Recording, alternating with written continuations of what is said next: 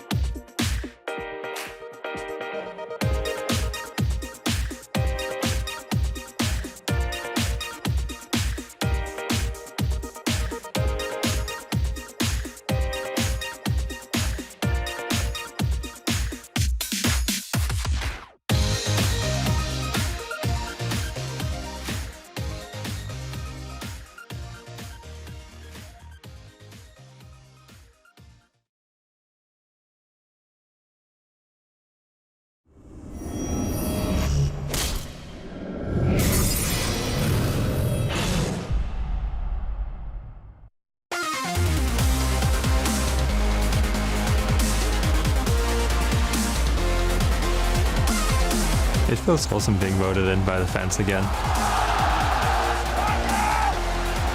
全明星的投票都是由全世界的粉丝来投出来嘛，所以说投出来我也是很开心。Even though I retired, they voted me back in. I have no choice but to comply with their wishes and go and have a good time. The match I'm looking forward to the most is just EU versus NA match. I think it's quite clear that EU is the better region. 我比较喜欢就是1v1的模式。The 1v1s and seeing who's actually going to make it to the top. If you lose, you don't have any extraneous things about it. It's just you got outplayed. 프로겐 선수랑은 이번에 처음 만나는 거고 이때를 하면 어떤 느낌일지 궁금합니다. I'm looking forward to the assassin game mode. It sounds like it's gonna be a crazy match, to be honest. That match is pretty much going to be like FLICKR versus everyone. I was looking at the assassins on the game list, and there's some Nidalee and NA Rengar, so I got some options. 我比较期待那个就比较娱乐的，说是好像是2个人用一台机器吗？ Один управляет клавиатурой, другой мышкой. Не знаю, как это будет выглядеть, поэтому для меня это что-то вроде страшного или что-то в этом роде. The marksman mode. Marksman only. No tank items allowed. Hopefully I get to play Quinn, so I can just run around the map. Obviously, it's supposed to be this whole fun event, but I think we're all here to win.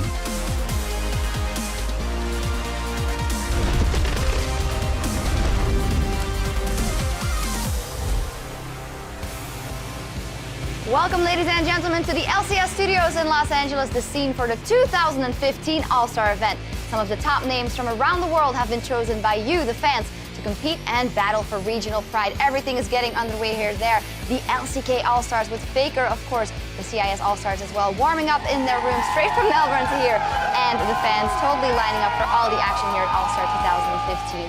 All live from our studios in Los Angeles. Team from the NA LCS All-Stars, plus Bjergsen warming up there as well. Dyrus getting a little bit energy in before he plays. And Uzi from the Chinese All-Stars also getting ready. Froggen once again represents for the European squad. He just gets voted in all the time. Hello everyone, I'm Efir Supporter. Great to have you with us. Joining me on the analyst desk to kick off day one are league experts. The North American LCS's Aiden's Irene Moon, Europe's own Mitch Kreppel Voorspools, and the fastest pun in the West, David Freak Turley.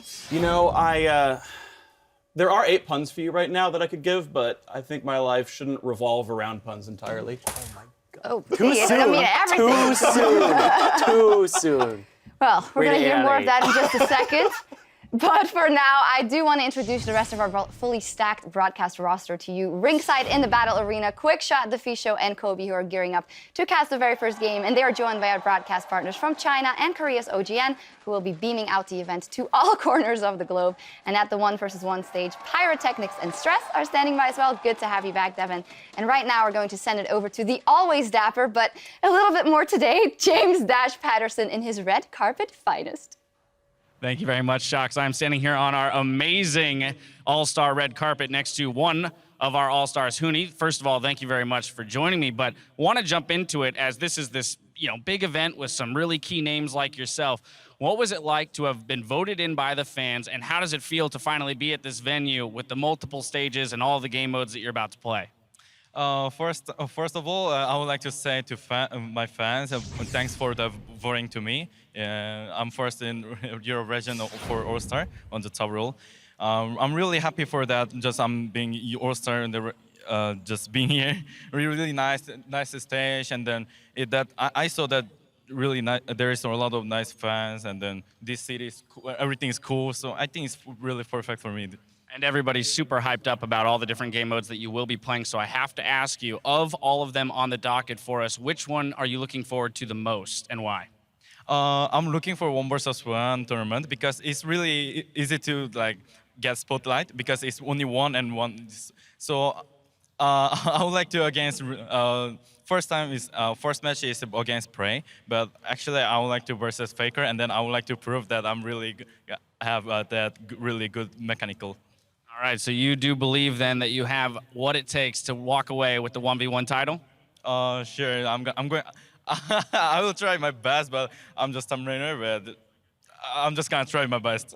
Yeah, well, there are a ton of very talented players out here. Lastly, I want to ask you, as a representative of Team Ice, what it's been like to meet the other players on your team, and if you guys have been doing any practicing, how's it been going? Actually, I would like to say we're practicing, but actually we're not. we're just practicing for like solo queue and then get like some duo and then AD carry and bot lane or something like really many practice. And at least for me, I play a lot of solo queue game and then I know what is good champion on this patch and then they know, of course, they knew that. Speaking of which, champions, which champions do you think are going to be strongest on this patch 5.23? In 5.23, there's a lot of really good champion. For me, actually, I would say is Queen of it because that champion is really fast and then in solo queue, even in solo queue, he can kill everyone just go with ulti. So it's really also fun to play. All right, well, there you have it. Maybe looking for a little bit of Quinn. Again, Huni, I want to thank you for joining me here on the red carpet. Before you go take the stage for EU versus NA, of course, I do have to ask this. Is EU going to take that first matchup of the day? EU region. There it is. You're saying that here in NA. I'm not sure how many of the fans are going to agree with you, but once again, Huni, thank you so much for this interview. We're going to throw it back inside to Shox and the desk to get us set up for the rest of the day. I don't know what I'm more startled by, hearing Huni talk again and knowing that we won't be able to interview him for a while in EU, or Dash's hair. But man, Huni, you gotta love him. Yeah, his English has really improved. Yeah, he should really be on the outside. Yeah, exactly. All memes aside, poor Huni wants to do well in the 1v1 tournament, but if he wins, he'll meet Madlife in the second round, and then, yeah, game over. Really? I don't know, man. Wow. Supports versus top laner. I think the top laner would have more experience 1v1ing. Like, I realize, like, sometimes you guys are, like, playing Thresh with Targon, so you have to learn to last hit. But, like, one of the win conditions is 100 CS. And, like, every laner out there is going to have a really big advantage. I think junglers are going to suck in this. I agree. As a Just jungler like in regular myself, League of I Legends, play lanes. junglers are the inferior players. We'll see. Also quite interesting from Huni, because when he was over in EU, going, I want to show that EU is stronger than NA. Now he's done that. Now he's moving on to NA, and now he's going to show that EU is stronger than NA, probably, so we'll see what happens. But this event is all about the fans, because you guys, the fans, have been put in charge of the event. And since November the 13th, you have been casting votes online for which players will make up your regional dream teams. And these were then divided up based on their seeding at Worlds. So, blazing a path for Team Fire are players from Korea's LCK, the League Master Series, and the North American LCS. And looking to freeze out the competition is Team Ice, made up of China's LPL, the European LCS, and the winners of the International Wildcard All-Star event from the Commonwealth of Independent States. Looks like a pretty even playing field, Fire and Ice. Yeah, I wonder if the seedings are based on the results from Worlds, because that would explain why NA was listed all the way at the bottom. But overall, I do Battling wildcard where we belong. Exactly, I do like how even the tournament is. Like at one side you have EU, and then like with LPL, right? And then like Korea on the other side, nice regions there. LMS also strong region, and then both wildcard teams at the bottom duking it out, just like you mentioned there. Yeah, I think that'll be you. fantastic matches overall. No, I got nothing. I just wanted to bask in the sick burn because I have no comebacks right now. Well, it'll be very interesting. And all week, these teams, they will be competing in an array of game modes to bank tournament points. And the team that racks up the most points at the end of the event, they will be crowned our 2015 All-Star champions.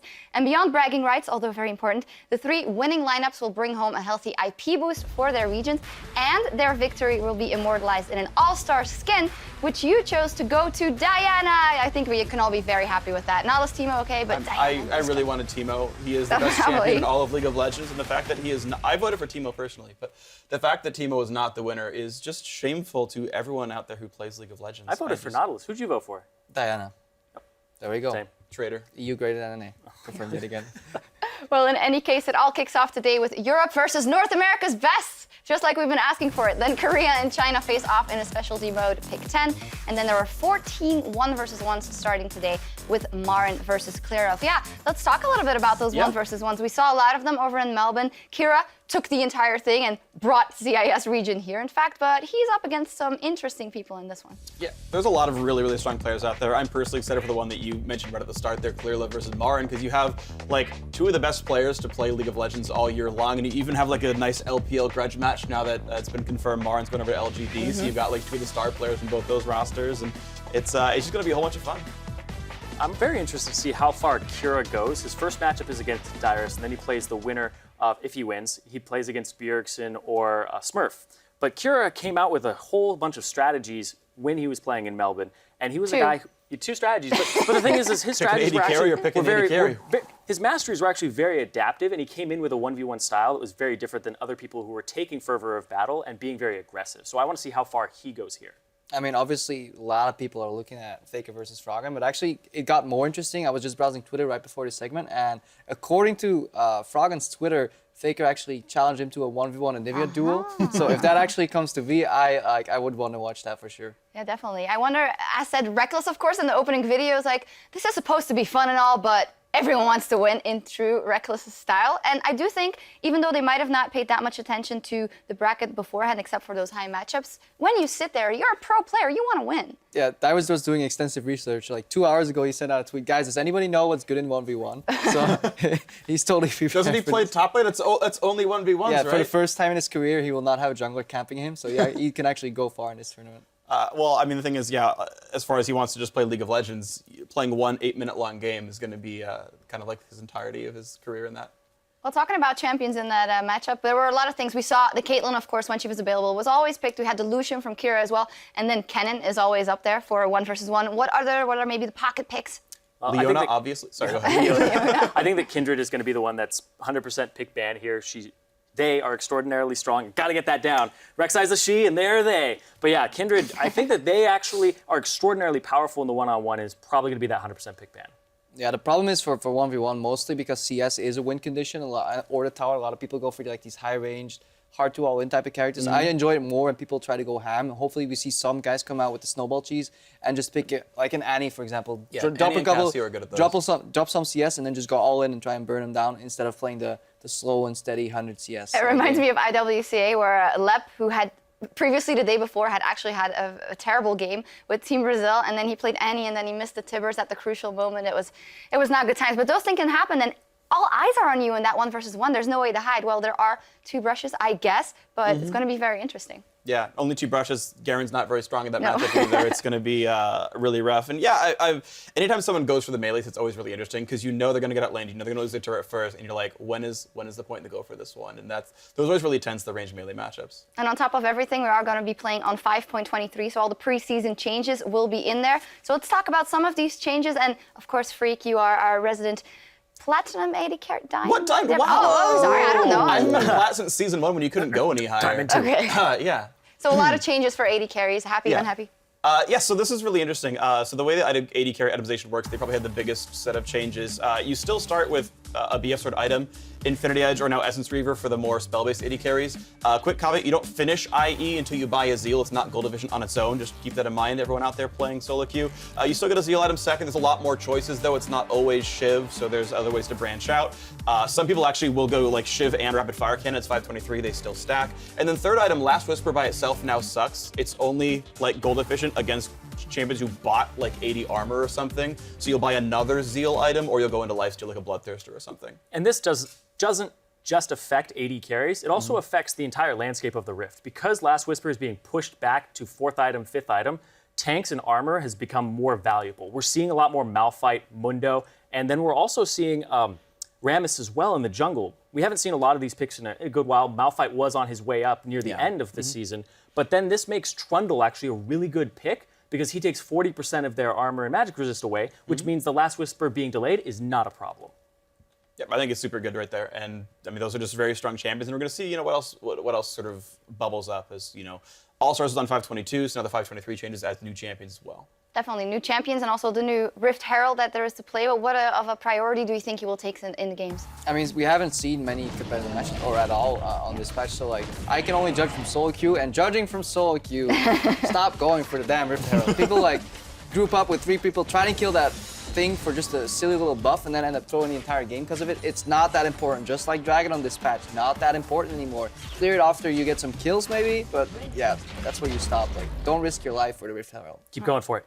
Keep going for it. We'll see. Well, what about Illaoi? Should they go for that? Also available now? See, Illaoi coming out as a pick, I wouldn't be surprised if we see it, but it being an effective pick is still in question. Illaoi is extraordinarily lane dominant, but the problem that she has is transitioning whatever lead she gets in the lane to team fights and some way closing out the game.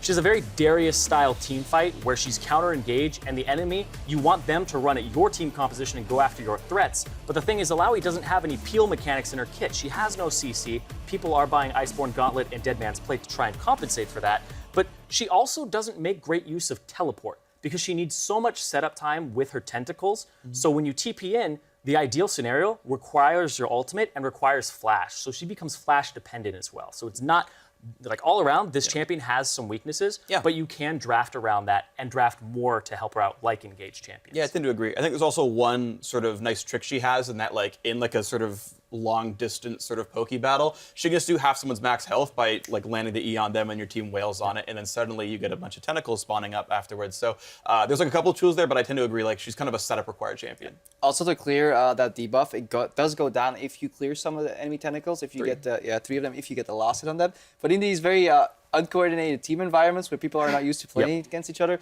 we may see that debuff go to full length. So, I've had teammates steal like tentacle kills from me, like, okay, it's fine. You didn't watch the spotlight, but it's okay. Well, I tried to do some research as well, and whenever I was watching Bjergsen's stream, she didn't look very OP, and then I looked at Incarnation's stream and I was like, wow, it's super OP, and I want to play her, so we'll see what happens. In terms of outside of Illaoi on the preseason patch, this first big tournament after IWCA in Melbourne, we actually have a sample size of the champions that were picked there, at least on top of the jungle once again, and a lot of comps coming out that were very, very similar to what we saw at Worlds, and even before that, even Season 4-ish in some cases. So it's cool seeing the types of champions here, because you have like the champions that were already good back in like Worlds, like Tom Kench, #1 here. You've got like 2 Essence Reaver AD carries, the top for ADs. Like, you've still got Gangplank actually a big beneficiary of Essence Reaver as well. And then you've got not only like the Hyper Tank like the Malphite and the Mundo and whatnot, but you've got a Rage Blade user like Jax, and then Fiora, who's good against tanks with % max health, true damage. So like there's like a nice like mix of champions that like work because of items, work because of the metagame. I'm actually very surprised that Rek'Sai is on that list and Kindred isn't, because Kindred is such a power pick right now that I'm surprised people aren't going for that all the time just to have some dominance in the jungle. And Quinn is now a flex pick between top and jungle, so I think we're going to see Quinn and Kindred both jump onto that list very quickly. Yeah, definitely a couple more champions coming there. The whole support role kind of got changed on that too. Mage supports are a lot stronger, mostly due to Spell Thieves working together with Thunderlord's Decree as your keystone. The poke you can do, like, you have Brand support with a single dot over, like, damage over time from his passive, procs at Thunderlord's. Bard Does not actually. Bard doesn't? Dots don't even count for like really? Okay, yeah. That's why I thought Brand was Blaze broken. does not do anything with Thunderlords. Turns out he was broken anyways. It's really good with reasons. Death Bar Touch, yeah. Okay, but Brand actually sees some play a lot in solo queue anyways, so... And PYL's here. I just got lawyered in that regard. So let's move on to a champion I do know. Bard actually works very well because auto Q procs, all 3 procs, and Thunderlord's Decree. And I want to see more Bard overall. Yeah, and in terms of Brand, I actually want to jump back to that for a second, because we are going to see this pick a lot. The Spell Thief's Edge all the way upgraded to Frost Queen's Claim. That is such a great thing for her, for him, because it's a 40% slow for 4 seconds on 2 people. It's an absolutely incredible item. It isn't even that expensive. And if you get that, Brand's going to stun you, going to do a lot of damage to your team as well. Yeah, it's such an annoying item right now. People have to stay grouped because you will get picked off by the Spooky Ghost if you don't respect it at all. Especially in these chaotic games, teams not really have that much synergy. We might see a big bloodbath with mage supports. Hopefully it's a bloodbath and we see some big plays. And throughout the week, we'll also be looking to you to help us wade through the most spectacular jaw-dropping plays from 2015 as you pick the year's biggest, baddest play. And to help us whittle them down, we've got Pulse at the Telestrator. Thank you, Sharks. And that's right, while you'll be picking the world's top play later in the week, we're going to be starting right here in the North American LCS with Double Lift, giving CLG fans a reason to get excited during the summer finals. That's going to be Pobelter going down. Way too close now for CLG. Triple kill for Turtle, looking for the Quadra. Not going to get it that time. It's a triple for Double Lift. He's looking for Bjergsen. That's a Double Lift pentakill. And next, Team Liquid's Phoenix is cool in the face of danger, saying, 4v1 me, bro. They want Phoenix in this turret. Oh, boy. He's pretty strong, though. What's he going to do? Oh, he got 2! He's going to get a triple kill! A quadra kill! An amazing play by Phoenix on Azir! The legacy of Shurima is real! Let's see this again. All right, so they know he has his ult. COG is low. They try and flank from 2 sides. Double with next Smithy takes so much damage. They don't land the Bard CC. Triple Emperor's Divide into a soldier double. And I don't even know what happened to the last guy. Bard died off on the side as well for the 4th kill. Good lord, Phoenix. All hail Azir. And finally, Piglet takes a shot in the dark and bags Team Liquid a Baron steal. They start up the Baron just because Turtle is bottom. You are not late game yet. This is only 26 minutes in. You can't burn through this Baron. An AD carry being bottom. Oh my god, he stole it! Piglet comes up with a big one steal! Smite is up. No vision. Blinded no it. Way. He blinded no, it's even better now! So, to vote for your favorite play from North America, vote on Twitter by sending in your choice to @LOLesports with the corresponding hashtag, and we'll tally up the votes in just a bit. So, for now, we're going to send it back to the analyst desk. Well, thank you very much, Paul. So all the plays coming out of NA there, do you guys have a specific preference, Freak? Not really. I just like pointing out as much as Europe makes fun of us for like taking all their players that we have. We don't make fun of you. We cry in our beds every single night. Okay, great. It's a defense mechanism. Please, like, can I drink your tears? Can you please just help me with this one? But I like that two of the big players are from like Korean players. You know, like North America, just land of opportunity. Bring your big plays here, and we'll reap the benefits. And not go past And the not group go. stage at Yeah, all. no, it's fine. It's all good. Anyway, Cyrene, do you have a preference? That still hurts a little bit. I like the Phoenix play a lot because when I play Azir, nothing happens. I have no idea how to do anything on that champion. So I'm very impressed by that. Yeah, I have to echo that sentiment. We actually went through some like entry-level training here a couple of weeks ago and played against other riders, and I played a match against a gold level player because wasn't that many high level players. It's like I'll play Azir, haven't played this champion ever, I'll figure him out. 1-0-3 in mid lane, and it's like, aren't you supposed to be? Aren't you in Challenger? Aren't you a former pro player? It's like, no, that was somebody else. That definitely wasn't me. So, you were hazed? I was. I just got owned that by Goldie. So. 0-3. Oh no. Azir is a pretty hard champion. Yeah. Anyway, looking at the other game modes that we have, we look at a lot of big plays. We know that the teams are probably really going to try hard, especially in that first game, NA versus EU. We're going to talk a little bit more on that in just a bit because we're going to head inside the battle arena to meet the participants of the 2015 All-Star event. Ladies and gentlemen, please join me in welcoming your 2015 League of Legends All-Stars, representing Team Fire from League of Legends Champions Korea. In the top lane, Marin. Slow. Wow, Marin just eviscerates him. That's a double, and SKT demolish H2K. Roaming the jungle, Score. But that's okay for KT Roaster. The minions can win the game for them. And the big engage from Score. In comes Nagne, and it's going to be a bloodbath. In the mid lane, FLICKR. Yeah, there's the Rune Prison in there. All of the spells, all of the time. FLICKR, the 1v1 against Pawn. At AD carry, Prey. That should be a kill, but the arrow comes in, and they turn it around. Prey refuses to die. Oh, dear Lord. And rounding out the bot lane, Mad Life.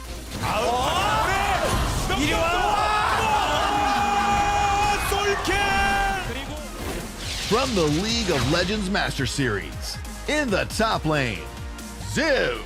The fight as well, and Ziv is being jumped on, but AHQ will be happy with this. Ziv's even got one. He's turning it around. A double dunk. Ganking from the jungle, Karsa. Nylon is making off, but he's kicked over the wall. Karsa says nope. Holding down the mid lane, Westdoor. Fake is going to get killed. Westdoor follows the flash. May not survive. One more hit. The melee minions chasing, and Westdoor wins the 1v1. Their AD carry, BB. 哇，射一箭直接把路比给射爆 ，BB 完全被人限制住。 And at support, Ale. 两边在推来推去，小叶这个虎啸龙也 miss。西门叶说的进场之间，哇，这个大绝，哇，这个大绝。 From the North American League Championship Series, it's Dyrus in the top lane. That's a dropping spider. Never going up the spout again. Quadra coming in for Dyrus. Meteos in the jungle. Into this, can they get her on the choppers without hitting? Righteous Glory doesn't really get him there. Meteos with a 5-man Sejuani ultimate. At mid, Bjergsen. Bjergsen comes in. There's the shuffle. There's the triple. Could that be the quadra? And Bjergsen picks up a beautiful play. At AD carry, Double Lift. There it is. A few more kills for Double Lift on Ash. Is it the last shot? Double Lift gets a pentakill, shutting down Sneaky. And at support, Afro Move. Missing. Oh, the flash hook. They got him. Shao goes down. That was beautiful. Ladies and gentlemen, please welcome Team Fire.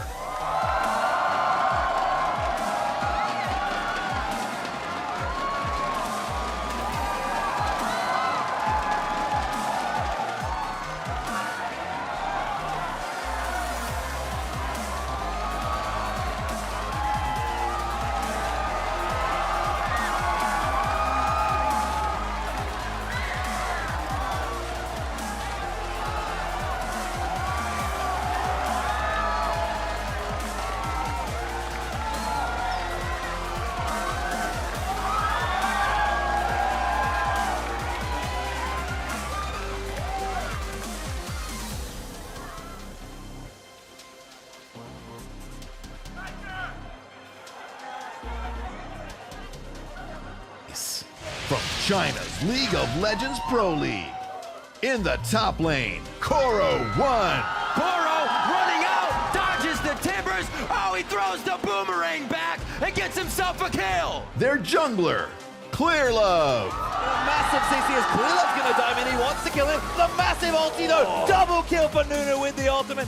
In the mid lane, Rookie. Wow. There's the insect. Oh my God. Rookie is incredible. Turns it all around. Rookie does think it out. Hold my drink. I'm going in, boy.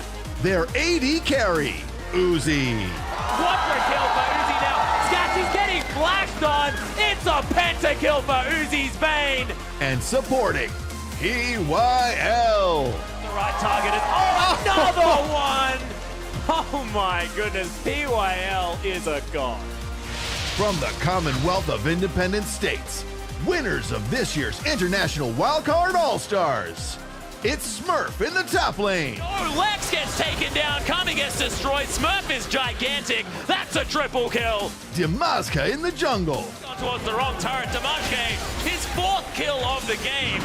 In the mid lane, Kira. Saros in a bunch of trouble. Kira with the quadra kill. That's the ace, and that's going to be the game. At ADC, Lex. Yep, that'll do it. Lex is unstoppable. That's 5 kills in a row. And their support, Demonco. Looks like it may be doing so. There's the flash engagement to Monko with the god tier nom nom onto Lex. And from the European League Championship Series, in the top lane, Huni. The stun, the triple kill, the quadra kill for Huni. Lurking in the jungle, Amazing. Peke, meanwhile, turned into an egg, and the push comes in, but Amazing is here! The two-man knockup! Their mid laner, Froggen. They don't need the wave necessarily, and Froggen! How does he keep doing that? Dealing damage from the bot lane, Reckless. Looking for a pentakill! The Swedish AD carry gets a pentakill! And at support, Kasing. You have got to be kidding me! Kasing catches Freeze! Ladies and gentlemen, Team Ice.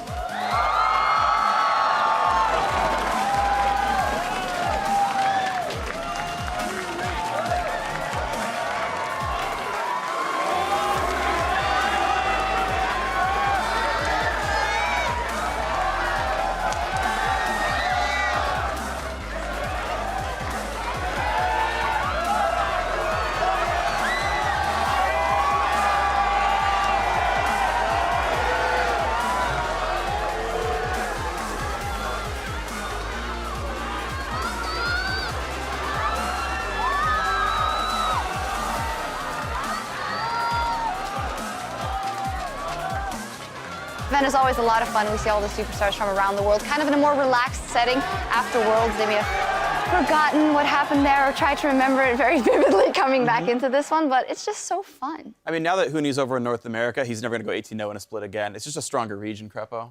Yeah, I totally agree. Nothing to add there. Well, we'll find out like right now. Is the final spy. He's just like infiltrating EU, stealing all their tactics, bringing them over to glorious He's North our America. secret agent, man. He's going to actually get in there and help us. You just call him a secret agent? No, well, I realized that you could. It sounds. I was going for secret agent, then in my mind I was like, oh, that's cute. That's similar. But now he's going to steal all your wonderful farm for 45 minutes EU strats, and then we're just going to keep getting better. Well, we'll see because we have. One day we'll Voltron a good team together. It's enough, Freak. We are going to talk about the first I'm matchup, sorry. which is our first regional clash of All-Star 2015, and all we've been talking about is EU versus NA, and that is what it is, of course. A battle of the Atlantic, the fan favorites from Europe going up against the fan favorites from America. Very important. It's all fun and games, but there's also points to be gotten. Yeah, definitely some points on the line here. 100 points for best of one. Best of one wins. Later on, the final matches could generate a little more. The fun modes, some of them have 50 points, some of them have 100 points. I think that the multi-keyboard mouse usage mode overall gets you 100 points. The more fun ones, slightly less. So you definitely still want to win those 5v5s overall. Yeah, I definitely love points because I remember the last Battle of the Atlantic that we won on points. We won. Yep. Points. And it was great. So I love rules. I love these rules. CIS also loves points because of Kira running through the bracket. Oh yeah, Here, when one person can 1v5 like that and legitimately Yeah, carry a team here, that's cool. That's why I have my eye on him for this 1v1 tournament. I mean, how many people did you have to beat to get through there? Was it actually 1v5 or was he it beat 5 people. 1v6? He beat 5 people. Okay, well, that's easy enough. And then in the last day, like 3 in a row or 4 in a row with huge stress, and then a best of 3 to top it all off. So it was a very big effort for him. We have to focus on Team Fire and Team Ice in this battle, EU and NA, and because it seems a little bit not very clear who's on one and the other, let's run through the lineups for Team Ice. Are the European All-Stars, Huni, amazing, Froggen, Reckless, and Kasing. Yes, he is still, for us right now, Huni gonna play. And then Froggen, he always gets voted in for some reason, and they're gonna go up against the red team, or Team Fire in this one, which are the NA All-Stars, with Dyrus, Meteos, Bjergsen, Doublelift, and Afro Moo. There we go, Team Fire versus Team Ice, Team EU versus Team NA. Or old NA versus new NA, you know. Just keep bringing them on. Yep. We gotta get all this out of our system now. Aside like from day 3, China versus Korea, we're still bringing it up. yeah, aside from all the NA memes, looking at the way the competition works for the European All-Stars, I think it may actually work. Because stylistically, a lot of these matches fit. Like Kasing should be able to go with Reckless. Reckless is very plug-and-play AD carry in his style, so fits very well. Froggen is a passive mid laner, just like Amazing is used to for his team. FLICKR was, or even like other like. Was it Bjergsen? Huni's I'm going through all these rosters. Huni's Febiven, like Origins FLICKR. Froggen can play a similar style, then Amazing can camp for the top lane for Huni. So overall, on a pure 5v5, like purely analytical mode, they could actually have decent team synergy based on the individual team's tendencies within the European region. But looking at the North American team, you have a bot lane that has played together for a very long time, and then you have broke up. they're still friends. Apparently, they're still friends. But yeah, they have a lot of synergy together, and they've been a North American bot lane for a very long time. And you have Doublelift, who is now playing with Bjergsen on a new team, and you have Bjergsen, who played with Dyrus for a very long time. So the only person who's left out of the loop here is their jungler Meteos. It's weird, like he's the one guy who actually like hasn't been actively playing in the LCS, like of all these guys, and we're like, no, bring him back out here. And we'll see if Meteos can hold up to Amazing. Yeah, we need to see how like retirement or just not playing as much anymore affects Meteos and Dyrus. Like when I saw this roster, including like the kind of like relationship drift there between Doublelift and Aframu, like it feels like this roster would have been a lot better like 6 or 8 months ago, and may actually be in a slightly weaker version of themselves for this All-Star. So my money's on Europe. Your money isn't. Who cares? It's for fun. No, I just want to come out here saying the results of this matchup doesn't matter unless we win. Then, there you go. Then it definitely means everything.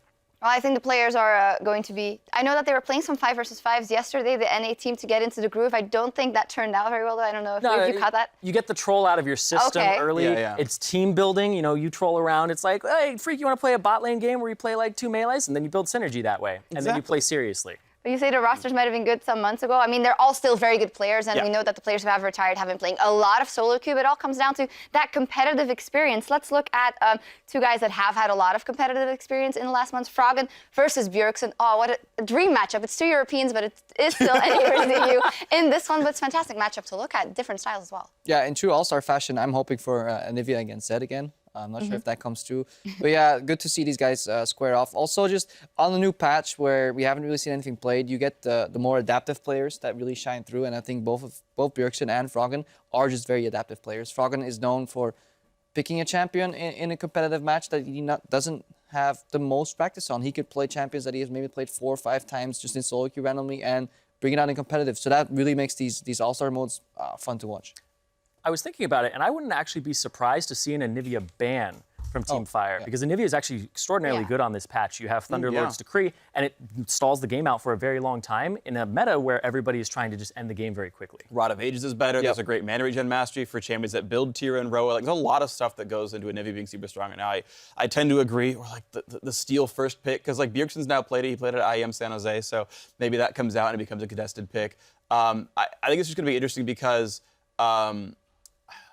like Doublelift facing off against Kasing, like the latest word I heard on the whole Kasing TSM thing was that neither Kasing nor TS I don't know why I became Loco Doco there. Neither Kasing nor TSM wanted that roster to exist. Like Kasing didn't want to be with TSM anymore, and TSM didn't want Kasing. So it's like double proving like, yeah, you weren't good enough, or like whatever like the actual reason was. So you're just speculating all over right now. Spitting all over the place and speculating things, but I mean, there's interesting battles there, right? And getting to like break down some more of the matches. Yeah, I'm talking of battles in the top lane, Dyrus versus Huni. Dyrus, who was in the video saying, well, I was out, but then you voted me in, so I guess I'm going to have fun. I'm gonna have to have fun. But Huni's gonna come out, and Huni always wants to, well, do as much as he can and maybe kill Dyrus as much as he can, so we'll see how that matchup plays out.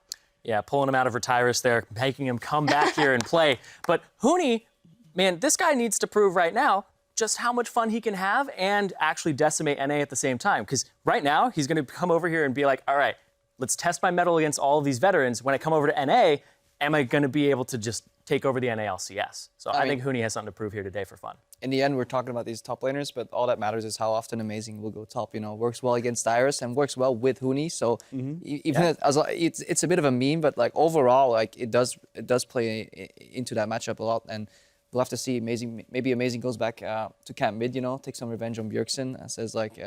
You know, this is my time to shine. I can't lane so often. Now how does it feel, Bjergsen? How does it feel? Yeah, Amazing was on that team, though, right? He had to, like, play alongside Dyrus, and when Dyrus would get ganked or something like that, and people would be like, you know what, I'm going to Camp Dyrus for the summer.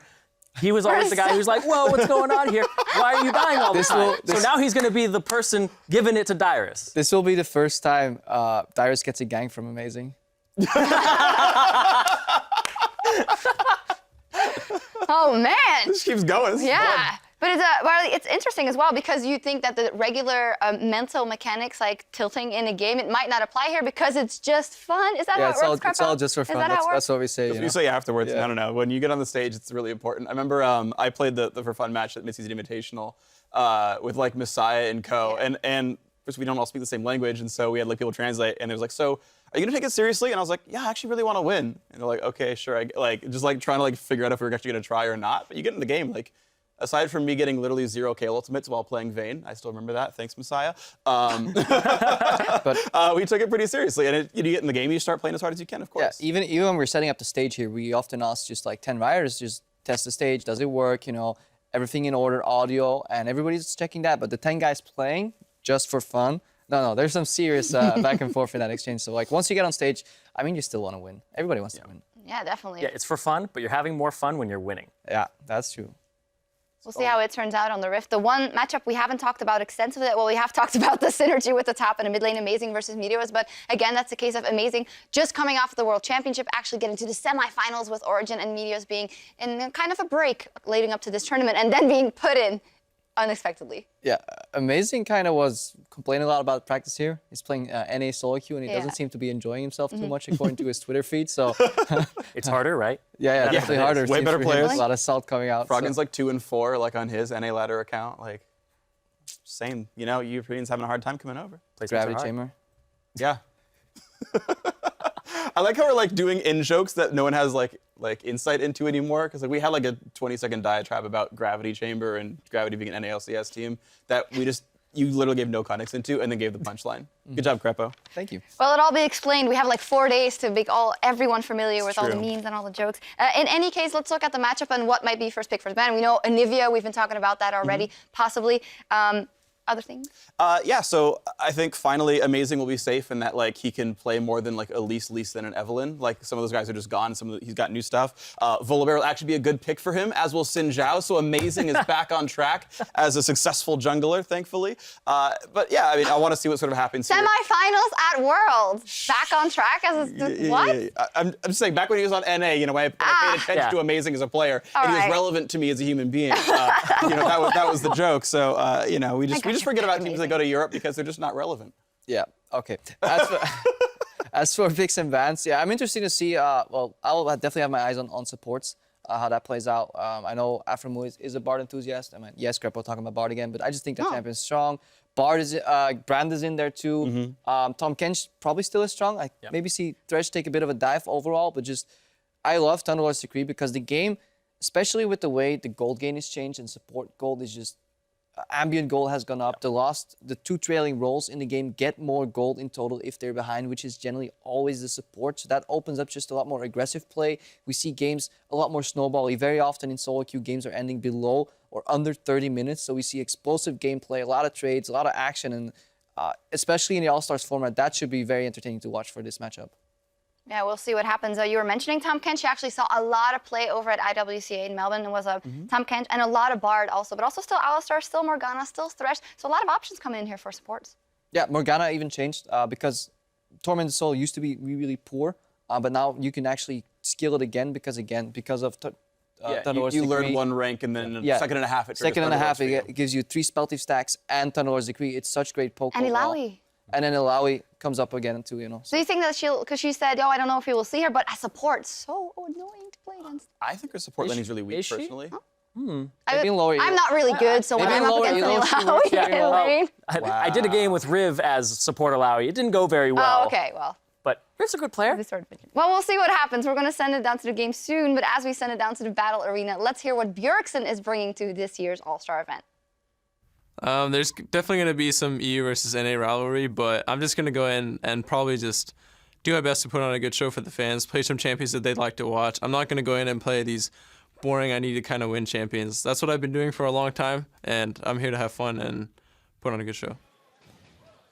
So, a promise from Bjergsen to not play the boring champions. We'll see. Ladies and gentlemen, welcome to the cast today. It's Quick Shot, Kobe DeFisher. We're going to bring you the first match of the day. It is a battle of pride as the semi-finalists from Worlds Europe will be beating the hometown North American squad.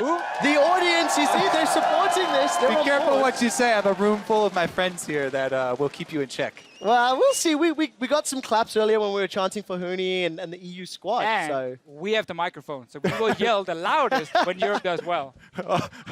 That's right. So we are going to jump into Champion Select for the first game of All-Star 2015.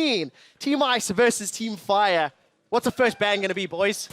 Lulu! Because he's a try-hard champion. Now here's the way we're going to look at Champ Select.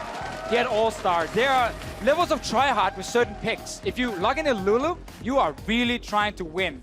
Big time. If you go like team or something, you're obviously having a bit more fun. Yeah, there's different levels. It's really interesting because during preseason, a lot of these guys have put in a lot of time because they have time to relax and just practice up. And they have identified some extremely strong individual picks, but how much of it is that they just want to have fun as Kobe, well? And as Bjergsen said, help us entertain the understand. fans. What are these extremely strong picks on 523? Okay, so Kindred's already up there, so that's a freebie. But also Mundo and Quinn, extremely strong right now as far as junglers go. AD carries Misfortune has risen really high in the ranks. Yeah. Wasn't quite there before. We see a lot of Tristana as well over in Europe. Get the double, crit items, static shift, and rapid fire, and you go completely nuts on 3 items. Somebody's gonna take Vayne. This is still, I mean, we're just banning away some of the boring champions on the side of Team Ice here. I was gonna say Team Europe, but it's like, you know what? It's both. Well, it's a European Team All-Stars Ice representing Team Ice, but man, I'm gonna have to keep you guys in we've check got this for great position where we can actually see the players' screens, and Anivia was being practiced by Froggen. Oh, really? And the Des was talking about him being banned. Great. Come on, first pick, Froggen, Anivia? No. Why not? So, first pick is Huni. I walked by Froggen before the show today, and he told me straight up, he's not going to play any of the boring champions. Now, obviously, Anivia is not boring for him, but he might consider too OP almost to play in this mode here. He wants to beat NA, something a little bit more fun. We could maybe see, what could Froggen play in mid? Speaking of fun, we saw the Team Fire streaming ranked 5s games last night, and they had Jungle Bard, AD Carry, Poppy, so Jungle Lucian at some point. But is that just for everybody to enjoy, or do you think they're actually going to pull that out? I mean, come on, Koblar. What do you think? I know Jungle Bard. It's funny. I think the first couple picks will tell it because so far the bans are... These are legit. They're towing the line with the bans. These are definitely competitive bans for preseason on patch 5.23. All these champions are really strong. Goes through. She's still... Okay, there we go. She gets banned. She's very strong as well. We have seen this one before. There was also a first pick, wasn't it? Huni bringing real life memes here to the All-Stars with the Cassiopeia, but they don't do it. So try hard. Whatever you said, this is try hard start here for Team Ice. It is. I mean, we don't know if it's going to be jungle Elise. Could obviously go different lanes, but I expect it. It is amazing. It's amazing. It's a German humor. We lock in. Cameras like Elise. There's not even a doubt in my mind that Amazing's going to play that. But for both of these teams having a little bit of fun. Jax is still up. Rageblade users are still very, very happy on this patch. And But this is the patch where we introduced 300 gold cost increase for the Rageblade. It is still very strong, though. It's just such a weird item to play with. Because it goes from being like 60% gold efficient when you have it in 0 stacks, like 180% when it's fully stacked. So unless you use that window properly, you don't really do too much with it. And I think the professional players will know how to play around it. Then again, we might get a very bloody game, and then you keep the stacks going, you know, you can just keep rolling over people. I certainly hope we do. But that is try hard as well. Picks and bet. Look, this is legit. These guys are playing to win. There is a lot of bragging rights on the line. Still, there it is. Okay. Classic Meteos. I like it. Back when Cloud9 just dominated North America. And basically, he didn't learn anything the whole year. He's just playing the same old. I mean, that's fine. I understand it. I respect it. Amazing is doing the same, so we can't really say too much about the junglers here. Well, we're going to have to say something about the rest of Team Ice's picks because they're still toying with the few options. Lucian, very strong. Essence Reaver first. Start ice skating around is a term the Australians used a lot during IWCA. And that's the thing about these 80 carries now. This is still the patch where you can do both static shift and rapid fire. So that's 60% crit. Combine that with Essence Reaver or with Infinity. So either you have the insane damage or you have the 4% CDR. Like 80 carries on 3 items are so strong. Lucian is definitely one of the top picks. Is he gonna do it? Is he gonna do it? I'm watching Froggen's screen. He's not hovering over lock yet. Is it too easy for him just to log in and He should do it. He should do it. Of course. You're it's your signature champion on day 1. Well, Kasing's going to play another signature, and I think we're in for a very serious game here. Yes. Team Ice have got themselves a great composition to pick off champions in skirmish. Yeah, Kalista is a little bit different now because Hurricane obviously offers crit, less attack speed, and so on. So we might see him go more like Infinity Edge Hurricane. As the builder, you rely more on critting, but it's still a very, very strong pick, and obviously she still offers all the utility she had before. Yeah, Blade the Ruin King first also popular with some of the crowd still. This bottom lane, though, so much versatility here. Team Ice have already locked in really scary early game, and a lot of dive potential as well with that Elise. And it's smart. I mean, we are currently in a meta where games are a little bit faster, there's more gold coming in, getting down these towers, really start to snowball. So get a strong early game, and also try and tilt the North American team. Well, they didn't insta-lock that Cassiopeia, so we're fine. You can still insta-lock it. It just has Kasing needs to do it for him, and then they can swap. Could do it later. They could put that Thresh somewhere else, but for Team Fire, they know at least one of their solo lanes is going to get counted. And for Huni and for Froggen, they know they're going to be up against Bjergsen Syndra. Yeah. First pentakill of the EU LCS in 2013. Oh, yeah. Back when you were still relevant, First game we won. That Technically, was the it was very the second or third game he was playing, though. Because you did lose It one was, of them on stage. but that ruins the story. Everyone forgets that fact. It's a lot better to just say we were Get to the story here. 0-9. This He is jumps in, he comes on stage, 17 years old, gets a pentakill, we win the first game, and we won like 4 games in a row, and everyone was super happy. What I'm and then saying- we weren't relevant and got relegated anyway. Who cares? Yes, who cares about ancient You just said times? you wanted to hear the story. Right now, Team Fire, they have so much pick potential. Bard is insane right now with the mobility that he has and being able to build the Spell Thieves into Frost Queens. Once you get Frost Queens, it's guaranteed picks with your team because Bard has so much mobility. You can follow up on those slows. And Zac and Syndra, some of the longest range engage that you can have in the game right now. Very biased. There's a lot of But we saw so much cool Bard down from IWCA. It is a great and we'll pick. see what Great Afromu's pick. going to do with it. But it is going to be Jax in the top lane, so we are going to see that Rage Blade in Huni's hands. And Froggen on screen, he's ecstatic because he's got Bird is the word. Team Ice and Nivea, Freljord, it's meant to be. Froggen's Anivia versus Bjergsen Syndra. This is a matchup for the ages. And Dara Sinj! There it is. Okay. We're really going to see for the EU team here. I mean, this is really just camp for Huni. Get the Jax rolling against the Singe, who's not running Flash, up in that top lane. And then you have so much pick potential as well, and a split pusher compared to what the North American team here is bringing. As they said, playing for the fans. Gonna quote Crepo from the analyst desk. It'll be the first time that Amazing's gonna gank for Dyrus. Yeah. We're going to see it, and we'll see whether or not Camp Dyrus is the way to win. And also, for the viewers who have recently tuned into League of Legends, Dyrus was always known as a Singed main, spamming the laugh even pre-season, before even Season 1. Yeah. He was a Singed as well as a Jax player, so he'll be able to know the matchup on both sides. Well, on this patch, I much prefer the Jax. Singed is actually pretty strong on this patch as well. Trevor. Yeah. Singed got a few buffs also some patches ago Trevor. coming into this. Rod of Ages is extremely strong right now. Are we really going to see an AP Rylai's is still good. I'm telling you, there's a lot of good stuff working for Dyrus. If he goes Rylai's and Rod of I'd Ages, love to see that. he might just get completely destroyed. Like 2 seconds into the team fight, into the gank, he's just dead. Also, Dyrus is immune to tilting when playing Singed, so we'll see who gets the How can you say that? How is that even a First of all, thing? this is All-Star. You can't tilt here. I mean, exactly. You can always just go out Everybody's and say, having hey, fun. I was just having fun. Yes, 0-10, I flashed into the wall. It's okay. It's all part of the joke. And then it's okay. Nobody's going to blame you. I like that. Everyone's got an opt-out. Opt-out if you do those wall flashes. Except for the European players if they lose. We did have a client crash on stage, guys, so we're just going to get everybody back into the matchup and then get those picks and bans underway. Team Ice, I think it got a little bit more of a legit team comp, but I think if Afro's Bard can pull off some of those sick roams, get Bjergsen up as well. The Afro Bard plus the Meteos Zac is really, really strong at ganking mid lane.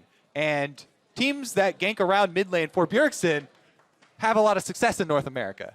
And we're currently in North America. Oh, wouldn't you say had? True. Wouldn't past tense be a little bit more applicable? But yeah, Picks and Bans is up and running. The guys are going to run through that as quickly as possible. But I mean, DeFisho, I saw a little bit of doubt there when you're looking at Team Fire's you're getting a team little worried there? composition there. A little nervous. I mean, it does have potential. I'll say it so much. You know, it has potential. I think it's pretty bad compared to the European one. But isn't this bias? Isn't this bias? Aren't you just saying that because you're a shoutcaster? Ignore the in teams. LCS? Ignore the teams, okay? Just look at the champions. EU has the best comp. But that doesn't mean Ignore anything. the teams. EU as the yeah, best some people comp. know. Okay, the team on the left side, you know, I'm going to say it like that. Hey, take a deep breath, guys. You're getting a little excited here. Explain yourself, DeFish. You can't just say they have a better comp. Okay. I think Darius is going to die like probably 100 times. Okay. And that's obviously going to mean that That's due to the team comp, right? Yeah, due to team comp. That's the team comp, guys. Come on. Amazing's looking at us right now. I'm not sure why. Yeah, getting a bit of an awkward look here from Mr. Stuckenschneider. Now Hooney as well, man. We never been By the so way, close to can the you players. can you actually say amazing surname? Stuckenschneider? Nice. That's good. nice. I That's like good. that. That's good. Best surname LCS. My last name is Kensler. Yeah, that's easy. That's not Yeah, but impressive at all. It's German. Yeah, it was. That's why so. Was at some point. I don't think that counts anymore. Does it, Kobe? As soon as you migrate. Yeah. Well, ladies and gentlemen, we are going to be loading on the Rift very, very shortly. The champions are locked in. Jump onto Twitter. Let us know who you think is actually going to be victorious for this first one. Yeah. There is 100 points on the line. Every one of these 5v5 Rift matchups that is not a fun mode is worth 100 points. Come on! I'm getting animated. We're in it. Remember the hashtags. Come on, We're Trevor. backing you No, up. I can't remember. Okay. What are the hashtags? Team Ice, hashtag Team Fire. Or is it just Ice win or Fire win? There we go. See, second part. You nailed Okay, it. go on Twitter. DeFisho sucks at Ice win. Hashtag Ice win. He absolutely sucks at You hashtags. said he was going to fumble it. Yeah. I did, and you were going to pick it up, and you didn't. What's the help, Kobe? Well, there we go, ladies and gentlemen. For the first match on the Rift. Ah, there it is. Okay. By the way, these are Hashtag all, Ice look win. at this. Yeah. Team Ice see it. is even synchronizing their skin choice. Color, Motivation. theme. I mean, they are taking this very Everything about seriously. this says try hard, right? That's what we expect. You could see North America try to join, also had the Ice skins, and then Darius ruined everything in the very end. This is a lot of bragging rights on the line. And we are on Summoner's Rift 5.23 for All-Stars 2015. And Let's now, take a look. Nothing really surprising from your starting items. no, seems fairly standard. Hooney definitely looking to be aggressive, but now we got to see, is anyone going to lane swap? Are we just going to say, no, we do standard lanes, Well, get the 2v2, get the 1-on-1, and try and play it out more normal? Looks like they are going to go get deep vision right now, so. Both teams. Come on. This is what we saw at Worlds. We had a fantastic discussion about the perfect level 1 comp. And Anivia was in there quite a lot when we talked about that. Yeah. But there's not going to be a level 1, sadly, because they're running away from each other. I mean, Bard is pretty strong in level 1 as well. In case there was a fight. Not gonna happen. So standard invade. Oh, well, you say that now. Defensive ward was placed by Fire. They might see Team Ice run through the river here. If they stay in the brush, they can have the... Oh, they've got to do it. They've got to do it. Why would Ice go back into their own jungle here? They didn't even place a single ward in the jungle. Yeah. There's the emote. They I like don't want the it. double lift. Come on, fight. They're gonna sneak in. Their spot is still, there's a ward in the river. They've seen everything. Oh, baby. We're gonna get a fight. No, I'm not hopeful. I mean, come on, they're all behind enemy not line. hopeful. There will be a fight unless they all recall right now. Yes. Do it. Hide in the Do bush. it. Come on, Huni. Huni's Did they baiting see it. him? I don't This is think too obvious. Grump is spawning him. They're waiting for him to start it. Okay, so let's see. Bjergsen's going to be a little late. Trevor, you still think there's going to be no fight? They are gonna recall. Ah, they missed Yes, they've missed every skill shot. Look. Froggen hit. Froggen hit. Blue buff got picked up by Amazing. And then everyone like walks away. All right, 1-0 to Europe. Yeah, they got the buff. Team dude. Ice with a successful invade here. Level 1 strats, OP. I have to say, though, Zach, not too sad about his blue buff being taken. Doesn't hurt him too much. Favoritism. Okay. Well, I'm going to see a little bit of a trade yet. Double and Afro. Zoning him off. The best friends club. Ow. Sing, Reckless, going to move in yet. Double Lift getting a lot of damage onto Kasing. This is 2 ex-girlfriends of Double Lift fighting. Not connect. Double Lift got experience there, though. They were zoning them and hovering on experience range, so he gets the early level, Hey! Huni's in trouble. Come on, Darius, chase him down. too. Isn't spammed to laugh yet. Darius Get not that- tryharding yet. Get that poison trail out. He's burned through his mana. He's in trouble, boys. Yeah. Remember as well, teleport now is 300-second cooldown no matter where you go. So obviously it's a nerf summon. I suppose so it's extremely strong here in 5-on-5. And as the teams have shown, we're not just fooling around in this 5-on-5. No. Again, 100 points and it's Pride, of course. Huni, Of course. bit of a spy, secret agent. We're not too sure. Technically in North America, but now playing for Europe still. It's competitive research. Maybe he went over, learned a bit from NA Solo Queue, where you obviously can learn so much. Ah, yes. And then he brings it on stage here. I'm looking forward to seeing the quotes that come out next year.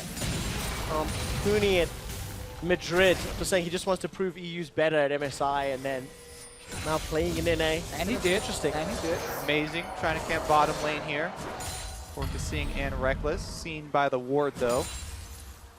So these lane matchups, Darius is obviously just looking to farm.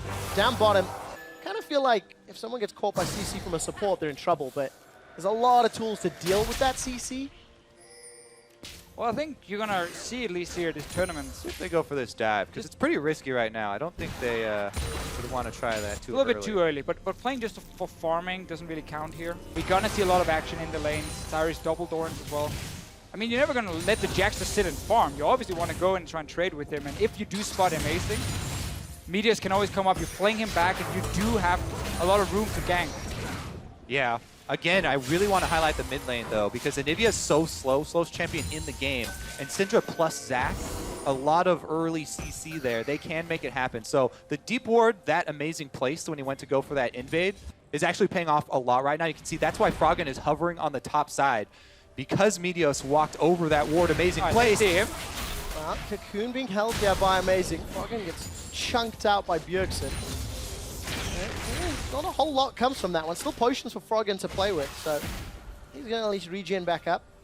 I want to see if we get Frost Queen's claim here in the mid lane. Yeah. I've seen it on Anivia. There's basically a decision you have to make. Do you want Rod of Ages first and then you want the Frost Queens? Or do you want the Frost Queens to get the gold running early on? You can still get a Rod of Ages later because it also gives more base AP, so it's not as bad to get it and then stack it later on in the game. And also, obviously, it helps you a lot when you have to avoid the ganks, get the Spooky Ghost, 40% slow and so on. The ghosts are great for setting up these hard-to-land skill shots. So it does help Anivia a bit more than Syndra, because Syndra's stun is pretty easy to land. It's so fast. And especially an experienced player like Bjergsen should be able to land it pretty easily. But Froggen can set up the Anivia skill shots very easily with the slow that are usually really hard to land. Due to the fact we have 2 mid laners with no extra mobility, again, the Ghost will be even more effective to time it. Meteors flying in or Amazing with Cocoon. It's so easy to land on 40% slow. And then just basically win that 1-on-1 or 2v2 very, very easily. So first invade here after the laning phases played out for about 5.5 minutes. Everybody's got a really large lead. Double Lift and Afro just shoved in. That dive. This is the mid lane dive and mid lane ganks you were talking about. Kobe, but they've got to get through Egg as well as Froggen's life bar. And we also have Amazing going to the top side here. He's not doing anything. He's going in! Froggen is going to flash away. He gets egged under the tower. Meteos continues to tank it up. The Thunderlords procs. Froggen is about to reach it.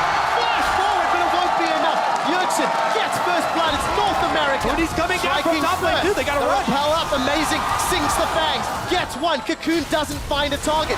Flash, leap. Hooney's now got one, but here comes Double Lift. He's looking for the Light Slinger. He's got a kill. It's North America in a 2-for-2. Kasing, no ka-ching. Death sentence. Oh! Flies over the wall, and he pulls Hooney. Flash forward. Leap comes out. They're continuing to chase. 4 kills in less than a minute. But Hooney taking a current shot. Double Lift has got his double kill. And that's it. So in the end, it was the first gang from North America to get the kill on the tower, use flashes. In the mid lane. In the mid lane, Kobe, you predicted everything. Did you predict the 4 kills after or 3 kills later? The early roam from Double Lift, that is not what we used to see from Double Lift. He roams up really early, gets a bunch of kills for his trouble as well. Reckless did get more CS down there, but big cash in there for Team Fire and North America. Ooh. So first pick up for Bjergsen is that Frostbeam's Afro. He's dead. He is just a dead kitten. Golden rule for supports. If you don't have your flash, bring a friend if you want to place any ward. I don't know. Bard doesn't really play by the rules since he has so much mobility.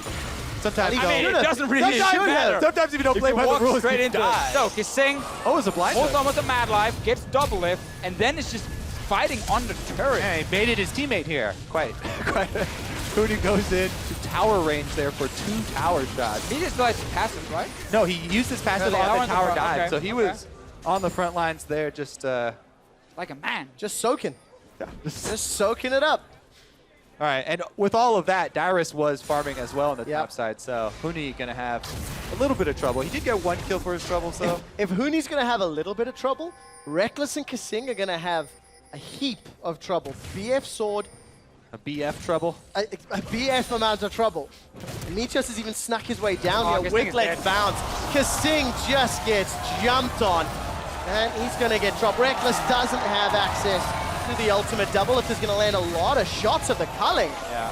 The damage from the Spell Thief's Bard here with the combo. One And what do you take from that? His damage? Thunderlords. Yeah, man. Dude, did you see that coordination? That's why they played rank 5 yesterday. There's the pink ward in the river. Apu was standing there waiting, so he wasn't in lane.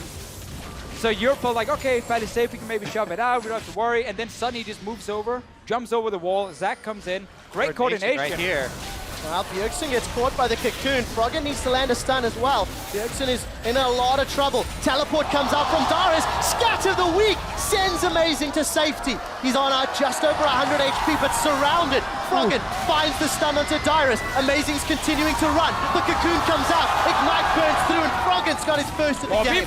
Now he's in trouble. The wall will slow Afro move, but there's so many North American players around. And it's Bjergsen, 3-1.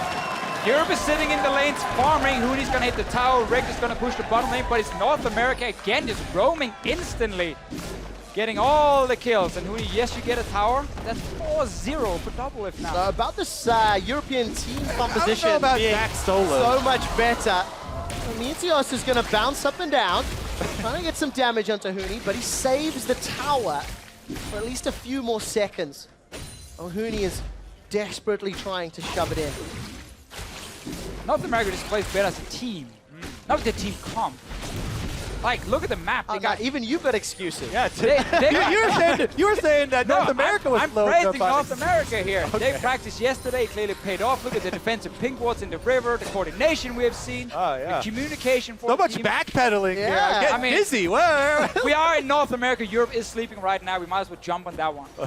Oh, wow. Got a little bit of pie on your face and feeling sensitive there, Deficio. Uh-oh. Well, Bjergsen gonna get ganked here once again. You can see if the stun can find either Amazing or Froggen. Told you that There fast it is, queen. man. There you go. There's Ice Ghost. That one I predict. Okay, So yeah, you get one, okay, I get one. Okay, Trevor, where's yours? I don't need to predict. You're the smart guy. He did. He predicted the Anivia. Debatable. Yeah. I learned my lesson before Worlds. Dyrus, though. Now Might die let's for see. a pink ward. Death sentence. Will it find? Kasing actually holds on to it. decides against flinging it out, and Dyrus has got himself a Haunting Guy's first item, so interesting where that goes. Not the Rylai's yet. No. Not the Rod yet either.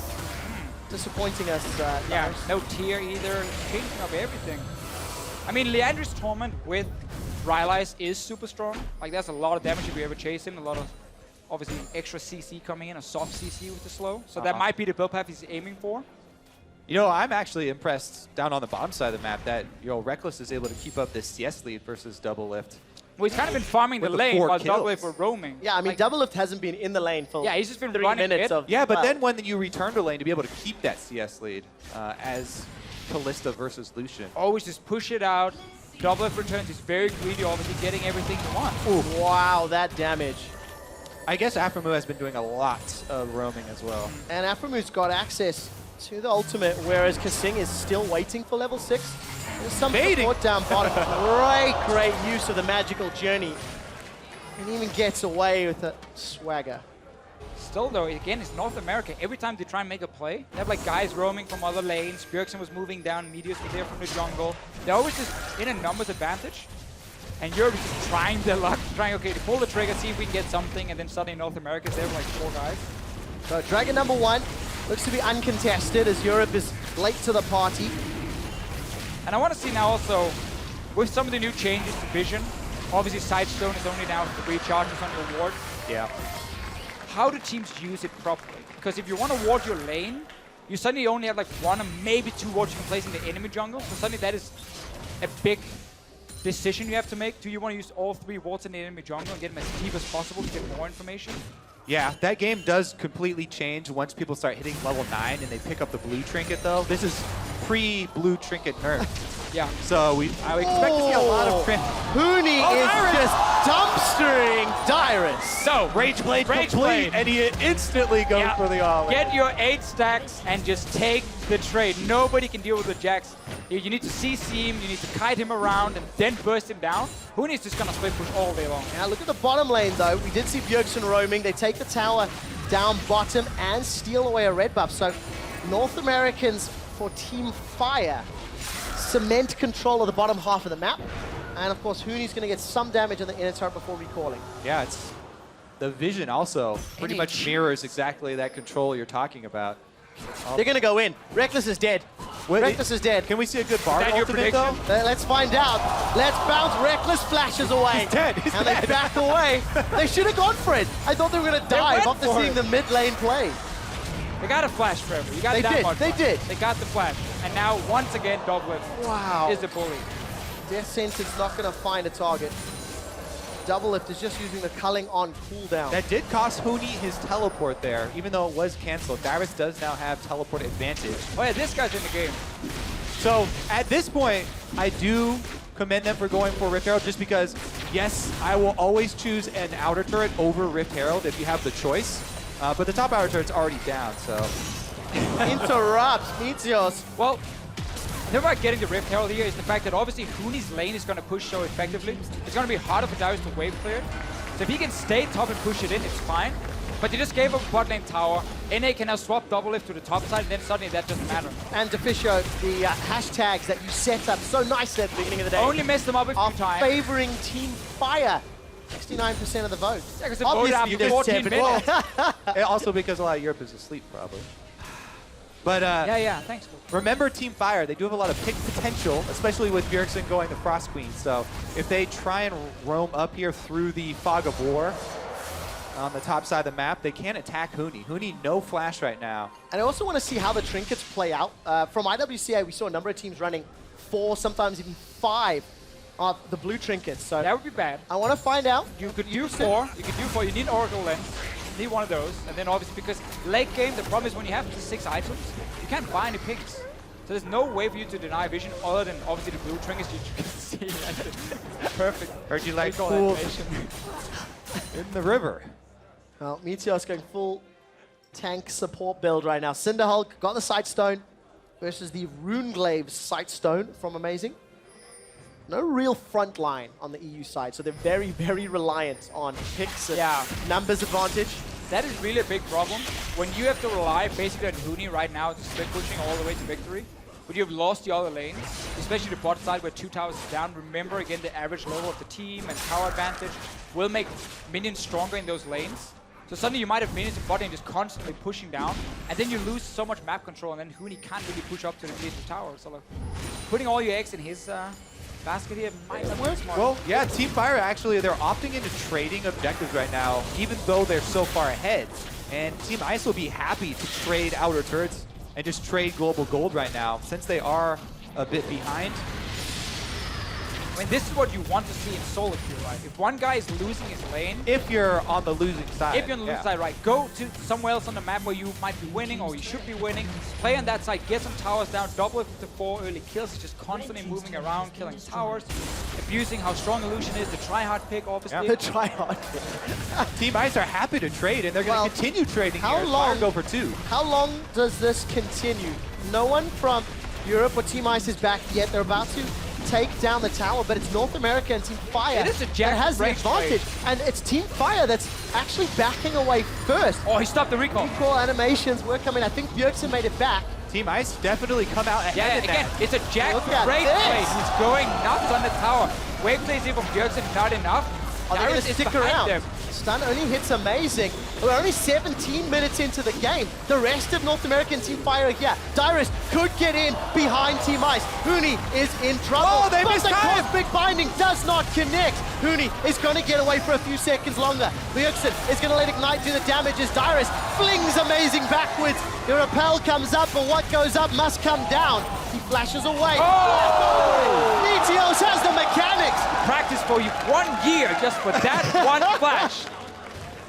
Hashtag worth. EU open up the base of North America, but they lose another outer turret and 3 in the process. Yep, Froggen will be slow to rotate over here towards mid lane. And Fire can keep up the pressure as they call in Meteos as well. Now we're going to go way, way back to when Froggen held off Gambit for the better part of 12 years. I feel like we on always Nivea. played that when we have a Nivea and Froggen. Well, that's now it has to happen. every Now game. it's relevant. Now it's relevant. Well, this Because is it has to happen. this is probably the hardest patch to do that on ever in League of Legends, as the average game time has dropped down for among challenger players to around 25 minutes. Very difficult to hold off, but doing his darndest. Team Fire though, they'll easily take that sense. Death timers have been increased during this period. 18 minutes in, they'll be able to get the second dragon pretty easily. And the funny thing is, Dragon, if we mention the fact, we just mentioned how games are faster, 25 minutes or whatever, like 5 dragons should never happen. No. So in a game like this, it's basically get the first one for the buff, and then you don't really need anything else, unless it's right there and you have nothing else to do, you can grab it. There is something to be said for denying just the first one to the other team, so there still is that. But you definitely have to be a bit more cautious about what you're giving up. What's the opportunity cost of taking, Dragon 2 and 3?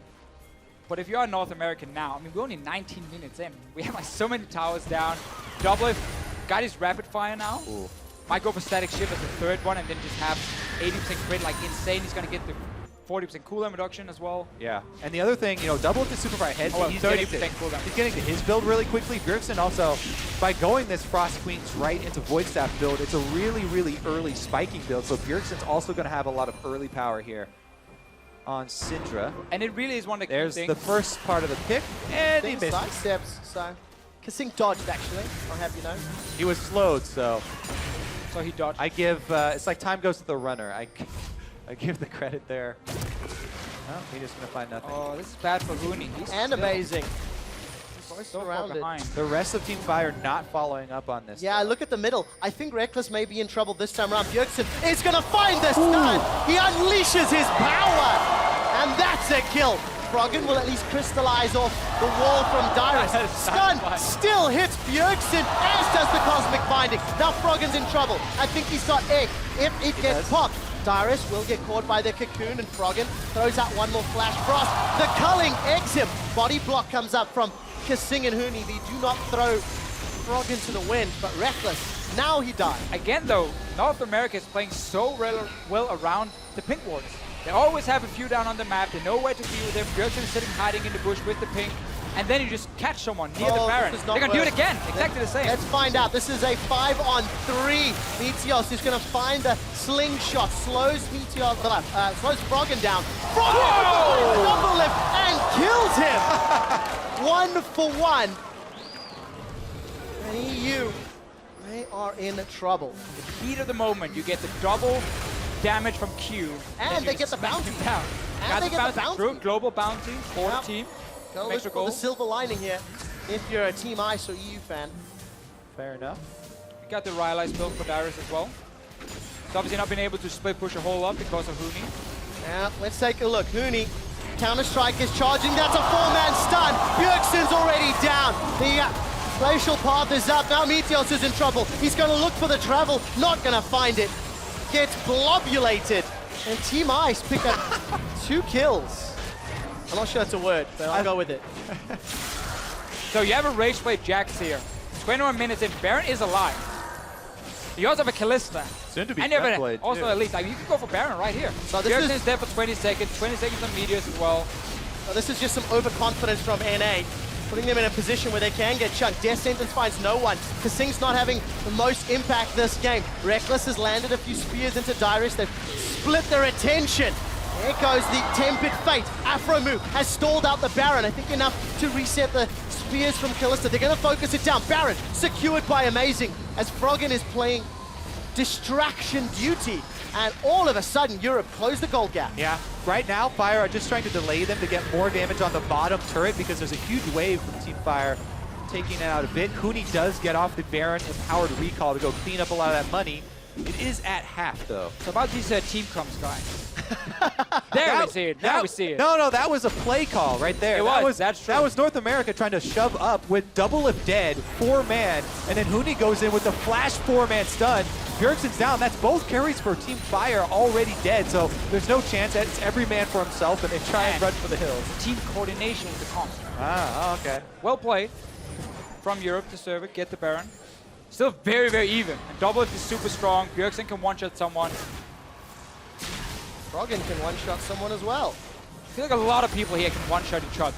Everybody can one-shot everybody. One guy gets caught out and suddenly he's dead. So many shots, eh? Look at Huni split pushing down the bottom lane. He's got teleport up, and it's a little challenging as NA's wave clear. It's not in that gonna bottom lane. have to be a one-shot on Huni because with Gunblade plus Rageblade, he has so much sustain. If you let him auto attack, Sorry Froggen's to down. interrupt you. All of a sudden, Froggen's the one that's caught down. Afromu is looking for the stun. The Cosmic Binding finds no one. Friend will not be enough to secure a kill, but Huni found Dyrus. He's hammering away on the next. The inhibitor has secured it. Kasing finally finds a hook as Reckless is looking to kill Bjergsen. An auto attack from Kasing secures it. The Nexus turret is being focused. Kasing goes on a journey, and it's not magical enough to find a kill, but a Nexus turret is down. You see Huni, he's jumped on the double lift. He's looking for the fountain. Double lift is healing under the fountain. Is now Huni is going to empower those autos onto the second Nexus turret. The lead shut down onto double lift. Huni's still going. Now he's looking for the globulator. Meteos is looking for the fight. Huni's counter-strike wears off, and Afro shuts him down. Europe are in the gold lead, and they've got another tower. Again, it's this Jax here. Huni just split pushing. Dyrus can't do anything against him. Goes down. The base almost dead. There's one Nexus turret on what? 10% HP? It all looked good for NA though in the mid lane. Got the pick on Froggen. Then Afromu went ham, he followed it. Bjergsen and Afro missed a few skill shots there, and it went sour for them fairly quickly. Reckless strikes back, able to get some for himself. Well, that's been the only thing he's done this game. I'm pretty sure the Play of the Ruin King Hurricane as well is kind of outdated on Kalista. I haven't done the math on it, but the fact that you get the crit now. Even if you had, I don't know if I'd trust your math. Yeah. Are you sure? I go to Freak and say do math for me, and then I get all the numbers and I can say it. Yeah, that's the Rageblade, Gunblade combo. Obviously no flash or anything. Slowed down and dead. Dyrus picking the Singe for the fans. Not really working out as this game was played out. The biggest difference was the mid-game shot calling there. North America had a giant lead. And team comp. Yeah. And team comp. comp. Say Well, also double lift going face-to-face with multiple EU carries. Yeah, that can be a bit of a problem. True. Can be a problem. And we are seeing NA. 4 blue trinkets, 1 red. Something we're seeing. Yeah, we saw a lot more in IWCA. Oh, the Guardian Angel picked up here for Huni. So he's going to have to be killed twice. Definitely a tall task, as Great analysis. Froggen will be. Well, you kill him one time, he revives. Oh, really? Then what do? Kill him again. Ah, there you go. Just make it simple. Well, Team Fire. Well done, fellows. Opportunistic. We should be proud about that one. Yeah, that was high five. High five. Yeah. Come on, high five. Well done. Yeah, well high done. five. Nice. Great. That's teamwork there.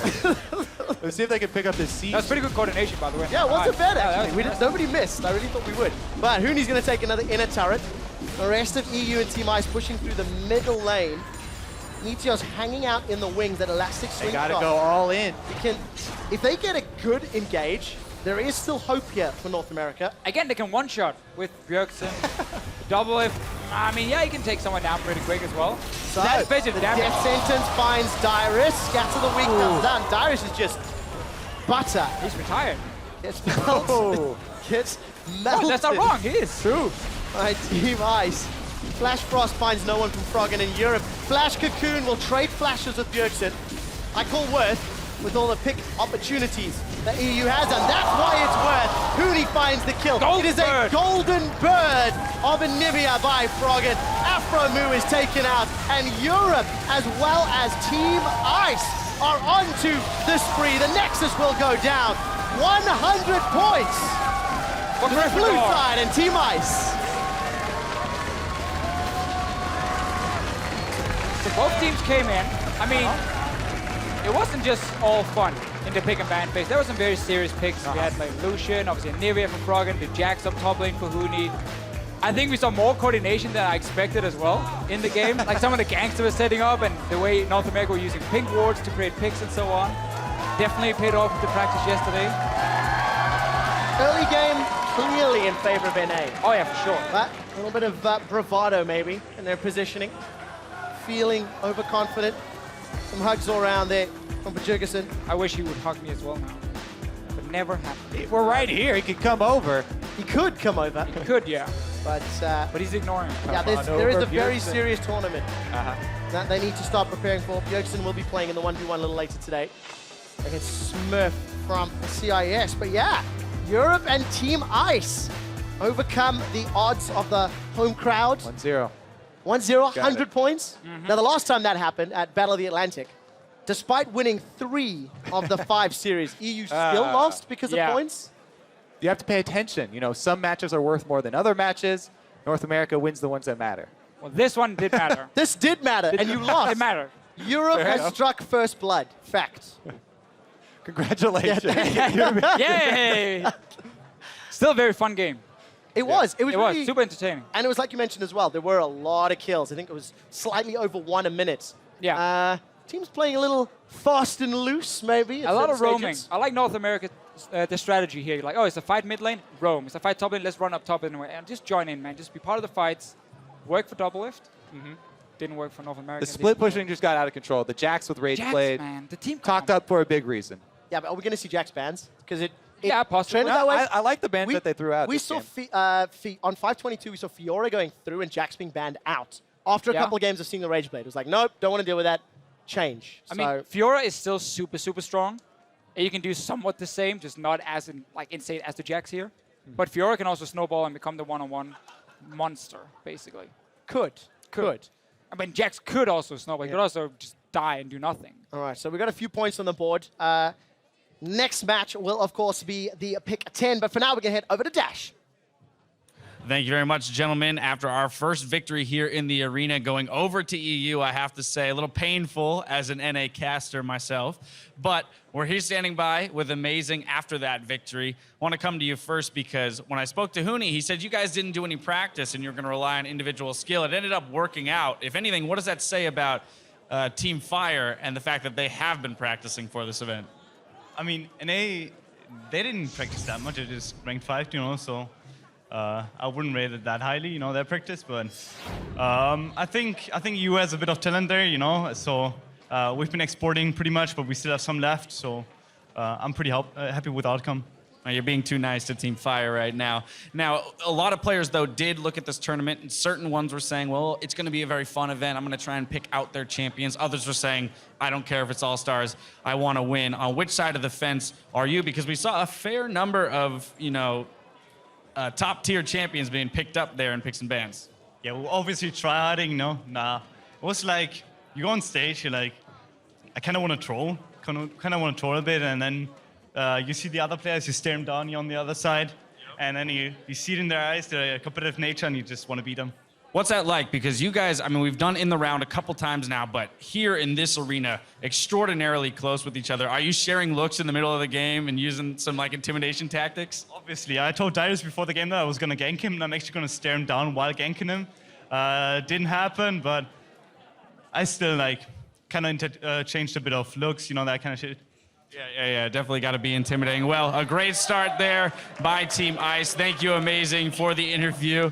And we're going to send this back over to the desk to finish out the post-game analysis for that game.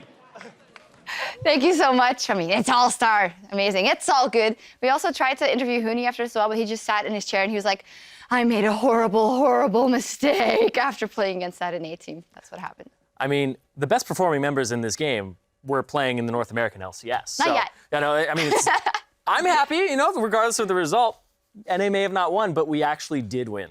Yeah, I mean, there's one player that really stands out in this series, and his North American LCS's own Huni. I mean, if Europe's gonna claim him in the first place, let's be real here. We was exactly as much claim as you guys do. So you don't. Right now, you don't. It's All-Star. It's still the season. He is playing for Team Europe. Let's take a look at what they decided to play with, though. Let's take a look at the team comps. Beforehand, Fisho was very adamant. It's actually the replay. Yeah, well, let's talk about that straight instead. into the Cloud Fiesta here in mid lane. Aframo did not want to lane with double lift, so that way he was constantly roaming, and it worked. At the start, some really good engage here, but Frogger managed to just buy enough time, and then eventually people joined in. Amazing. I actually like some of these plays here, dodges a couple things, but then the greed happens. Casino will come in with like a blind hook later on. Very long play overall, but I kind of like the chaos, the accelerated gameplay. Chaos style. Yeah. Monty sadly isn't here, so he can't really appreciate the genius of this, although Kasinga should have played later. Yeah, and this is where Huni, I thought he was batting for NA here. I was like, yeah, Huni, just jump back in there. Go, get him. And, Yeah, unlucky. Never lucky. Unlucky.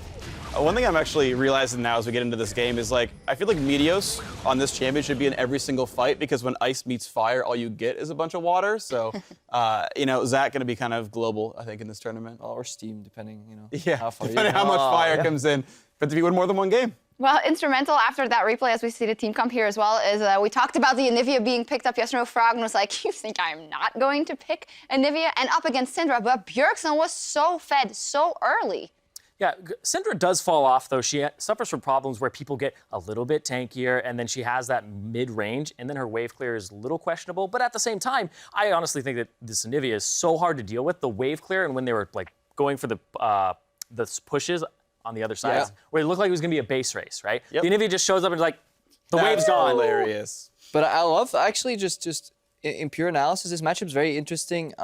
Just how it flows, because it's so dependent on the items. Froggen obviously went Mercury Threads into Athenes after his Rod of Ages because he was on to stack MR. Then Bjergsen had the new build where he goes for the tier 3 Spell Thieves, where you can actually proc the Spell Thieves procs even though you're lasting at the same time.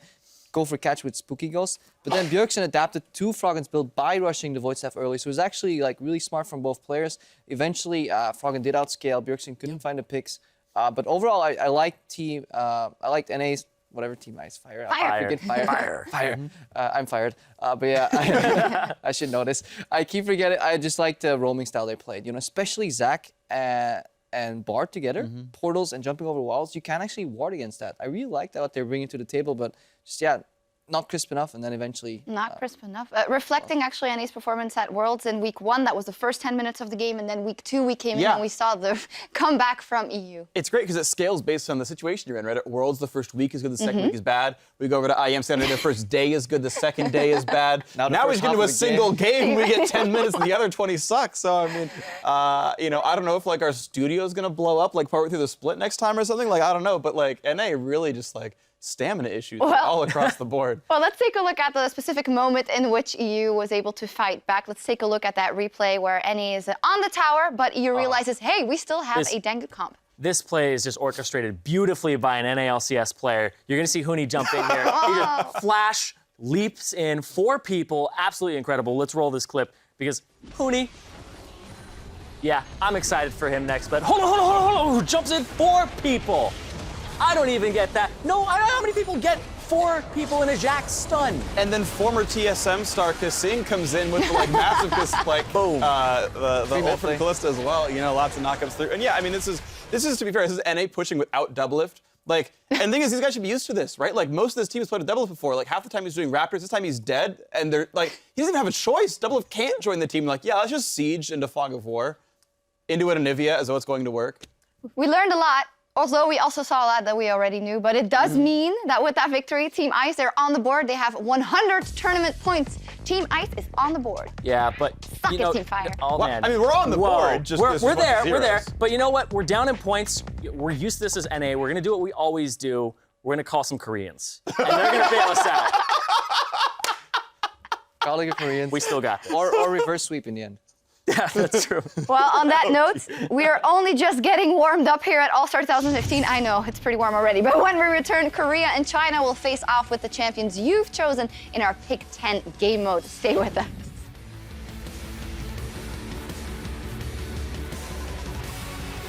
Oh no, he's gonna tilt Not it. again. No, guys, we were just getting over it. Oh, God. 4 kills in less than a minute. But Huni taking a turret shot. Double left has got his double kill. And that's it. The rappel comes up, but what goes up must come down. He flashes away. ETOs has the mechanics. Counter-Strike is charging. That's a 4-man stun. Bjergsen's already down. Let's join him and end. No, response. It's bad. Huni finds the kill. It is a golden bird of Anivia by Froggen. Afromu is taken out. 100 points to the blue side and Team Ice.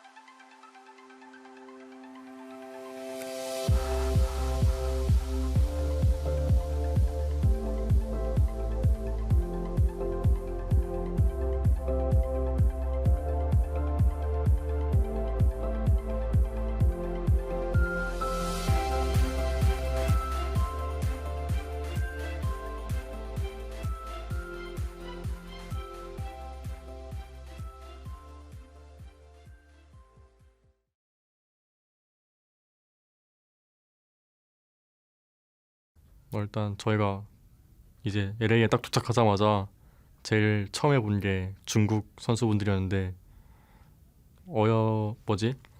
너무너무 듣기로는 합숙을 했다고 들었거든요. 아 정말 갈고 왔구나, 이를 갈고 왔구나, 그런 게 좀 느껴서 하필 또 첫 경기라서 좀 두렵긴 한데 뭐 잘해봐야죠. Welcome back to the 2015 All-Star event, coming to you live from Los Angeles. And for those of you that want to support your favorite teams and players, be sure to check out the Team Fire and Ice icons and awards over in the client. If you have a Team Fire or Team Fire or Ice rather icon equipped during the All-Star event, you can display a special in-game emote, and you'll also unlock a fiery or icy finisher. That's cool. Yep. We got to see, unfortunately, way more icy finishers than fire ones in the last game. So, okay, E is winning in kills so far, but Fire's looks better. So I'm going to say that Started off in a blaze of glory, but then things cooled down. There you go. Good job. You're running well. We have another matchup coming up to equal out the points maybe or get them a little closer together. We're going to dive into our next matchup, which puts you in charge of the picks as the regions that took the year's 2 largest international tournaments go head-to-head. And that is, of course, first representing Team Fire on the blue side, Korea's LCK, with Marin, Score, FLICKR, Prey, and Madlife, who we just heard from, always his own jolly self. And on the red side, and playing for Team Ice, is China's LPL, with Koro1, Clearlove, Rookie, Uzi, and PYL. So this means that this game will feature the team comps entirely voted for by you at home, and the winner will walk away with 50 tournament points. So it was pick 10, so you could go on LOL Esports and just pick all the champions that the guys had to play. Not who had to play what though, so you can play with that, and there are 50 points on the line for Fire or Ice in this one. Yeah, and it kind of turned out to be interesting champions from what I understand. There's a couple of double roll things going on, so that'll be kind of fun to deal with. I do think we're going to take a look at them immediately at the champions that were picked. Some team comps actually look pretty good on paper. I think we're going to get the graphic on in just a second. For Fire, Darius, Fiora, Lee Sin, Braum, Alistar, and for Ice, Ashe, Anivia, Azir, Graves, and Thresh. This is rigged. Why do we have all melee, all physical damage, 2 supports, no hard engage, and look at except for Alistar. Like, hopefully they throw that over to Madlife. But look at this pick 10 comp for Ice. They have so much range, AD carries, and they're mixed. I mean, how? So Graves is jungling, and what, like Azir's top lane, I guess? I mean, how often have you played a game where somebody goes like, I'm support, no, I'm support, and they both lock it in, obviously, and that's what you got to do here, bro. It happens all the time. Yeah, so the thing for me is great. Sorry, finish your thought. Literally all the time that happens in solo queue, and actually now we get to see how the pros deal with like the multi-logs. Well, see, over in NA, all the players are way more gracious. So when I have like 2 support mains, they're like, oh, sure, we're both support mains. Then one of them will like choose to dodge. To be like, go for it, guys. So I don't know, man. I'm just saying, like, can't dodge at All-Stars though. Kuni picked Jax. Oh, jeez. That's true. Got him. I love how you immediately already went like, we are in the disadvantage. I love that you're totally going with the Team Fire. Yeah, NA. And all the rest. As a total unbiased analyst, I just look forward to this fun, joyous display of League of Legends where once again your team gets to try hard comp. Where our team ours doesn't have an AD carry for bot lane. Sounds like NA. All right. You voted. Look what you've done to us. Well, things are heating up more and more. I think it is time to send things over to Quick Shot, the Fisho, and Kobe for the call. I don't know if I'm more disappointed in the Fire and Ice puns, Freaks puns, The just train all wreck of on it, that. just the You know, saltiness. Yeah, that's why we tossed it over here so we can talk instead. Team Ice, that team comp, that's pretty decent. Graves jungle is super strong. Tell me about it. Yeah, I mean, you can knock back a lot of the camps. Whoa! Wait, but hang on. Are you without just? taking Is a it lot just of damage. guaranteed auto that Graves is going to go into the jungle for this comp? Because you don't actually know who they're going to put I would in there. expect that's the highest chance. Yeah. Plus, we know that the LPL and LCK teams are going to try fairly hard. We've talked to a lot of the players. Even in that video, they're talking about they actually practice. Madlife is afraid. They actually practice. They even had a coach with them. So we're forcing them to have these champions, but they're going to try extremely hard to win with the champions they're given. Yeah, basically, China, before coming here, had like 5 days in a gaming house where they were playing with a coach. They got here, and then every day they've been practicing as well. Every other team has been playing like solo queue and a bit of rank 5, but Chinese team. Why are you building expectations now? Because now Team Ice... Because it worked for Europe. Exactly. I built up Europe, they won. It was great seeing the entire team, though, backstage just before they walked on stage. Laughing, joking, high-fiving, like they're in really good spirits. So. Talking about the names, Uzi, Uzi I, we don't know. Yeah, He said he likes both. Yes, now. it doesn't matter why. 2 years ago, he said Uzi. We keep bringing up all of these old, painful memories. Uzi I, of course, we'll see what he's going to get his hands on. Okay. And reminder, so the champions are forced, but where they get placed and who runs them is not. The questions for Team Ice is Anivia going to be mid or top lane?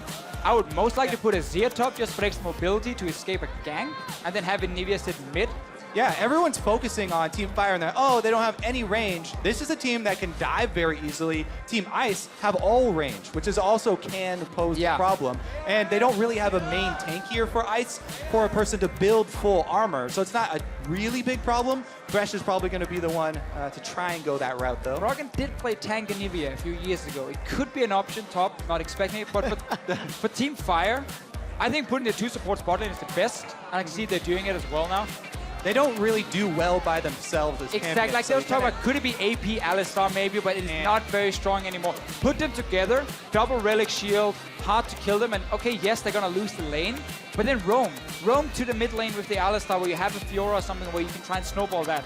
Yeah, I think this is mostly what we expected, but I am excited to see this jungle Darius where Lee Sin, I was expecting him to be in the jungle and the 2 solos to be the Darius and the Fiora, but FLICKR on Lee Sin in the mid lane can snowball very quickly. So Korea is definitely having some fun here. Switching it around, score obviously could have taken the Lee Sin. When it comes to Team Ice here with Koro playing either Nivea or Azir, obviously again, which one do you prefer to play? That's probably the #1 thing you're gonna look at here as a team. Do you want a Nivea or not? And then you look at how good is the top lane, how good is the bot lane, how good is the mid lane. And Nivea is probably gonna get ganked pretty heavily top lane. So we'll find out whether or not Score can make that work. On to Koro 1. There are your 2 team comps for the pick 10. Fire and Ice. Yep. Just send your tweets to @LOL Esports, either #Team Fire or #Team Ice. Win. How can you both mess it up? Oh yeah, we put team in front, we put Team Ice and Team Fire. It's just Ice win and Fire win with the hashtag. I'm so disappointed in you guys. This is why you do it normally. We can't do that, man. Written in the graphic. Oh, look at those giant shotgun shells. What? Is that what you got? Like that's straight out of the game. Yeah, how are we meant to follow they're that? larger than usual. Corruption, Potion, and Nivea. We're gonna get auto attack trading from Koro. He's super squishy up in that top Such a lane. slow auto attack. It's like it flies so slowly. It's very easy to click the auto attack and then click a Corruption Potion while the auto attack is in the air to get some extra damage from it. But again, let's see. LCK, Mad Life said they were afraid of the LPL team. They've been practicing, they're try-harding a little bit. They definitely want to go in here and show something. What does a god really have to fear, though? Nothing. Mortality? A level 1 clash? A level 1 clash. Wow, Pro Mad Life, they've both gone for the Relic Shield.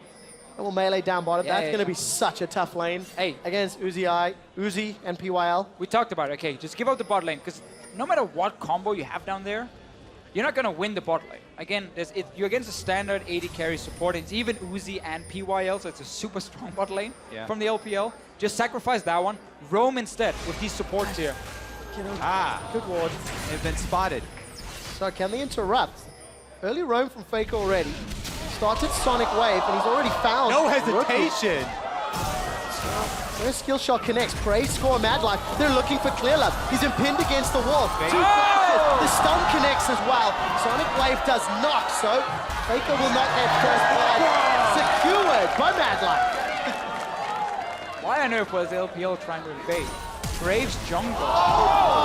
Exhaust comes out already. It's a flash for that. Yeah, flash for exhaust trade right there. He does have Ignite as well. He's going for the early level 2 here. FLICKR does have his Trinket Ward, so remember, even though he burned his flash for that, he can cover the distance as soon as he hits level 2. Sonic Wave is going to connect. FLICKR's in a little bit of trouble. That minion the thing still is, won. FLICKR here, he had to leave the lane to try and be part of the first block. So obviously, Rookie got the first push. He would get level 2 first. Now you trade Flash for Exhaust as well. You run Jordan's Blade and go all aggressive? I don't know, shield. FLICKR. That's a shield. Jordan's Shield. And you go, that's a what very I mean, round right? blade. You don't build a defensive item and go all in level 2. I mean, FLICKR, come on, step it up. Whoa. Calling him out right there. Well, he does have a 4 to 12 CS deficit that he's working with. Well, he does have a big minion wave as well. That he does. He's going to be left alone to farm it. Rookie's backed away. Doesn't want to go too far, but the ganking power of this Graves will be slow to build up for the time being. Just to get some AD stacked up. And missing a fair few of those CS for FLICKR. Oh, you're calling him out? But if Wow, it- Trevor. No, there's a difference. But Bjergsen wouldn't have missed those. at the very least, at the very least, got to put it out there very early. FLICKR's going to get some free time to play. Now, these Relic Shields going to have to do a whole lot of work for Mad Life and Prey to stay relevant. 3 CS to 22, and Prey, he's been blocked, is in trouble. No. Light is burning, gonna turn their attention to Uzi. Uzi's been stunned up, and now he's been exhausted. Score apprehends him backwards. Uzi is still alive for a few more seconds. The burning will go to Score. But while they got that kill, they lost a lot of minions to the turret as well. This is gonna be so hard for Prey. So, I mean, we got the first part about putting two supports bot lane and then kind of roam. Obviously, you need a few levels. That part we didn't touch. And that's really where SDK got punished. Well, the other thing is Uzi didn't use his flash there.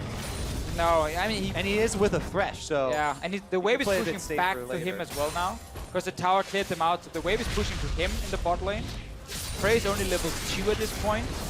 FLICKR, that item build and the decision making early is putting him a little behind. Some support comes in from the roaming AD carry of Prey on Alistar. Yeah, it was just for some safety. Definitely a wise decision not to overextend there and try and force that fight, because Clearlove had just counter jungled topside and was waiting. Alright, taking a lot of damage. Not going to be able to parry the Flash Frost. So Koro ends up coming out much better in that trade, and it looks like the wave's pushing towards him. So also going to be a little bit more comfortable for any potential ganks. And this right here is the pick for Team Fire. Like, they played Fiora all the worlds. Marin played it, he was fantastic, Smep played it. That's the pick that needs to win the game for LCK. It's not going to be the Braum, it's not going to be the Alistar. Especially not with the start we have seen Prey and The Mad Life first get. blood Braum, thank you very much. It's very true. They get the first Game-changing. Absolutely game-changing. Uh-oh. The zoning is going to... This is horrible. Level a lot to 4 break here. on PYL. I mean, to Prey's level 2. This is the problem. First of all, all the way back to level 1. FLICKR obviously going down, losing some experience, or losing the push for level 2, and then wasting his flash as well. So suddenly he had to just constantly have the wave push down to his tower.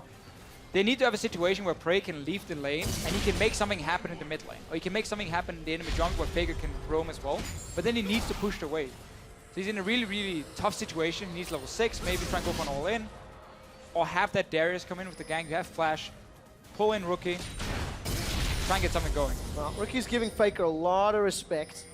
Backing away as FLICKR steps forward. First one to level 6. Koro's also already recalled, and that Death Sentence finds Prey. The Flay pulls him into a couple autos from Uzi, and Uzi is now charged up. Soft auto attacking Prey and Mad Life. Once again, going to be under the tower. Once again, just truthfully praying for some CS. It's going to be difficult for them. Living the Mad Life. To get any of this under turret. At the very least, BYL and Uzi going to back away. Last time they pushed in, Score was there to gank. This time around, Score and FLICKR, they've set their sights. A little bit of Eggs Benedict. First time FLICKR got to push out his lane. Now he's roaming. This is what we need to see from LCK. Oh, Koro! Sonic Wave connects. So curious. And Koro forced to flash early. Down bottom, gank coming in from Clearlove. Doesn't have access to his ultimate, but Prey's gone forward. He's already used the forward headbutt pulverize combo. Now it's 3v2. Mad Life is in trouble. The Unbreakable is now broken. Shield is popped. Down to our 50 hit points. Down to double digits, and he's got away. Prey is now in trouble. 110. Tower aggro. Uzi flashes for the kill. Not going to be in range for the volley. But the 3v2 in LPL and Team Ice even up the kills. You jelly, Kobe? Nah, I'm good. FLICKR in the mid lane gets pushed under turret as well. I mean, the lane phase here for an all melee team is going to be difficult. And 2 support. Pretty much what you're expecting to happen. So I'm just waiting for the turnaround where the full melee team goes 5 men, all in, try and dive, and snowball. Yeah. Oh, I thought there may have been a dive there, but I didn't look at HP bars. And you know, you talk about the team comps. I think a lot of kudos has to be given to the Team Ice fans. Because it's the fans that voted for these champions. We'll expand on that idea as here's the replay. I mean, obviously the first problem here for Team Fire was they went pretty all in at first, and now they use some summoners and cooldowns. Udis, yeah. What combat? That's a new move now, flashing in ability. Well, in the Meteors, I can get behind that. But yeah, you know, to expand on the idea, these were champions that were voted for by the fans, by everybody at home. And I gotta say, I'm surprised that Corey's out of mana, but I'm surprised that the fans voted for so many picks we see very often. I was expecting, like, you know, Timo and all kinds of crazy stuff. I voted for a Mumu, actually. All right, Morin, will he get interrupted? He knows Koro's got no mana. Throws out a grand challenge. 1 vital down, 2 vitals down. Flashes for the 3rd, the 4th for the heal. Koro's in trouble. He finds the stun. And Morin just regens back up and he can stay in lane. Yeah, he didn't have any mana either for another dash, though. And Koro just walks away. That's the man that Deficio says has to carry the Team Fire in the LCK. Score coming down bottom. PYL will get stunned up. As those spins to wins comes out. Few seconds. Apprehend. Pulls Uzi back in. Noxian Might is up. Score is looking for the dunk. The burn is firing. Turret shot goes through. Uzi's not dead yet. Burn will time shortly and he survives the all-in. Here comes Rookie. Is Bird the word? No! He finds himself a cow. Stun will fire shortly. Exhaust comes up. Prey still alive. Rookie's got 1. The second goes to Uzi and Mad Life Shield will not save him from the soldiers. 3 for LPL. Oh, it took a little bit of time for Rookie. He roamed all the way down. I like the first gank for LCK. Again, you got double CC with the support. You have the Darius, give him a kill. Yeah, it's a melee. The all melee team has to go all in like that and try and bring multiple people there to go for it. But Rookie with the timely roam is able to make it happen. Marin this time around probably won't be able to bust. It's so painful though for Koro because the Q animation, Marin's just waiting for it and then he's gonna block it and then he obviously blocks the stun. And then you can just keep trading with Koro. And it's so hard to wall someone who's right in front of you. Like in melee range, the wall is very difficult to use. Yeah, I really did like that skirmish down bottom lane though because the faith there, Rookie had faith that Uzi would stick around even with such low health. Rookie was by himself, they would have collapsed on him. Yeah, Uzi was able to stick around and they got a bunch of kills out of it. Worked in their favor. And of course, with Rookie getting those kills, he's already finished up that Nash's. Returns to lane, even on CS with FLICKR. And now is the time for LCK. I mean, we're 10 minutes in. They are behind in gold, but it's not terrible yet. It's only been 5 kills for LPL. But now's the time to lead this lane. So, Mad Life gets found by the death sentence. Support comes in from Clear Love. He rides a lantern into the fight. Give up this tower. Go mid lane, set up a pink ward or something, and then have Score, have Prey come in and just 3v1 Rookie. He just used both summoners on the bottom lane and push the mid tower. You're never going to defend this tower down here anyway. Standing at Alistar and a Braum, I mean, nobody's afraid of that. Go mid lane. See if they can get a chance. Lose the tower in the process. LPL got themselves a 2,000 gold lead. Prey and Mad Life getting close to level 6. FLICKR, Sonic Wave. Not going to take the Lee Syndrome. There was support from Clear Love down bottom, and the support against Koro. Score will be looking for the Apprehend. Marin's found a slow. This time around. 2 vitals down. Flash Frost actually finds a target. Riposte does not. Apprehend into the dunk. And Koro's going to get cooked for breakfast. Good kill.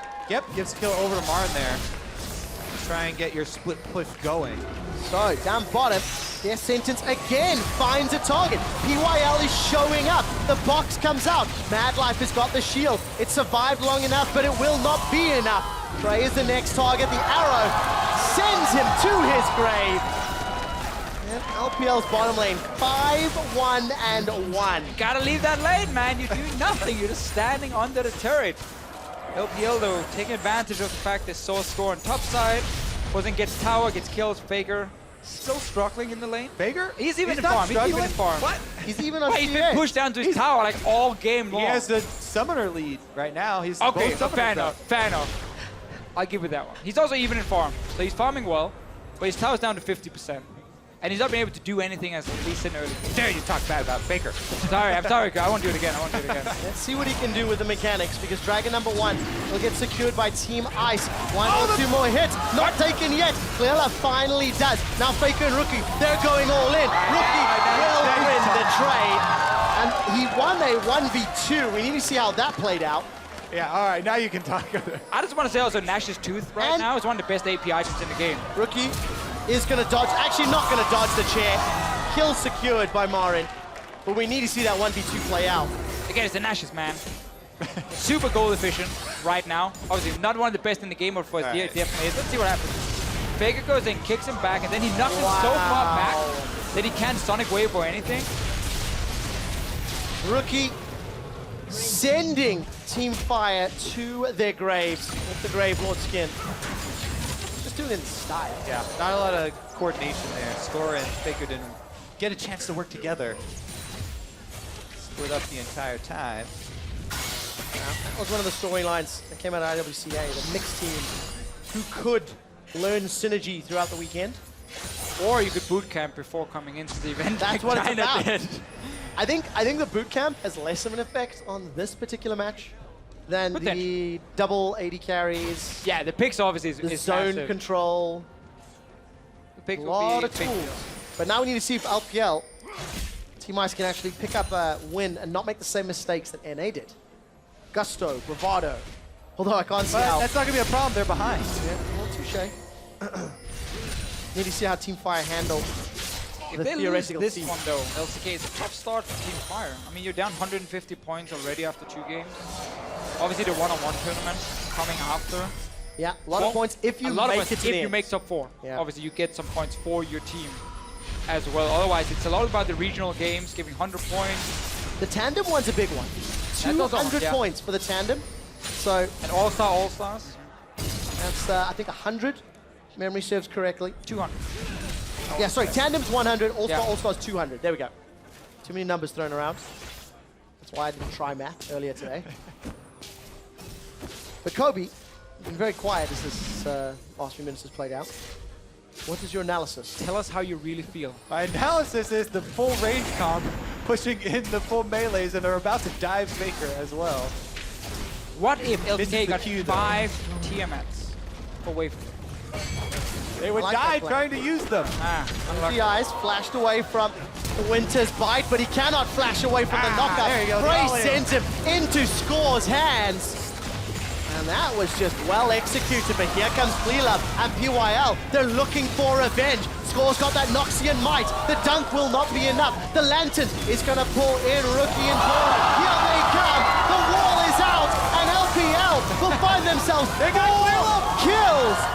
FLICKR will be the sacrificial lamb in the ensuing team fight. LCK is pushing 2 lanes right now. Mid lane for FLICKR, bot lane for Marin, so they might be able to get some gold, despite giving up 3 kills.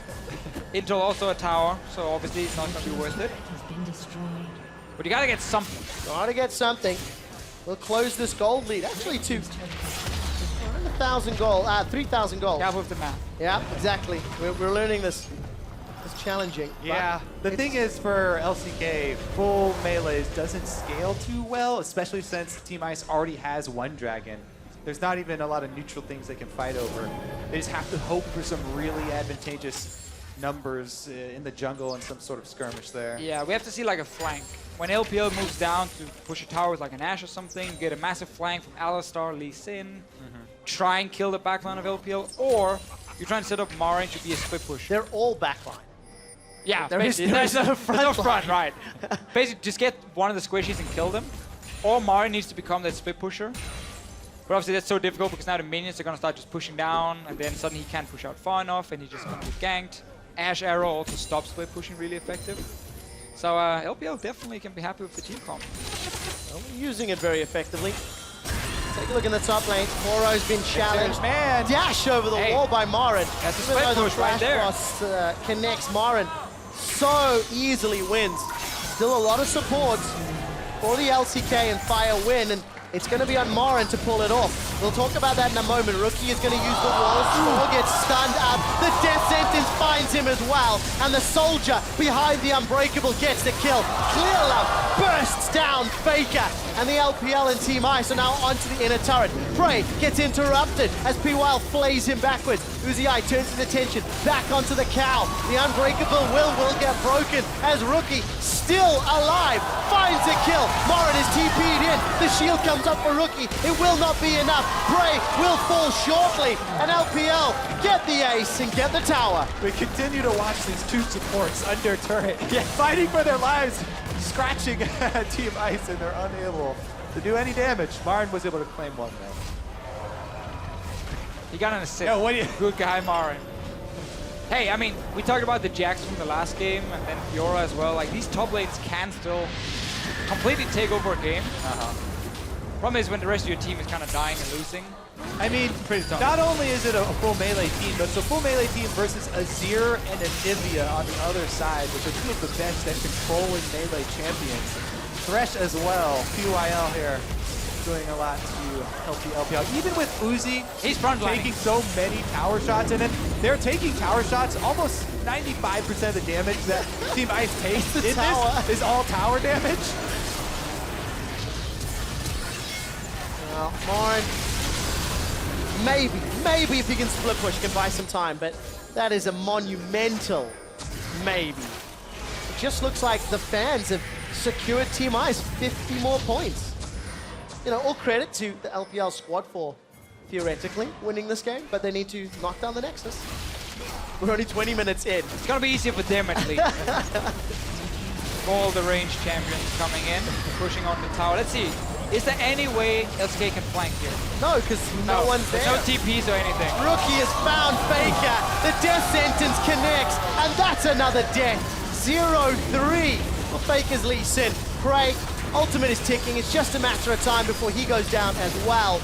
And there simply will not matter. The finisher freezes him up. Death sentence even finds Marin. PYL has hit every single skill shot. Another one sends him back to the fountain, and LPL, they may look to win. They've got a lot of minions. They've got a lot of ranged auto attackers, and another death sentence. No mercy from LPL here. It is straight down 20 minutes into the game. And that is going to be the match. The LPL use the pick 10 composition afforded to them. It's not over just yet, gentlemen. LCK will not go quietly. They are looking to get something back. And unfortunately, it's just a hurrah for nothing. The Nexus drops. Team Ice, 150 points.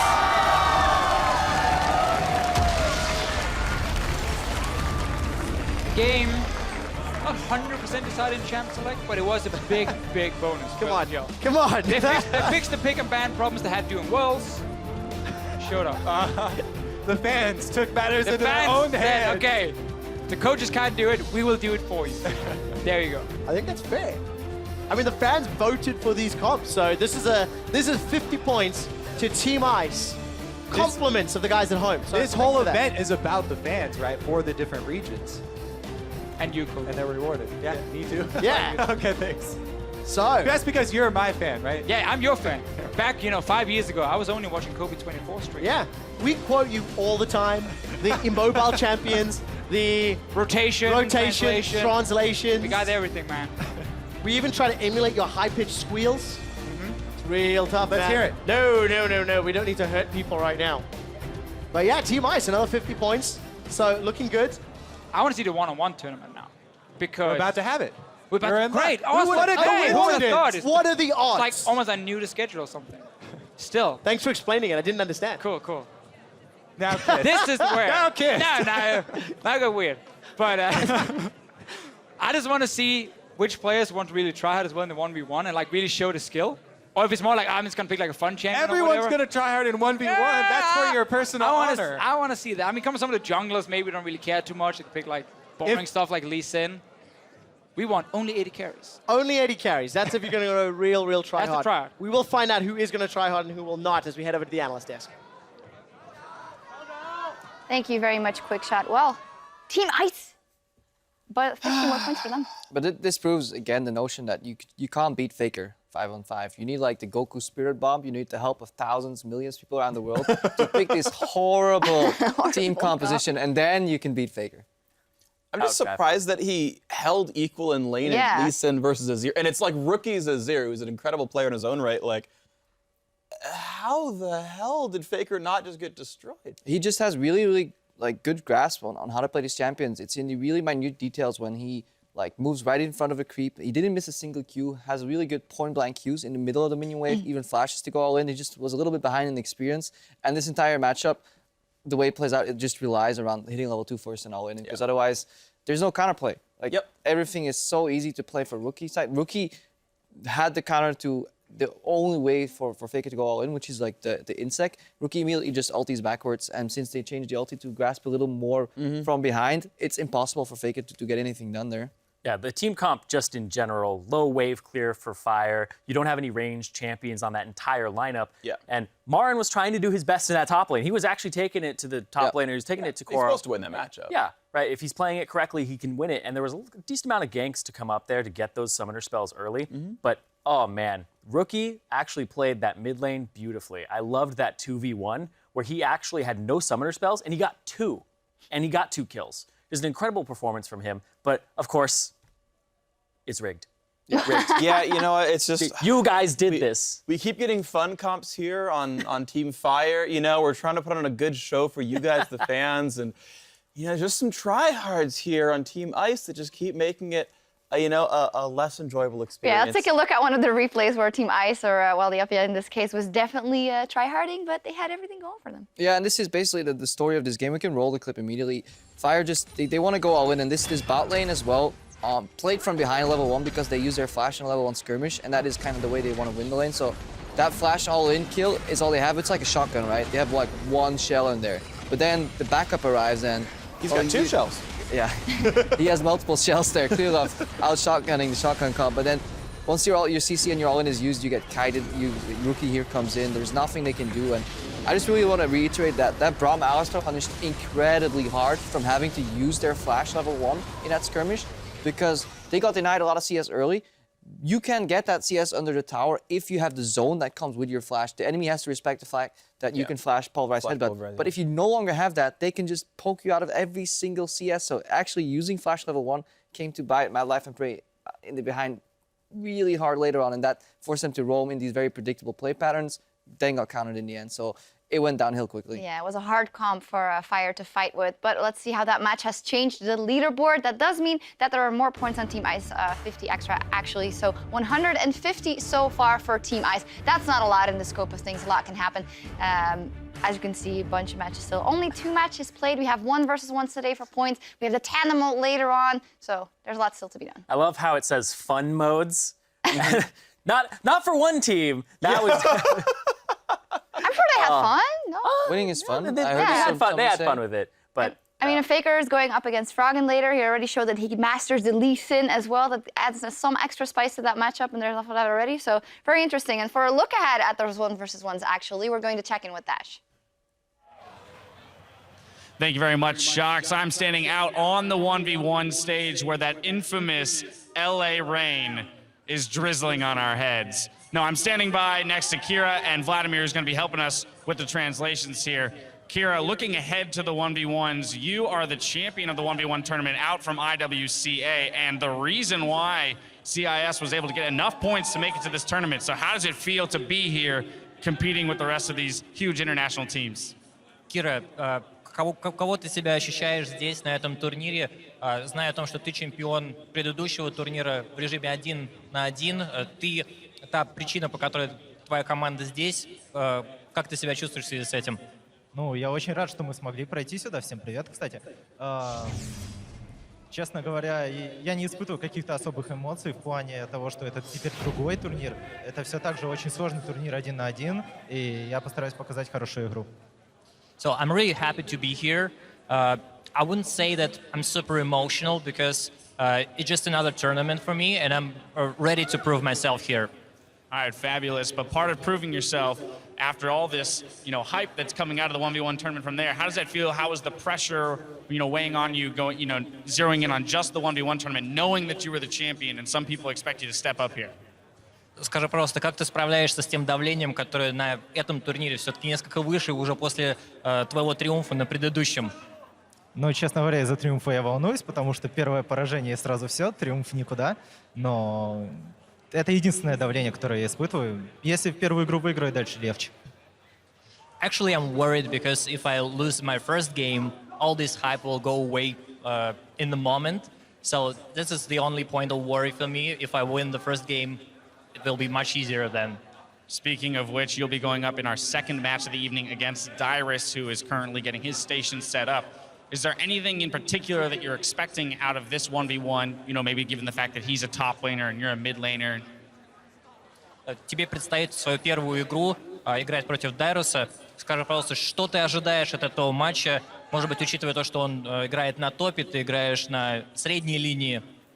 Ну, обе линии соло, поэтому мы оба хороши в 1 на 1. Также, насколько я знаю, Дайрус хорош в 1 на 1, поэтому, мне кажется, матч будет довольно сложным. So both lanes are solo lanes, so we both, in theory at least, should play well 1v1. And as far as I know, Dyrus is good in 1v1 matchups, so it means that the match will be interesting and it will be difficult. All right, and one final question. If you are to make it all the way to the 1v1 finals, which player would you most like to face off for that title of champion? Кира, если ты продвинешься дальше, с кем больше всего тебе хочется сыграть в турнире 1 на 1? С победителем матча Froggen FLICKR. Okay, so he wants to win. He wants to play against the winner of Froggen versus FLICKR matchup. That's not a bad pick at all. Well, best of luck in the tournament. I'm going to let you go set up in just a moment. And Vladimir, thank you very much for doing the translations. That's going to do it for us here. On the flip side of the break, though, we're coming right back to the 1v1 arena to get this thing fired up. Stick with us.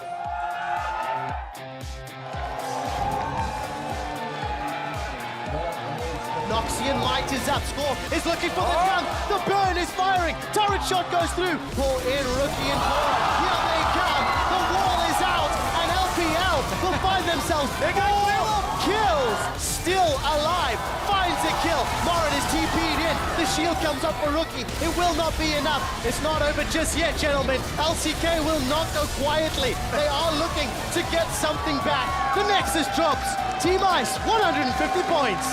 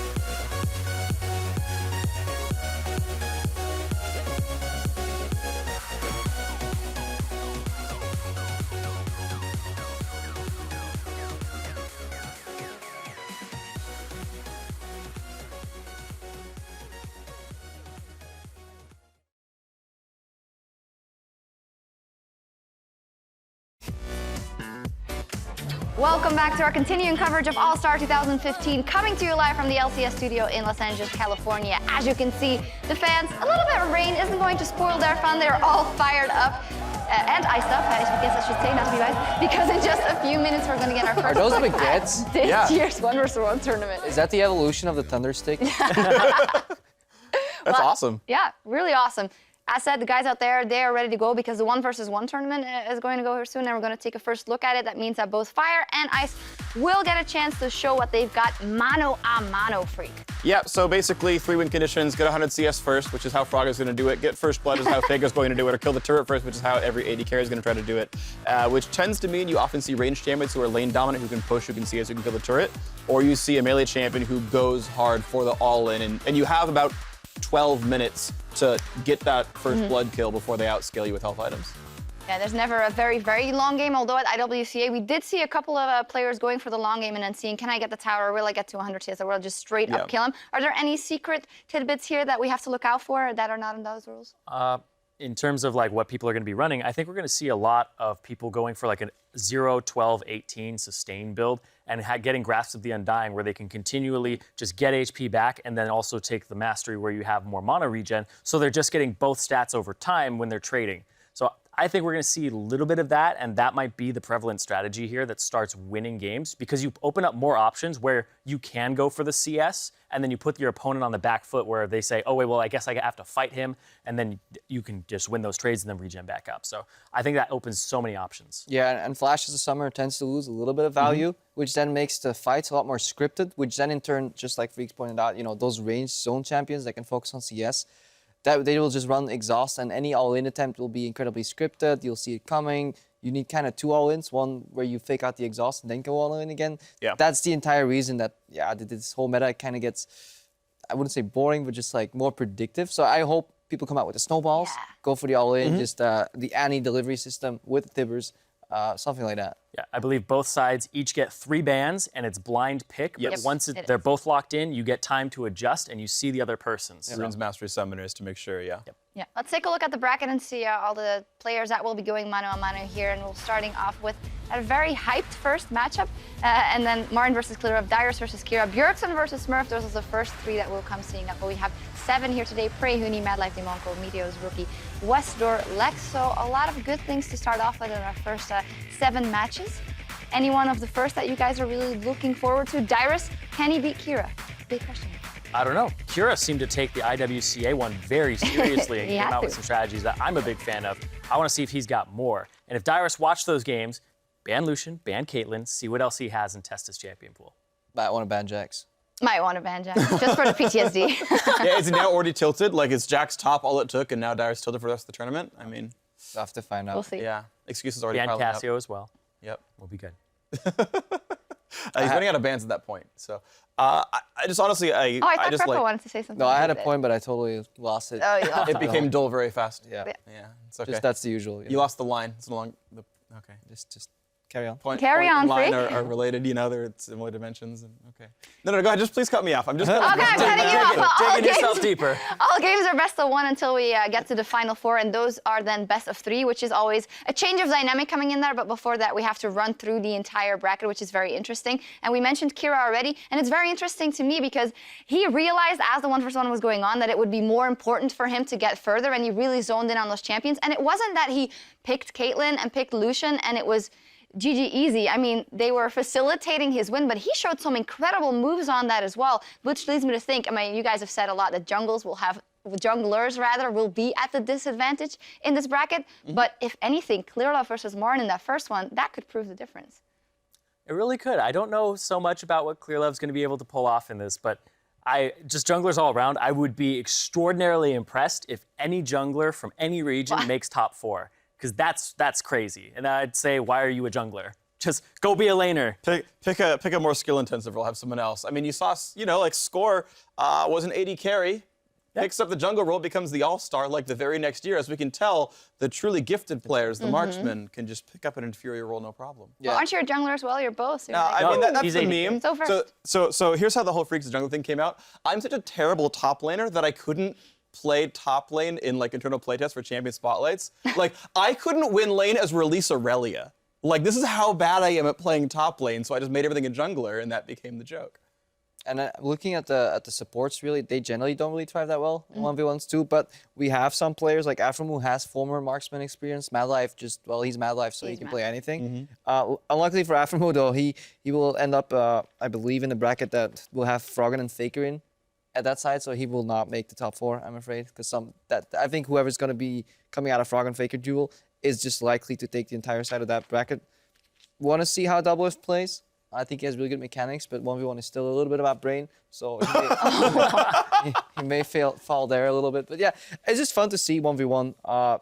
It's just pure intricate skill that doesn't translate well to like 5v5. It doesn't matter who's the better player in general, but it just highlights one aspect of the play. Yeah, you say it's skill. A lot of it is also your setup and what your plan is coming in. Yeah. Because some people, I think we're going to see it a lot, will come in and be like, oh, I'm just going to play AD Malzahar and I'll kill him. And then after you do like the first trade, you go, oh God, I've made a terrible mistake. And then you realize you're going to slowly lose that game. And I think we're going to see a decent amount of that. But I want to see what FLICKR comes out with here, because FLICKR, this gives you just full sandbox mode. Nothing's going to happen. You go straight at the guy, 1v1. What is your setup? Have you crunched the numbers? Also, his 1v1s haven't been too great. He died to Westor 1v1. He died to Febivin 1v1. Last 1v1, I remember him killing Pawn as Ryze, right? So I want to see what FLICKR can do 1v1. It was all the build-up for this. I know. It was all planned from FLICKR. Give him hope so you could tear him down. I do think that the players are ready, so we're going to head outside and look at those players facing off. Some measure greatness by KDA, others by solo queue ranking.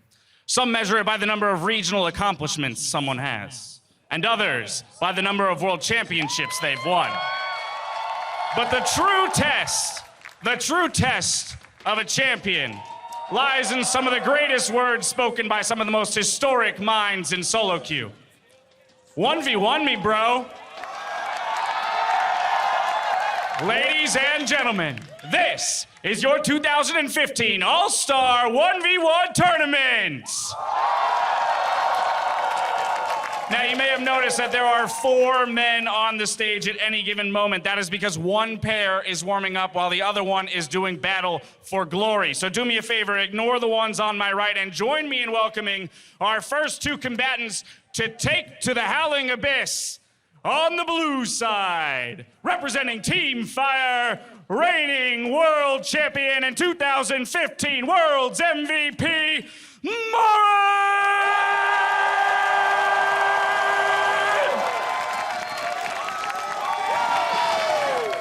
And on the red side, representing Team Ice and China's LPL, he made a quarterfinal appearance at Worlds.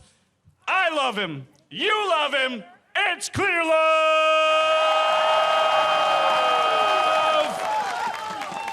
Well, gentlemen, it's time to go. So good luck. Have fun. You're gonna need it. Oh, what's hotter right now? These 2 players or Dash's pipes after that intro? Stress, this is going to be a good one. I thought you were going to say, or his hair, his hot pink hair. Oh, and that's fantastic too, but we'll get into it a little bit later. We can talk about the Dash Chromas all we want, but this matchup right now, this is a world champion, an MVP of this world versus the MSI champion, China's favorite jungler. This is Clear Love, man. It may be a disadvantage for him, but he's got a lot going for him. Yeah, a lot of people are saying, Clear Love can do well, Clear Love can do well. Marin got MVP at Worlds by wrecking nerds. 1 versus 1, sometimes 1 versus 2 in the top lane. It was like, Smeb, who's that? Crush him in the top lane, 1 versus 1.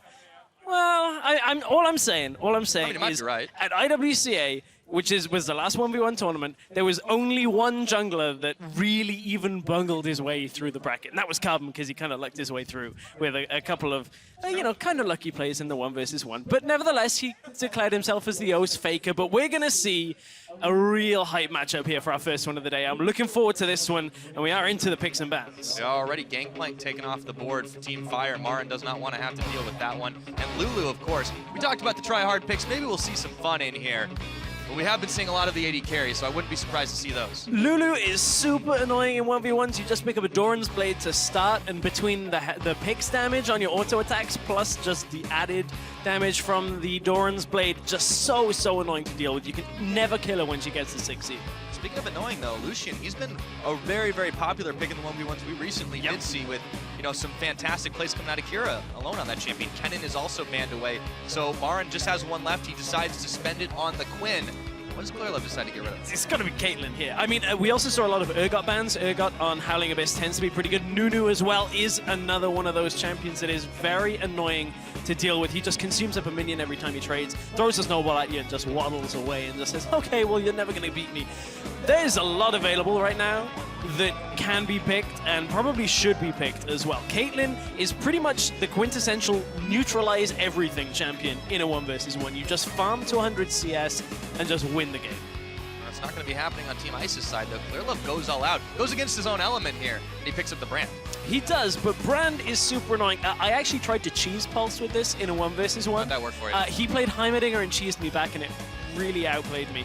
Brand, with the added damage that you get from the Deathfire touch, just means you burn people down time and time again. And as you said, they've kind of gone against their element here. Well, you know, just because they're both out of their element doesn't mean they can't lay the smackdown. Lissandra's picked up. She's on her home turf here on the Howling Abyss. And we'll have to see if Marin is up to the task to dousing the fire of Clearlove this time around. So as a reminder, both picks, once they've been locked in, will be shown to the opponents. You can change your summoners and just, you know, change your runes and masteries to depend on exactly what you want for the matchup. Also something, the summoners will get updated just before we go into game as well, so it will not just be what you see on the screen.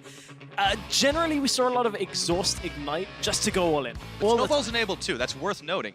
You always have the is. possibility, but you don't necessarily need it on these two champions. It's nice for the true damage that you get from it and a gap close if you need that kind of added functionality on a champion's kit, but generally, Exhaust Ignite just shuts down any kind of all-in, and if you manage to hold your Ignite while the opponent uses both summoners, you have a massive advantage in that 1v1 situation.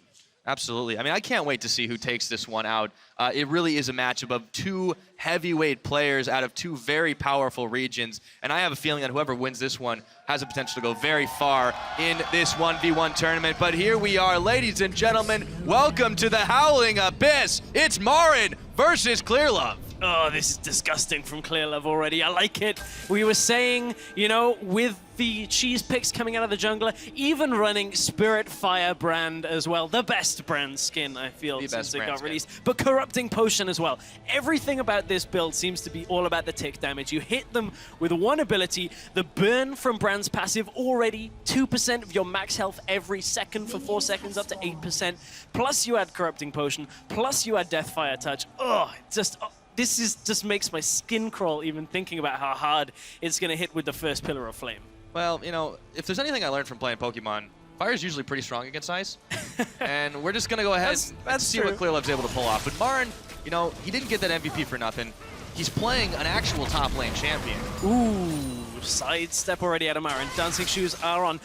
The other key thing here is we're on Howling Abyss, but wards are actually enabled from the trinket slot. It's really important to get that first ward down into the bush. You can see that it's already been established by Clearlove, but the response here out of Marin with Lissandra, he's just been queuing the wave. Clearlove's been trying to land the Pillar of Flame, and the experience difference between the two champions early on is going to potentially punish Clearlove, but Marin is taking a few pillars here, and it is starting to chunk through his health. It is. However, as you mentioned, there is that CS differential going for Marin right now. It's very, very slight, but of course, that is one of your win conditions, getting first to 100. He's already healed back up. Post is coming in handy early, but he does take a little bit more damage. The Ice Claw comes out. Clearlove's just out of range, though, and he's dodging away from it. Oh, Marin also just judging the tower distance as well, making sure he didn't get hit.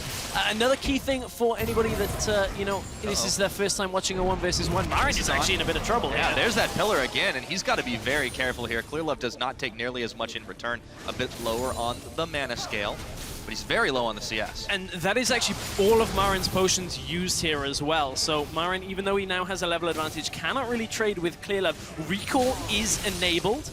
And the other really key thing as minions push up to a tower, Marin gets hit and stunned! Ignite! Exhaust is down, he's gonna try to claw his way to freedom, but he's burning! He's done it! First blood, 2.5 minutes! Oh, Clearlove, I doubted you. I doubted you to begin this 1v1 tournament. And that's the world's MVP down already. Yeah, and we got a jungler moving on to the next round. I mean, we didn't always expect that was gonna happen, but smile on Clearlove's face. He takes one for Team Ice, chalk it on the board. It's the brand, man. This champion If you just hit those pillars, that's all it is. Pillar into a stun. Oh, they just burn down. Disgusting. Well, that sets up a jungle battle, too, in the next round, because he goes up against the Flash Wolves Karza. Yeah, looking at it, yeah, Karza was the player that got the First buy buy, on the yes. top side of the bracket for this one. So that is a good start now if your Team Ice managing to at least put that first player up against Karza, because otherwise you then look at it, Team Fire would actually have a player immediately into the quarterfinals if Team Ice didn't win that one. So a good pickup to start this one off. Absolutely. I mean, Team Ice has really been just kind of wrecking through the competition in all of our tournaments, or all of this tournament so far. But there's plenty more 1v1s to play, and we're going to keep on going with it. But really, fantastic start to this one. It was quick, but it was clean. It was quick. And that's the thing is, you'll either see games be like 2.5 minutes long, or 7, 8, 9, 10, 11, 12 minutes when you get up to 100 CS. So there really is a big disparity. It's either all before 6 or nothing until 100 CS. Absolutely. Now, as we look towards our next match, we're going to hear Dyrus' game plan for this 1v1. I have absolutely no plan for 1v1s. It's something I'm most terrible at. And if anything, if I see something good done by any other players in 1v1, I'm just going to straight up copy them and then play that way. Well, there you have it, ladies and gentlemen. What a start to our 1v1 tournament, but it's time to move on to our second battle of the evening. Now, first up, on the blue side, representing Team Fire, one of 2 players to compete at every single World Championship. He just wants to play League of Legends, ladies and gentlemen. Mr. Pillow himself, it's Dyrus!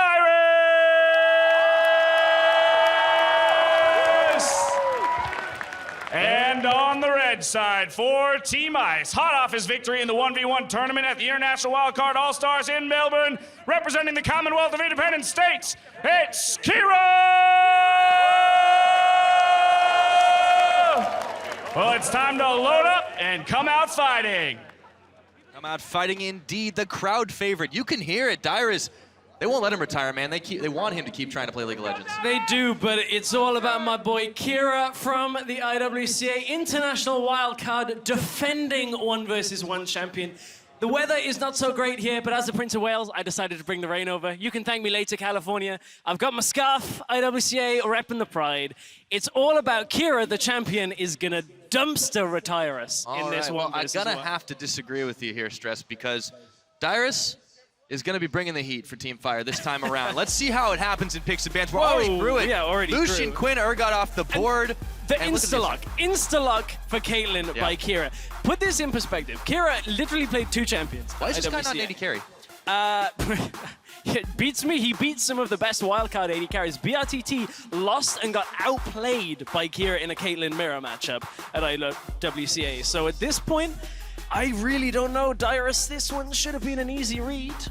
Well, you know, you heard in his game plan he was just going to try to go for the copy, but he can't copy what's blind. So let's see what he decides to pick up and if it's going to work out. There's still that Caitlyn available, some other AD carries, but Lucian, Quinn, all these off the board. If he locks this Malzahar, though. Well, we heard Zyrene talk about it, the AD Malzahar, where you just try and all in at like level 2, level 3. He's going for it. It brand works. Mal's, for the very similar reason, with the dot, does do a lot of damage. I guess this was the result of Dyrus crowdsourcing earlier. You heard Crepo talk about it, Dyrus tweeting. I don't know what to pick for 1v1s. He's pretty much never had them. So he really is just going to go all in on this kind of half-cheese strat. I like it. I like the strat with the Malzahar. It's pretty good. But there is one problem with Malzahar, is if you don't have a sufficient size Voidling, when you actually go aggressive, the Voidling just dies and you lose a lot of damage. And you end up just giving CS for free. So you need a heavily stacked Voidling, which is fairly difficult to do in the early onset of the game. So wondering how this is going to go for Dyrus. Yeah, well, Kira's definitely got a lot of experience under his belt for this one, coming out as that reigning champion in Melbourne. But, you know, taking on Dyrus as Malzahar, he's still got to be able to sidestep these shots that are going to be flying at him. And I really think that this is going to be a test of will for Dyrus.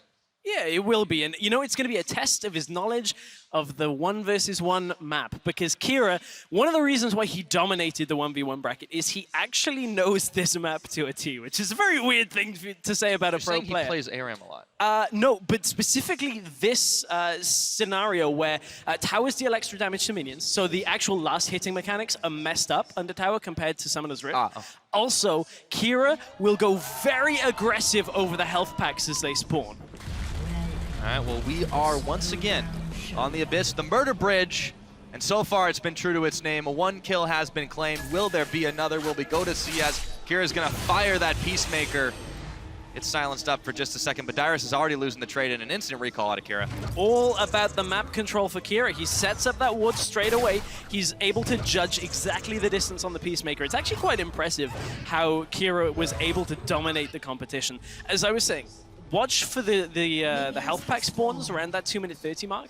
He'll just get himself onto the actual health relic and force his opponent away. Yeah. Now, by the way, you were talking about the AD Malzahar pick and how a little early on it can do a lot of damage. This isn't the way Dyrus is going. He's built himself a Doran's Ring, and he's going to be going the much more traditional AP path. Now, let's see if it works out. He does have that Q available. The silence doesn't do a ton to Caitlyn, but Kira is abusing the ability on his passive to get more headshot stacks in the brush. Yes, and again, this is another thing that we saw Kira consistently do is utilize the brush, make sure he's stacking up that passive very quickly. I'm interested now to see whether Dyrus tries somehow to shove Kira in later on in this matchup, because Dyrus has already lost the pushing game. There you can see the first Voidling of the game dies to Kira very quickly. Dyrus could be in trouble here as Kira is about to hit level 2 off that front minion. Will he go aggressive?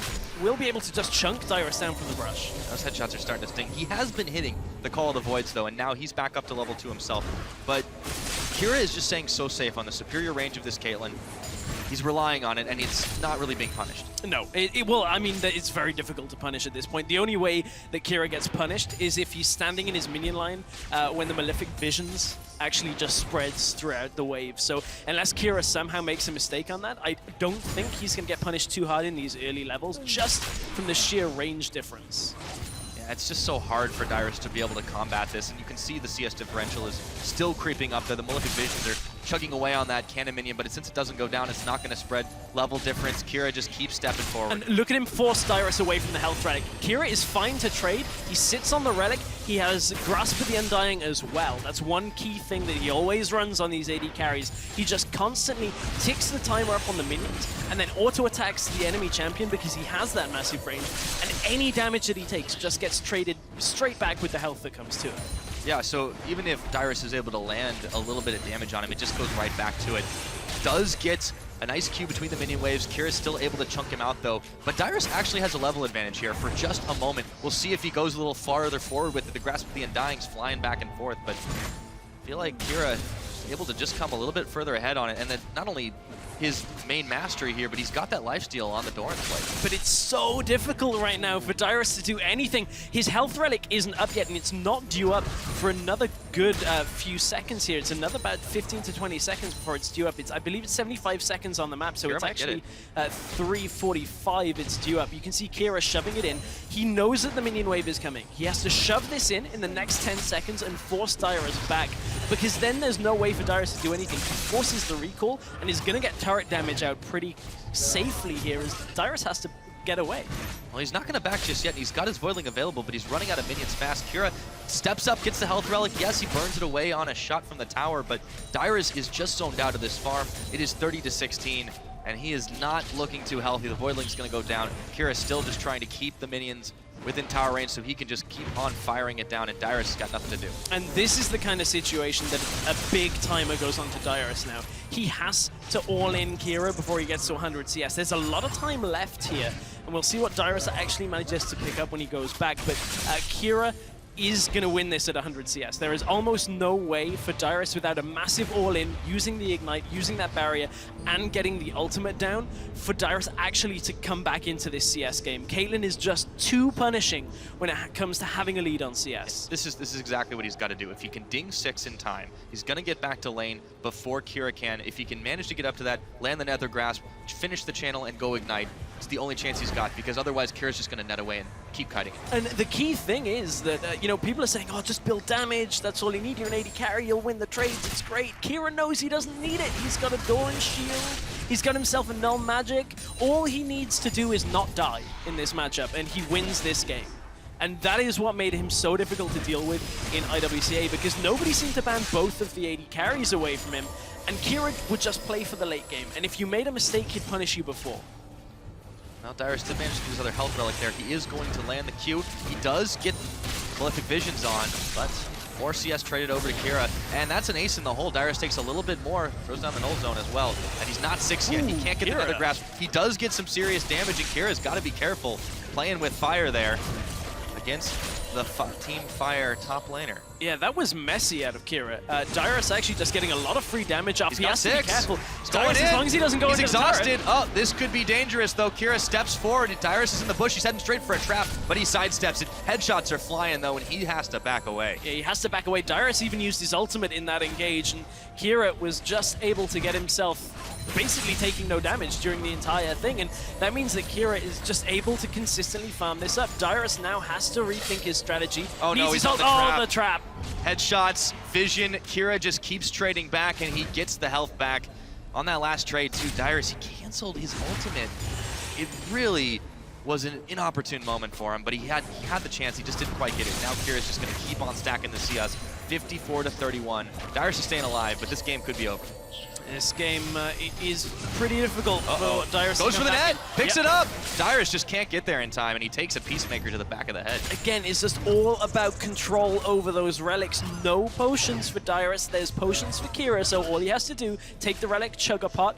The actual effective health he gains from that, it just outweighs everything Dyrus can throw at him. The one thing to keep in mind, Exhaust is on cooldown for Kira. Dyrus has his Ignite, has his Barrier, and the ultimate is going to be up before Exhaust is available once again. So Kira has to respect that, because Dyrus can look to go for an all-in. It just is going to have to be a very well-placed all-in, because he's going to need probably a little bit of help from minions as well in order to take down Kira. Kira's going to back here. He's got almost no mana. He's standing on the Health Shrine, but Dyrus is going straight for him. Throws down the Null Sphere to stop that, and takes a little bit of minion damage, but he might look to go all in here. No, has to back away. A lot of damage from the Caitlyn. Yeah, it's because he doesn't have his ultimate. If Dyrus had his ult, I think he may have gone all in there. Although he will pretty much need his full rotation to be able to do that. Try. See, Not the quite. Boiling is starting to charge up, but is losing a lot of the potency as it's attacking the minions. It is. It's a decent trade, but remember, Kira's got the pots. Kira's just going to sustain up here. Ooh. Takes a lot of damage there. However, Dyrus still wants to trade back. He's going to throw down the barrier. Kira wants to try and push him further back, but Dyrus has got his ultimate up and available. Ace in the hole. Barrier is also popped on him. And he decides to go for it. All of this is Kira buying time for his exhaust. That's really everything that Kira is doing here, is just throwing as much at Dyrus to force him not to engage. And as soon as that exhaust is back up, Kira knows that the game is done. It's really just like a game of chess at this point. Dyrus, unfortunately, doesn't have as many winning moves. The other thing here is Kira can recall very freely. The CS lead he has built up here, 72-47, means that Kira is never going to miss more than a wave and a half. He backs away, still maintains the lead, gets his Hex Drinker now, and is able to survive any kind of all-in that Dyrus should throw at him. And you can see now Dyrus has only just gone up to 50, and the turret is going to take damage, but it is not going to be enough to take the turret down. Of course, remember, 100 CS, turret kill, or first blood will win you a 1 versus 1. Kira is intent on winning as much of it as he can. The reigning champion from the IWCA 1v1 tournament. Dyrus will go back and get himself the health pot to try and compete, but Kira's exhaust is almost back up. This is a dangerous moment for Dyrus. It is, and you know, I'm actually wondering what Kira has for the rest of the tournament here as well, because he got one of the picks he was just proficient at anyway, and Kira does take a damage. That's a big one. Ignite's Kira down. Nether Grasp is going. Dyrus is going all for it. Can he eliminate the All-Star champion? The Hex Drinker shield is on. Dyrus is out of mana and out of options. He's got to back away. Ooh, Kira playing that a little bit greedy. Couldn't get the exhaust off to begin, but he knows that Dyrus doesn't have the damage right now, and that may very well have been Dyrus' last hurrah in this 1 versus 1 tournament, because up to 87 CS now is Kira. It means all he's got to do is get 2 waves and 1 more creep, and that will be the end of the game. Dyrus actually may just lose. No, the minions, there's not enough minions there for him to take the turret down here. So Kira Does he recall away and just take the safe victory on this after taking his health relic? Okay, yeah, he does. Just gonna let the wave bounce its way into the turret. Dyrus will pick up a decent chunk of this, but he is just so far behind. Kira needs 6 minions to seal the deal here. Thanks to that Hex Drinker, it is so hard for Dyrus to try and all-in him. That attempt just wasn't enough. One wave to win, which means Dyrus has to go all in on this next minion wave. There is no real option for Dyrus to win this unless he can somehow kill Kira with no summoners for both of them. Dyrus has to go here. He's trying to keep him off the wave of minions. He does throw a lot of damage, and Dyrus is dancing just outside of the turret range, but the trap is down. Dyrus narrowly avoids it, takes a Peacemaker, takes a shot from the 90 caliber net, but Kira's got a headshot loaded, and he keeps firing, gets another CS, ace in the hole to Dyrus. There's the null zone, but Dyrus is so low here. How long can he afford to zone him out? Kira's having a couple of bad dreams, but Dyrus, he might be done dreaming for this 1v1 tournament. 4 more CS is all Kira needs. Jukes the Peacemaker, nets away. Dyrus takes even more damage on the backside of it, but he's still trying to hold strong. Unfortunately, the Boiling's going right in. Dyrus is so low here. 1 level down, the Malefic Vision still burning through. All Kira's got to do, 4 minions, 1 more auto could do it. Dyrus can't get out of the brush there. He's trying to get away, but there's the headshot. He wants to finish it in style. Not enough damage. Dyrus hangs on by a thread, but that is gonna be the Nether Grasp. But that's it. Poros go flying. First blood and another victory for Team Ice. Whew, as if it wasn't close enough on the CS. Kira goes for the kill. Played it a little bit riskier perhaps than he needed to, but I mean, this is what made it so difficult to beat Kira if you don't ban Caitlyn and Lucian. He's just gonna pick one of the 2 of them and do that every single time. It's a lesson hard learned. However, for Kira, he played with fire for a few seconds, and when that happens, you get burned just a little bit. So that one is all she wrote. Kira, the reigning champion from Melbourne, Australia there in that IWCA, CIS region representing, still going through this tournament. Yeah, and you know, honestly, if I were Kira, we were talking about this a little backstage before. I was like, if I'm Kira, I'm just like, you guys practice for the 5s, I'm practicing for the 1v1. I've already won 1, gotta keep on going. I mean, they didn't win the 5v5 out in Melbourne either. I mean, that went to Turkey. Yeah, that did, but the amount of points that... Spoiler, sorry. Yeah, spoilers if you missed it from 2 weeks ago. But, you know, that was the key thing, was that Turkey put no players into the round of 8 for the 1 versus 1. If they'd have got 1 player, it would have been very different, but Kira just dominated that bracket. He's well on the way on this one, but he now has to go potentially either up against a teammate or up against, well, formerly Europe's one of their best mid laners, but now I guess he's North America, even though he's... too soon, man. We're going to have to find out, but let's go ahead and send it side to Dash for just a little bit. Thank you, gentlemen. Well, with 0 points on the board for Team Fire, things are looking dire. But let's see if our next combatant can make a change here. On the blue side, representing Team Fire, Team Solo Mid himself, the Great Dane in the mid lane, it's Bjorkson! And his opponent on the red side from the Commonwealth of Independent States for Team Ice, don't worry, his main's a challenger. It's Smurf! All right, gentlemen, it's time to hit the Howling Abyss. Well, he may be smurfing, but let's see if he can take out the Burger King himself this time around. Oh, no. Freak is inside. Freak's inside, we're outside. Somebody's got to do it out here. Oh, wait. Oh, we've got somebody dressed up out here. Is that a Danish flag? What is going on today? Like, Freak with these puns. Yeah, all right. Security. He's trying to cheer him on. Yeah, can we? Hold on. We're having some technical difficulties, guys. This is like. Oh, he's getting amped up, though. All right. Okay. Yeah? All right, we'll allow it. Well, I mean, what I was going to say was Smurf, when it came to 1v1s over at IWC, he was okay when it. You know, he played a couple of decent games, but I wonder whether Kira has just kind of put his team together and been like, this is how you win the 1v1s, guys. This is how you do it. Yes. But Bjergsen has not just 1v1 outplayed. He's 1v2, 1v3. Yeah. You've seen a couple 1v4s. This guy isn't one of the most popular NA players without any reason. True, but you know, there's actually one good thing that favors Bjergsen here is he actually now will get 100% of resources from his team here in this game. It's not just going to be like, well, we'll put nobody actually has to give anything up for it. That's the best part. Exactly. But we're in picks and bans already. You know, we didn't talk about it as much, but we expected this Kindred to be pretty much pick banned a lot of the time. Wasn't the first game, but since then it has been. Varus Caitlyn also off the board for Team Fire, and Urgot Quinn is taken off on the side of Team Ice. Lucian's still available if Not he wants anymore. it. Oh, so Smurf is not playing by the Kira rules here, so looking to set his own setup. So if that Draven gets locked in, if that is locked in for Bjergsen, that was a pick that we saw BRTT pull out when he needed to. Well, in his own words, I don't think I've ever seen Bjergsen really play Draven. No, we haven't seen a lot of people play Draven at the highest level, but if anyone's confident enough to do it, it is Bjergsen. He will lock it in. Maybe that's what he was getting whispered to earlier, but Smurf's going to be picking up Misfortune, and since she's been retooled, definitely a force to be reckoned with. Yes, double up damage is insane. I'm just going to put that out there. Double up damage. Well, and the thing is, Smurf's going to know where Bjergsen's going to go because he has to catch those axes if he wants to keep them spinning. He does, but, you know, Draven has a lot of damage in the early game, so true. I wonder if Bjerg can kind of dodge around that cone of projectiles against Misfortune, where, you know, double up can only go within the He's got a little speed bit. boost built in, too, when you think about it. He should be able to do it. I mean, this is a guy that's definitely been able to sidestep quite a lot. I think the fans are ready for this one. They need a Team Fire win on the board. So far in this 1v1 tournament, it's 2 to ice. We're going to be freezing out here if it's not going to change anytime soon. I like weather puns. I'm giving you an ice cold reception. Yeah, I know. Well, we'll see what happens in this one. Is Smurf gonna keep things cool? I don't know. Just stop it. Stop it, Pirates. I really do have a lot of them, but I've been spending a little bit too much time with Freak. Oh, dear.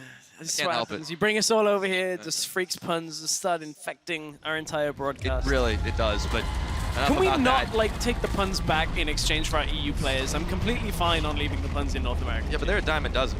What isn't right now is going to be Bjergsen's axis spinning away. Smurf goes ahead and throws down the ward early on.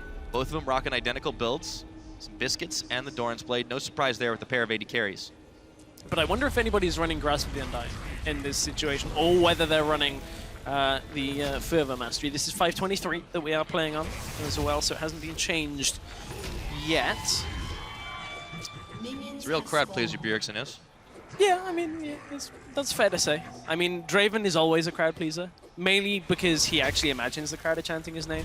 So he always pleases a crowd, regardless of whether there even is one.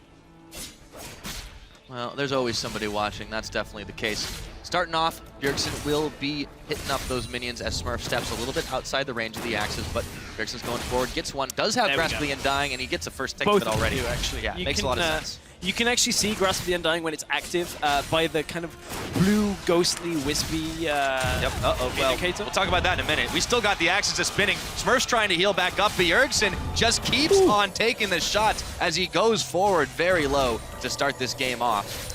No Summoners traded, both running Exhaust Ignite, but the CS lead is in favor of Bjergsen and that effective health lead as well. Bjergsen only just taken his potion, so Bjergsen has to be careful he doesn't take too much Stand minion aside. damage. Smurf's got to be careful right now, but he does take a lot of damage. Ignites on, exhaust. This is going to be over quick, and it's first blood. Bjergsen takes the win for Team Fire. And that was controlled and calculated from Bjergsen. Didn't even use his exhaust.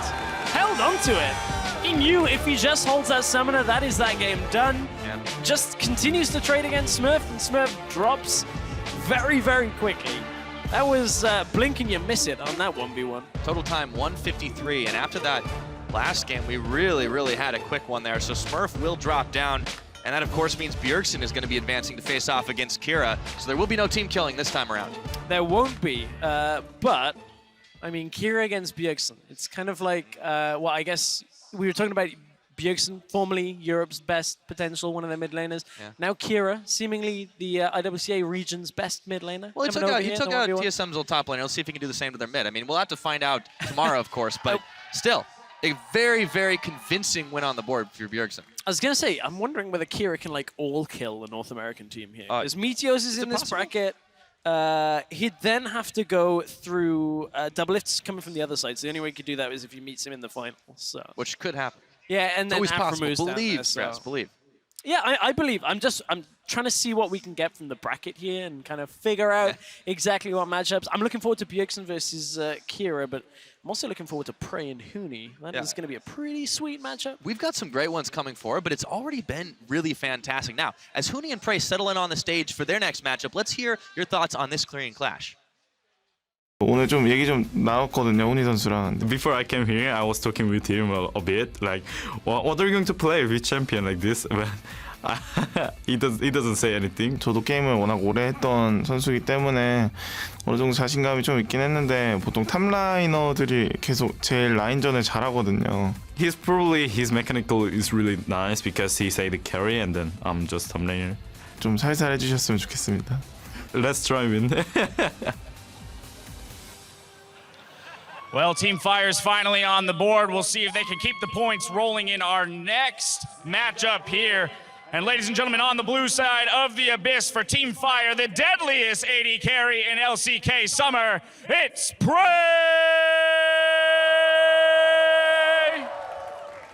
And on the other side of the rift for Team Ice, you know him for his moves, both on and off the rift. Do it with me.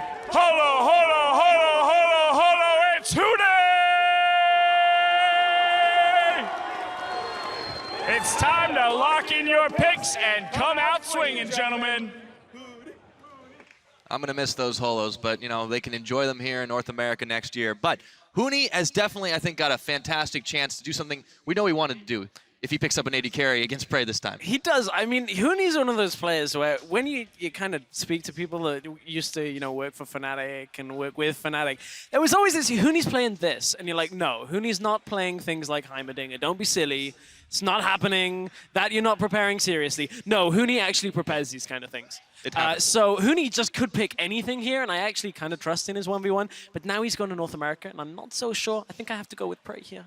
You know, it's going to be a hard one to call because we really haven't seen Prey's true potential since he was kind of forced to play support in that last matchup. And now when it's 1v1, maybe he can let out that pent-up ADC rage that he's probably got building inside him as we get ready for this pick and ban phase. Quinn off the board, Caitlyn as well. Will the Lucian go? Not yet, but we have a Kindred to win. This is like the happiest 1v1. Both of them are already smiling. Like, I wonder when we've still got Cassiopeia up. That is a legitimate pick, by the way, in 1v1.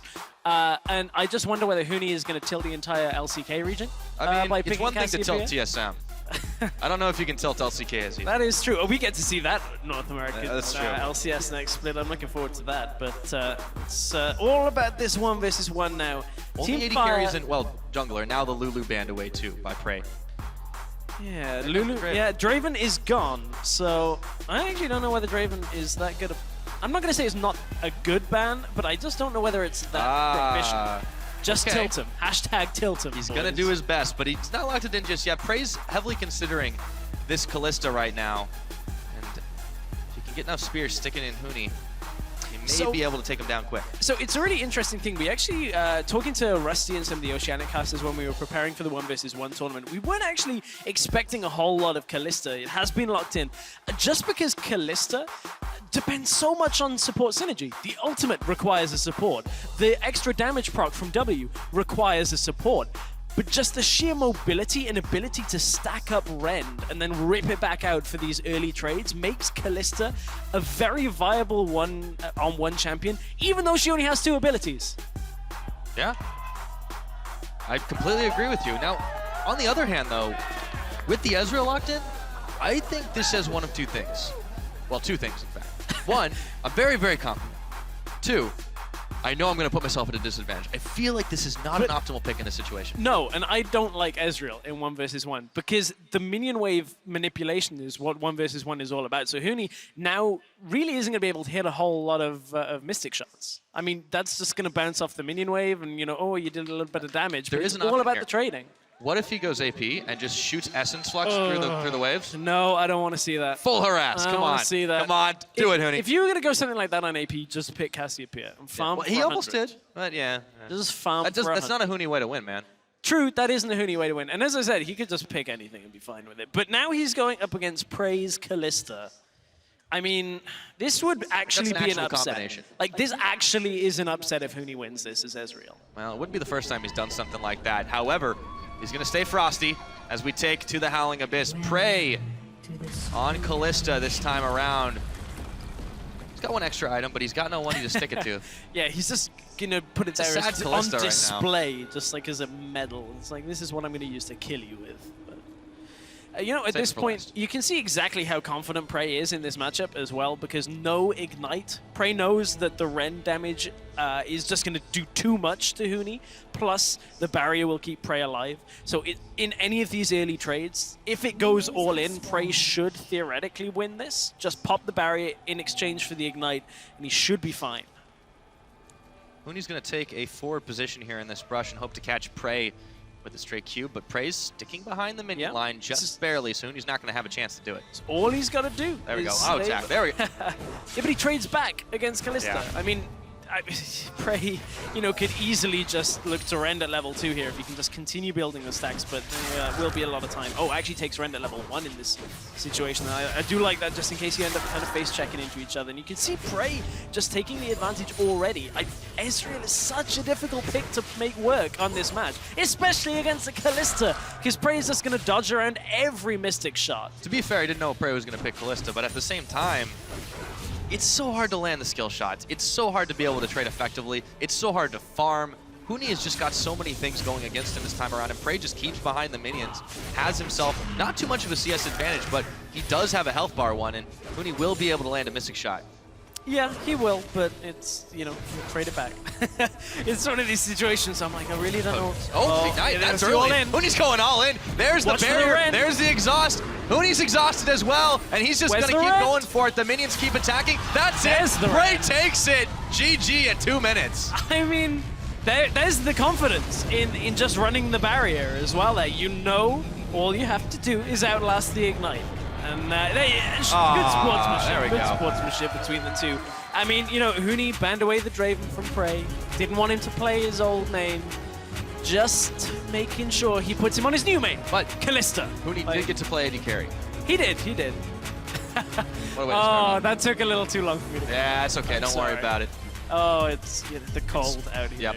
Yeah, well, you know, it's your weather, man. I know. I should be used to it, to be honest. But Just figures. One time.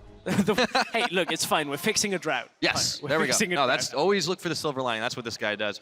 And with that one locked up, though, you know, Prey's going to be moving on next. We're starting to get a little bit more balanced out here with Fire taking a couple more wins, scratching them up on the board. And I can't wait to see what happens next, to be honest. Well, what's happening next is Mad Life is taking on Demonko. We have actual supportal combat this time. But Mad Life does have one checked up on his list here because he did win in 2013, and I believe it was the 2v2 competition. So, you know, a little bit of accustomed to almost this kind of format. Yeah, just have to subtract one from both sides. Now, as the support from the CIS All-Stars gears up to take on Korea's Mad Life, let's hear his thoughts on what it's like to be going up against the best of the bot lane's best. Ну, Mad Life на самом деле для меня почти всегда был каким-то эталоном саппорта. Он, наверное, считается самым известным игроком не в регионе, а в мире.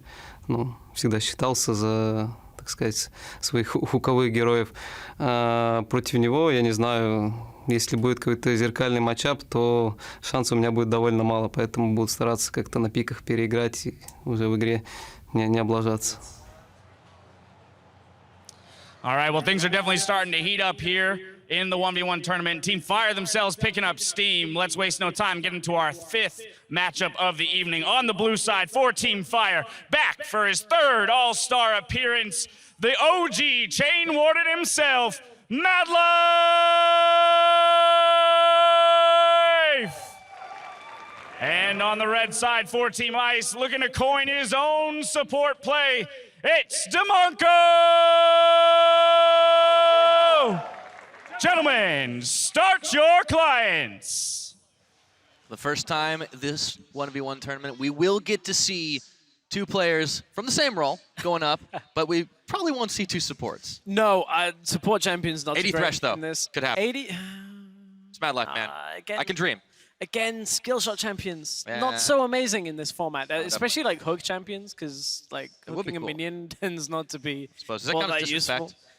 I think so. I think that actually would be. All right, we're going to see Kindred Kennen banned off the way. And see it goes back to Mad Life's side as things are starting to heat up. Tying scores here. Team Fire, Team Ice in the 1v1. Kallista's off the board. Quinn as well. We won't see any Valor this game. No, none. Kennen is... The reason Kennen's banned, very good into melee matchups. Not so great into AD carries just because of his shorter range, but the stun really means you can punish any kind of melee matchup. We saw a couple of Renekton's coming out, but honestly, this time we're seeing so much just from AD carries in general, and Lucian's available. Instantly, both hovered by Mad Life and Demonko. We could be in for our first mirror matchup. It's locked in by the CIS All-Star support. Will Mad Life follow suit? Same pickups on the Summoner spell so far too. Now they will have some chance to change it, but I think this is exactly what they want. Oh yeah, I think this is exactly, as you said, what these two supports want. Lucian support. Yeah, every support I think secretly wants to play AD carries. You know, there's enough gold generation these days on supports. They can just get an Essence Reaver. Just throw it in there. First buy. Yeah, just get it as a first buy. Who even needs wards? Just 5 blue trinkets on your team. I know, and that definitely has a lot of meaning in this particular game since the changes have gone in with those items, and Lucian has just become such a bully. This is why he's so popular. So he slips through the cracks in the bans, and he's instantly picked up between these two. In 1 versus 1, it's all to do with the piercing light, clipping it through a minion, making sure you hit the enemy, plus then following it up with the double tap passive. He just has so much early game trading, and the fact of the matter is 1 versus 1s, you just go the most efficient items. You are restricted to 2 Doran's blades, so you'll see people go Doran's, longsword, and then just go all in. Yeah, and pretty much you don't need to worry about the builds after that because someone's going to die before it's over. Lucian Mirror as well is just going to snowball super heavy. Yeah. So if you even get a lead at this point, it's so difficult to trade it back. Yeah, I think this is going to be a test of will for both these guys, but Mad Life is a name that carries a lot of respect, as we heard Demonko saying, and they'll get a chance to play Mirror against him. He can take him down. That's a big start for Team Ice. It will be a big start. I wonder whether they're both running the same keystone. I would imagine Demonko is going to be running Grasp of the Undying. Demonko actually showing just how important getting bush control is to start this. Mad Life now is forced around the outside. He knows he has to respect Demonko. And at this point, means that he isn't able to establish the first set of hits on the wave. So Demonko will get the first push on. Does Mad Life trade back, or does he try and trade into Demonko as Demonko hits the wave? That's the question. Well, that's going to be riding on this early level 1. When you have these mirror matchups, it really just comes down to execution. And now there's a little bit more experience for the CIS All-Stars on the 1v1 map so far, but Demonko reveals early. It's a tap on the minion, but Mad Life now is able to push forward. It's the piercing light first on him. Yeah, but Demonko's trading it back onto the wave, so that's the thing to look for. It's all about level 2. It actually doesn't matter if you get the CS as much right now as it is to just get level 2. Just rush to that level 2 point. You can see he's a whole minion up on this wave. So what it means is Mad Life, yes, he will be able to trade it back effectively because there is no second wave to push it forward. But Mad Life will hit that level 2 just a little behind Demonko, but he's taken a lot of damage for it as Demonko. Yep, there's that level 2. Mad Life just needs one more. He dropped Pursuit, vision, but he didn't quite get it as Mad Life got his way into the bush, synchronizes it up. He's got the Relentless Pursuit. He's got the double tap, but Demonko's trading back. Piercing Light flying back and forth. And at the end of the day, it's still tied. It is just about even. Demonko a little bit ahead in that kind of situation. Mad Life a little lower on mana. Demonko has a little more health, but does trade it away with that Piercing Light. Also interesting, I believe when the CIS region were playing, if they're still playing Takira's rules, I think Demonko takes a little bit of mana regen runes as well in this situation. So it'll be interesting to see whether the mana gets punished here, because you can see just how low Mad Life is getting. Demonko is able to trade the damage pretty effectively, but neither of them has used their potion yet. Now, hanging on to that one just in case they need it. There's the Hell Shrine. It's going to spawn. Mad Life is just going to have to settle for a shot in the dark as Demonko now takes a Piercing Light as well, but he's still healthier than Mad Life, and he's got more mana to boot. Yeah, he does, and you can see the Grasp of the Undying still active for both of them. The indicator on the hands there looks a bit like an airbender. But at this point, Mad Life is so far... I know, right? That's the first thing I thought. I didn't notice it till you said it, but we'll just have to wait. Mad Life's taken a lot of shots here. And Demonko now finds himself a bit lower on the mana scale, but as you mentioned, he probably does have that extra mana regen to just keep it going a little bit more on this Lucian. And at this point, Demonko is fine being 2 CS down in this matchup just because of the pressure he has on Mad Life. He can go aggressive and force the trade, just as long as he's able to stay ahead in health right now, because 2-3 CS is fine. It's when you start getting a wave, 2 waves, 3 waves ahead that it becomes unmanageable. Demonko's a lot healthier right now. He can just push these low health minions in. He's going to Relentless Pursuit, jump forward, gets that heal back from the Grasp of the Undying. Mad Life is almost out of mana. He's zoned backwards. Demonko may be as well, but it's not going to matter as much because he's got the positional advantage. Yeah, he does right now. Demonko's mana regen is not actually that much. I would love to see his runes, just to see exactly what he's running. Clutch Health. Mad Life will be able to get the Health Shrine. Remember, 75 seconds is the respawn timer on those. Demonko not quite as good as his teammate Kira at actually pressuring that out. I'm a little surprised that they didn't put a bit more focus into the 1v1s, which sounds silly, but... Put it all on Kira, man. Yeah, but just put it still playing all right here. Now, Mad Life is going to get a Grasp of the Undying proc, but Demonko will be able to heal up on the Health Shrine of his own. So far, it really has been this full mirror. Mad Life CSing just a little bit better, but both of these AD carries now having spent their biscuits, daring each other to back away if they can get just a good trade. And this is a bit of almost a preview for later, when we actually have LCK taking on IWCA. So I'm interested to see how that matchup goes. It won't be 2 Lucians later, but it will, however, be Demonko versus Mad Life. So this one is for the bragging rights going into that matchup. And, Demonko is just not quite trading efficiently because Mad Life is dipping into the brushes every single time Demonko actually dashes forward. Yeah, brush control very, very important here.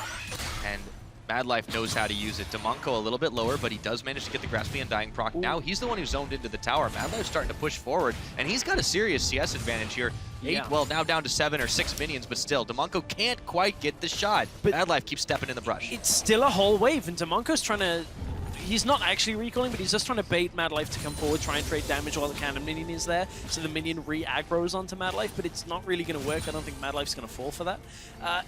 Honestly, this is starting to get to that kind of CS lead where Mad Life has a significant advantage now. Demonko, even though he had the health advantage earlier on in this match, wasn't able to convert it into a CS lead just from how efficiently Mad Life was ducking into the brush.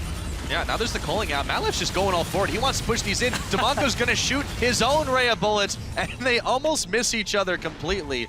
It's like I'm watching The Matrix. But look at this Demonko. The last hitting under the turret just isn't there. It's different from Summoner's Rift, remember, where, normally it's 2 hits onto a melee and 1 last hit from a champion to knock it off from the tower. But Demonko will go aggressive, land a little bit of damage, but I think he actually probably should have just recalled. If he's looking to recall at all, he should have done it then and let Mad Life back away because the whole wave wasn't there in time. Now Demonko is forced onto the back foot. Mad Life will shove this into the tower. Demonko is going to have to stay here to make sure he cleans the wave up. Mad Life just continues to keep the farm advantage going. It's still very slight, but when you're first to 100, it's going to make all the difference. Trying to zone Demonko off of these last couple of minions, or at least just until they get into the tower range. Mad Life's on 62 to the 52 of Demonko, and he's heading for the tower. Yeah, this looks like a Mad Life, being well in control of this situation for now. I don't think Demonko is going to be able to turn this one without somehow getting significant damage down onto Mad Life, then pushing the wave into Mad Life's turret and somehow getting back in time. That's a tough ask, though. Neither support has gone for the all-in, playing very cautiously. However, Mad Life now has to contend with the ward that's in the brush. If Demonko can step forward, he can start punishing him again because he can't dip in and get the vision denial anymore. Unfortunately for Demonko, Mad Life just has that CS advantage. Double taps coming in, but still, it's not going to trade that much. There's the exhaust down. Finally spending summoner spells here. Double exhaust down. Mad Life getting low, but so is Demonko as he stepped forward into the minions. It was starting to look good for Demonko. Mad Life. He's got ignited down, and there is a calling out, but it wasn't used by Mad Life. Just a little low on the mana. Demonko needs to recall now, and he actually has the advantage when these two get back into lane. Mad Life needed to try and stop that recall because the ignite being available means that Demonko goes back, picks himself up extra. Damage is what he needs right now. It will not be enough to go tanky. He needs damage with that ignite to kill Mad Life the next time these two trade. He's opted for a Doran's Shield and the Serrated Dirk at this situation, and a cloth armor. I Demonko, you can't win this one on farming alone. You are 19 CS behind. You have to go all in with this Ignite. Madlife, if he just goes flat damage, oh my goodness, that is flat damage. I don't think he's got enough swords there, Stress. BF sword into double Dorans, into double longsword. So and a biscuit, just in case he gets hungry. Yeah, one for the road. But Madlife actually could have just gone tank and won this game on CS. That's just how it is. I mean, he's just going to have fun this way. He's got so much damage here. Demonko's going to go forward. He's got his Ignite. He knows this is his chance. He's going to send out everything he's got, but the culling only half hits. Madlife steps forward, dashes his way back. Demonko wins the trade, but there's still a CS differential to contend with. In this situation, Demonko going tank actually isn't the worst right now because he can output more damage. He can output a fair amount of damage onto Madlife because Madlife has no resistances here, or at least no extra armor. Dashing There's forward, the he's got the Ignite spent. Now it's all even, and Madlife can get back to his health. Madlife Wait, can't he get it. can't because Demonko is right there. Madlife, he's got to back away now, and that's going to give Demonko a chance to shove in the wave and take even more minions. But wait, Madlife's not going. But this is so good for Demonko because the fact that Madlife didn't try and go for the 100 CS win when he was so close means that Madlife now has to stick around to keep this CS lead and now risk Demonko going all in. Yeah, gets another Grasp of the Undying proc. Madlife just trying to get a little bit of farm on the back half of it, but still, he has a CS lead, but the gap is starting to close. Demonko continuing to force him away from this. The biscuit's been popped. Demonko already ate his, but Madlife's a lot lower on health. I feel like BF Sword, as good an item as it normally is for a bit of a damage spike on Summoner's Rift. Not enough. I actually feel like if he'd have just gone Giant's Belt here, Madlife would have been okay. It's a good trade, but Demonko is going to have his back pretty soon. He's got to be careful not to get wiped before. Madlife is smelling blood in the water, and he tries to go for it. Now it's Demonko that's turned away, and there's 6 CS to go before Madlife can lock this game up. There is going to be only 4 available on the field. Even if he gets the perfect here, he's got to be careful, but Demonko, clock is ticking. He's got to shut him down. Goes for the all-in, but he's that much lower. Madlife ducking and diving and dodging, but it's not enough. Madlife will secure the win. Just like that. Demonko had the window to get back in and took so much damage from Madlife there in that last little end bit. That was a bit of a messy 1v1 as it got later. Madlife opting for the very risky damage play in that kind of situation. You know, it paid off. Having the CS lead, you could win by 100 CS, but why win with CS when you can get that kill? Stylish. That's the way you always want to win it. If you look at those 3, well, I suppose there's a few people on this bracket that might agree with you on that one, but I personally like to see that 1v1. I'm glad Madlife went for it, but it was very messy. It was very risky, and Demonko almost chalked up another win on the board. Almost, but didn't. Not quite. It's a Team Fire right now. I mean, they're on fire. They're looking pretty good. Prey won, Bjergsen won. I mean, Marin and Dyrus didn't. And Kaza got a bye, so I don't think that counts. Yeah, that one doesn't count. That's okay. But it really only matters at the finish line. But still, Team Fire definitely starting to scratch some back here. We've got some excellent matches coming up next, though. I really can't wait to see who comes out on top with Meteos, Rookie, and just going down for the rest of this bracket. I mean, Rookie 2v1'd earlier. Or 1v2'd and won with no summoners. Got 2 kills and 2 summoners from that little exchange. Hey, we've been surprised by junglers today already, though. We have. I'll give you that. Just saying. I don't think Zach's going to be particularly... No, probably not. But, you know, we'll have to see if we want to bounce around. But for now, we're going to go ahead and bounce it back down to Dash. Thank you, gentlemen. You mentioned it. Team Fire starting to roll in the points here. Let's see if they can keep it going with our next matchup. On the blue side, representing Team Fire, the once and future king of the jungle, Zaan's real secret weapon. It's Meteos!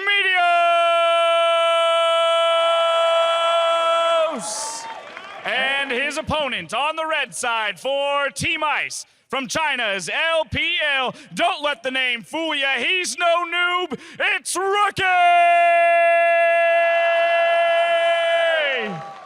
Let's keep this a GG, boys. Well, and there we have it. Rookie taking on Meteos. As we just said a moment ago, it's going to be a tough match for the former Cloud9 jungler, but you know, we've seen surprises today already. Anything can happen. Yeah, I mean, we have.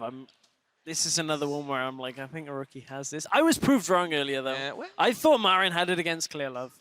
So, I don't know. Well, that was a very close match. And if this one is half that close, that will be a hell of a 1v1. I just feel like Meteos has to come out with some cheese. Come out either with the brand, something with like a Heimerdinger. Could happen. Well, we're going to find out. Pick some bands coming up right now. Give me something.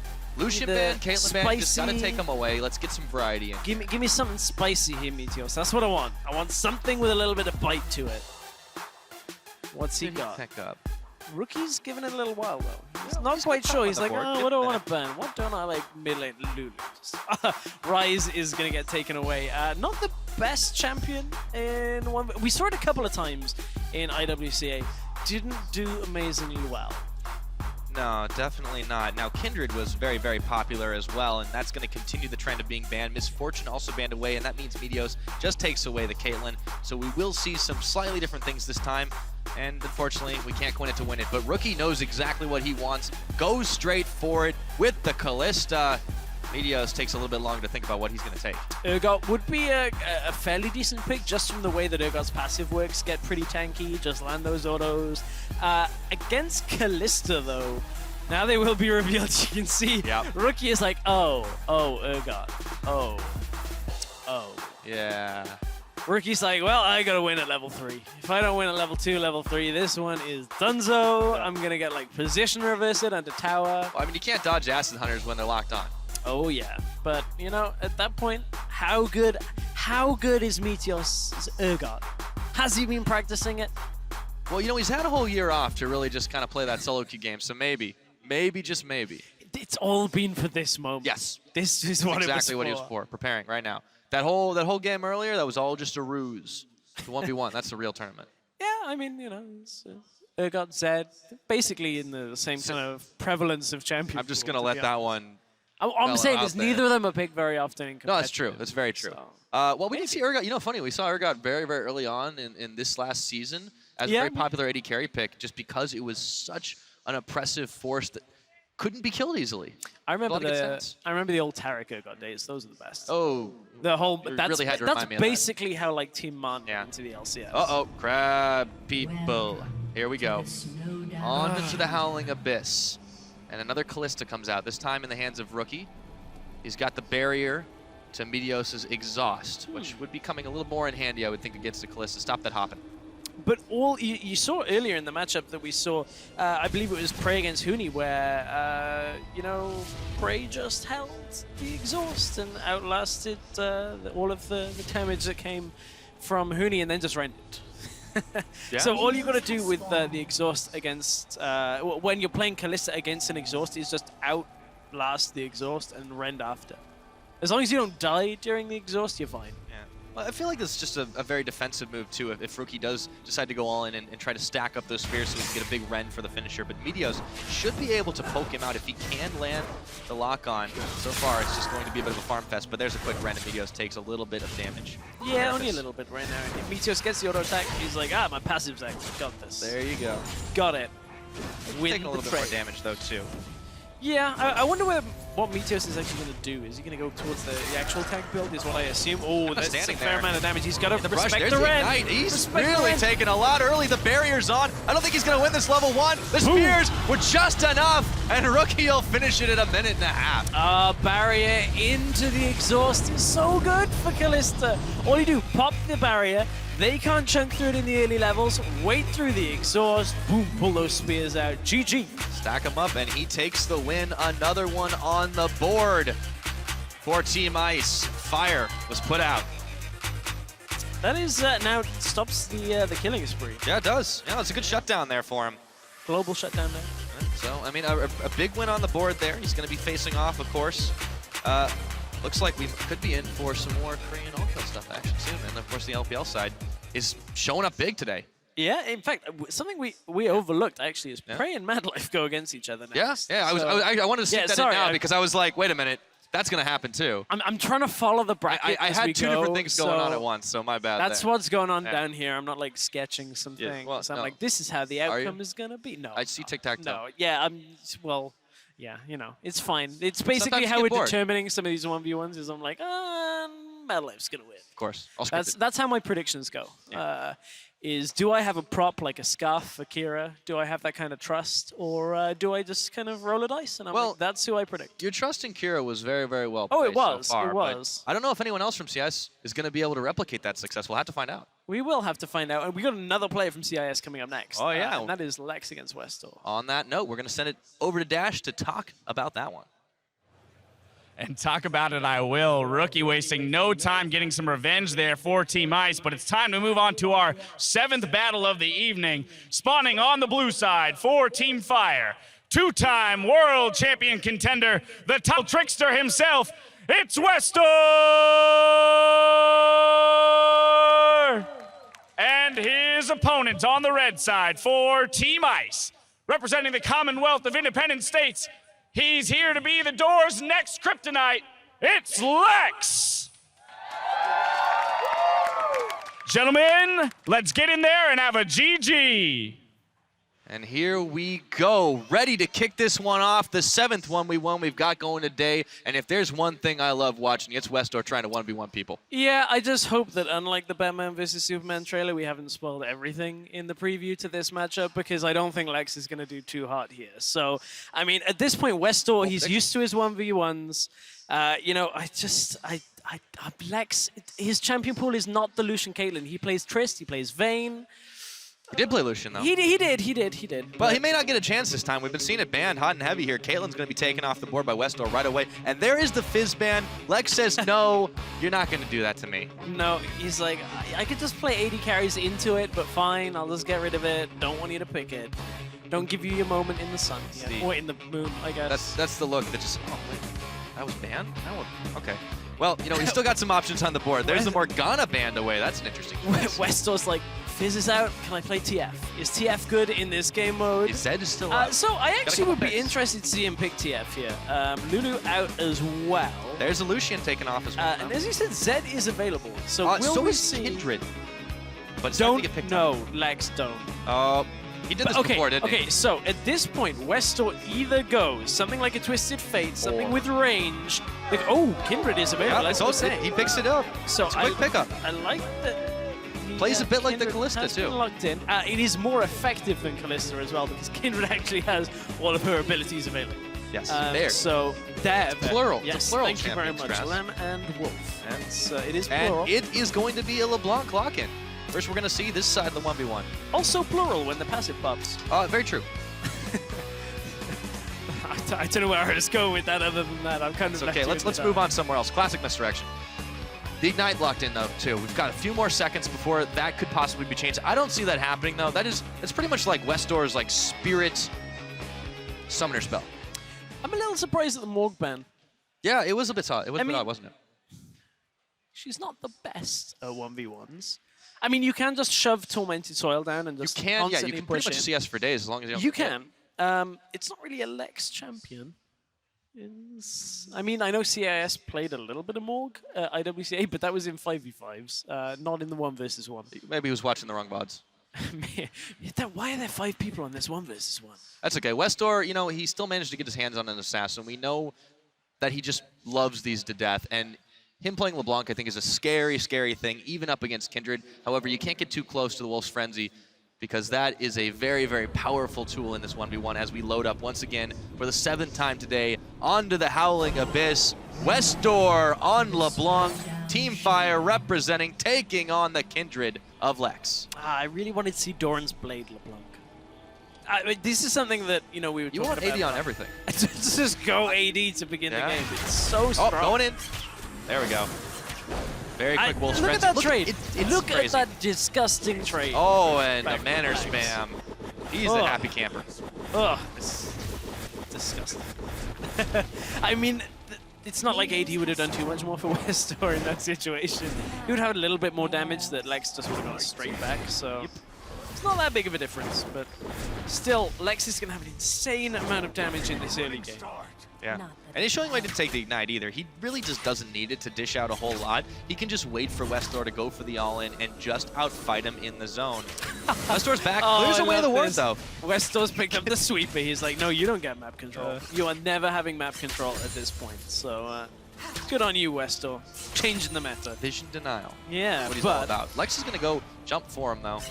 Force him back away from the minions. You know, the other thing that makes Kindred really strong on 1v1, not only is it just her kit and how good it is, just outputting damage early and the ultimate that keeps you alive. Keep in mind, with Grasp of the Undying plus the E ability that is going to come from Lex, that third proc, where you get health back, plus you have Grasp of the Undying, you get health back. Everything around Lex's kit is about getting health back and dealing a lot of damage in return. So the masteries play into Lex's favor as well. Westor is definitely going to have his work cut out for him here. He's got some juicy farm that he's trying to pick up, but there is a lead already for the CIS AD carry. He's going to back off, give Westor a little bit of room to start working this one. Level 2s all around, but Lex should be able to counter-engage anytime he wants. A little bit more damage, does trade back, and he steps out of the Wolf's Frenzy. That was actually a good trade for the door. Yeah, that was a good trade. That was a really good trade, and Lex was taking damage from the cannon minion there as well, so even at the end of that little trade, Lex was still taking damage. And that puts Westor a fair amount ahead. Lex, his health spawn isn't going to go for it. He might need to now, though. Another good trade for Westor, as he's just able to jump out of the Wolf's Frenzy just outside the zone. Lex could not return fire onto him as effectively, but he will be all right. Not munching the biscuit, but he's getting the health back, as Westor has to do that himself. Yeah, very difficult for Lex, actually, to read Westor's aggression attempts using distortion to get himself in. So Lex has to be careful, but Westor cannot really step inside that zone. Ooh, gets the passive. Yeah, Lex definitely took the good trade there, and he has a slight level advantage. Westor needs just a few more ticks on the experience bar to be able to match that one, but for the moment, Lex has the advantage. Yeah, Lex has, well, both of them both have summoners up, but health potion still on for Lex. Everything is about the sustain game. 22 CS up against 16 right now. There are a few minions extra in that wave for Westor as it pushes in, and Westor does manage to get that first one. These back minions are pretty easy to get. It's just one tower hit, one auto attack. Lex is controlling this health shrine, though, and he manages to pick that up right as it respawns. 3.5 minutes into this game here. Westor has evened up the level game, but he's still behind in the CS department. It just goes up. I completely missed that. I thought he went up earlier. 75, so you're looking at 230 and then 345 I was at reading the easy the telegraph. Grasp of the Undying. Funny enough, they look a little similar when it goes back to you. A little bit. I got you. Right. That's what happened right there, Strap. Yeah, you did. So But now it's okay. jumping in, a little bit more damage. Not too much, though. Not too much, but you can see Westor is trying to just stay up, keep the CS as close as he can right now. Lex is focused just on getting to that 100 mark. No real way right now for Westor to do too much. When he hits 6, may decide to go all in, or at least throw out like a double distortion onto Lex. See if he can land the chains. That really is going to be what is the indicator for Westor to see whether he can actually go aggressive, is if one of those chains lands. But Westor back to farming under tower. That's pretty much what he's been having to do since the start of this game, but we definitely could be in for a longer one if Lex sticks to that CS strategy. He has the advantage of about 6 minions right now. They make that 7. Throws down the domain, or the frenzy, I should say, and Westor takes a lot of it, but he's able to throw the chains down, gets the stun up. Lex does not have the minion aggro, though, and he's not too worried about that. Yeah, not worried right now. Lex actually going to have to back away and pick up his own health relic. So now he's got 2 very different timers to keep track of. Doesn't pressure out Westor's. I think Lex actually could have played that very differently and tried to push Westor back for his health relic rather than Lex peeling back to go for the defensive one. But Lex does hit 6 first. Westor still a little way away from that level 6. Does manage to hit. Westor has to ult himself away as well. Unfortunate. Lex doesn't have too much mana, but he's hung onto his ultimate, hung onto his summoner spells, and he has got a lot in his pocket with this mini wave sending crashing towards the tower. And at this point, you can see Lex pretty much out of mana. Westor has enough for about 2-3 spells to come out, so he can kind of force Lex back. Lex should just have enough for his ultimate to keep himself alive. Also has barrier to keep himself alive as well. So as soon as Westor goes in, if Lex feels like the trade is winnable for himself and actually would win him the game, just hits that exhaust, hits that barrier, and trades against Westor. The only problem with that is Westor goes instantly back to his initial position, and then you just wasted 2 summoners. So Lex has to be careful on exactly when he reads Westor's order. Jumps in, gets some arrows. Westor's going to go for it. That is a massive burst. He's gonna get some back, but a great trade for Westor. And there you can see, Lex knows Westor isn't going to kill him, so can't afford to use his summoners. He has to hold on to them and just hope that Westor doesn't go for the all-in right after the first one. Lex does pick up the health relic, so we'll pick that up, be able to go back. Does still have 10 CS in the lead, so Westor will be slower on the recall and won't be able to make up the CS difference here, but Westor is just going to have to shove this into tower.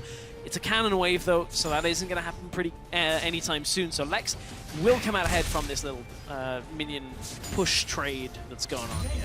It does give Westor a little bit of an opportunity to grab some of the minions, reclaim the CS differential as he jumps forward, pushes that one in.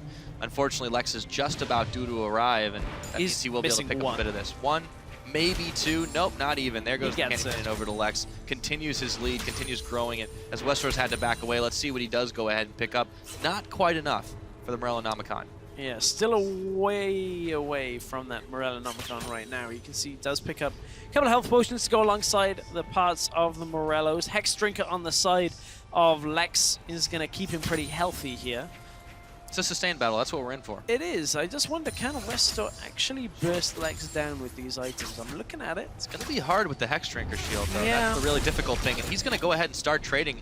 Not too much traded back. He even avoids some of the minion damage. And Lex will be able to return a little bit of health to himself thanks to the Grasp of the Undying. But Westor just, the threat is ever present. This guy is just so dangerous when you give him an assassin. Yeah, absolutely. I'm just trying to read the damage that Westor has.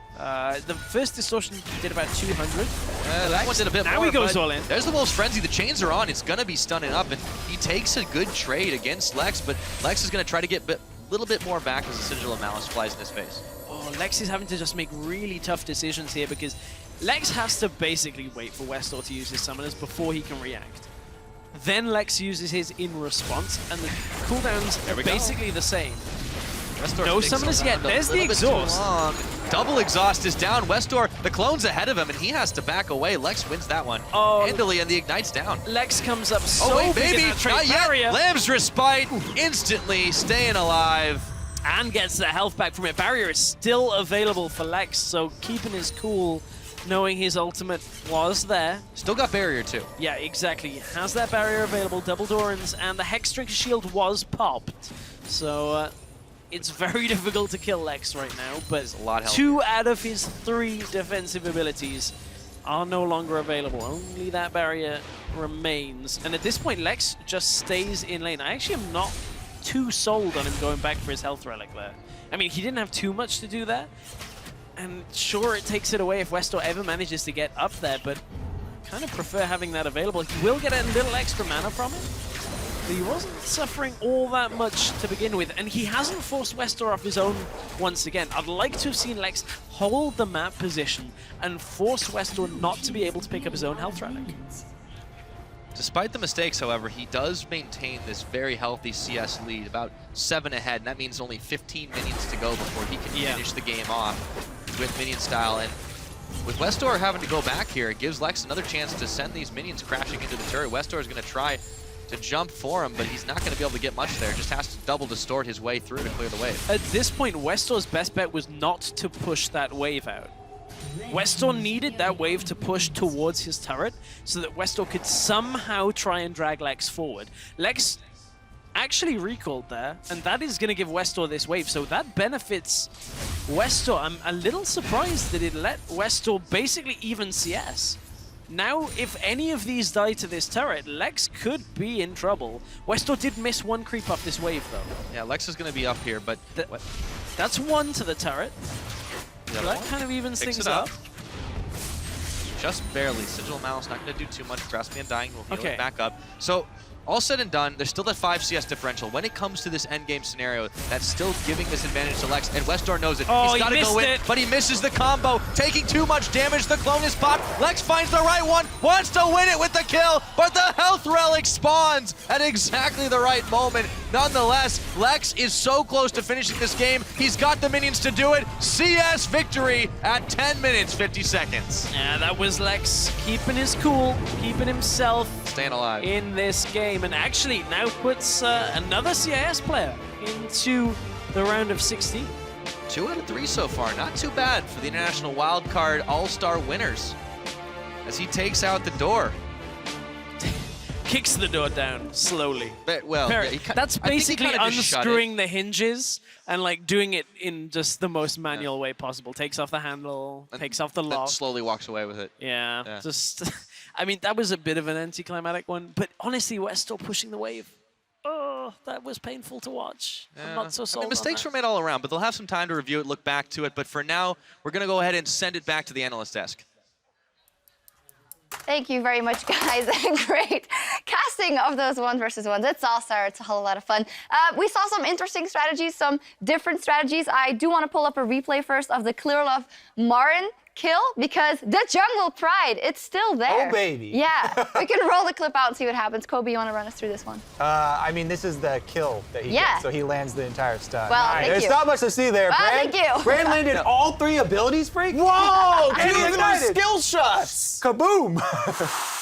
Why would you play Lissandra though? Why would you play either of those No, champions? Brand is good. Brand Brand is fun. You need something where at level 3 you can all in and you can take someone down. What is Lissandra going to do? Q, ha ha ha, run away. Like Well, that's it. You do nothing else. He had the full wave control. He had the CS lead. Then the jungler goes for the kill, and he gets it. That was the only way, you know, Clearlove is going to come up with that victory. Because Brand at level 3.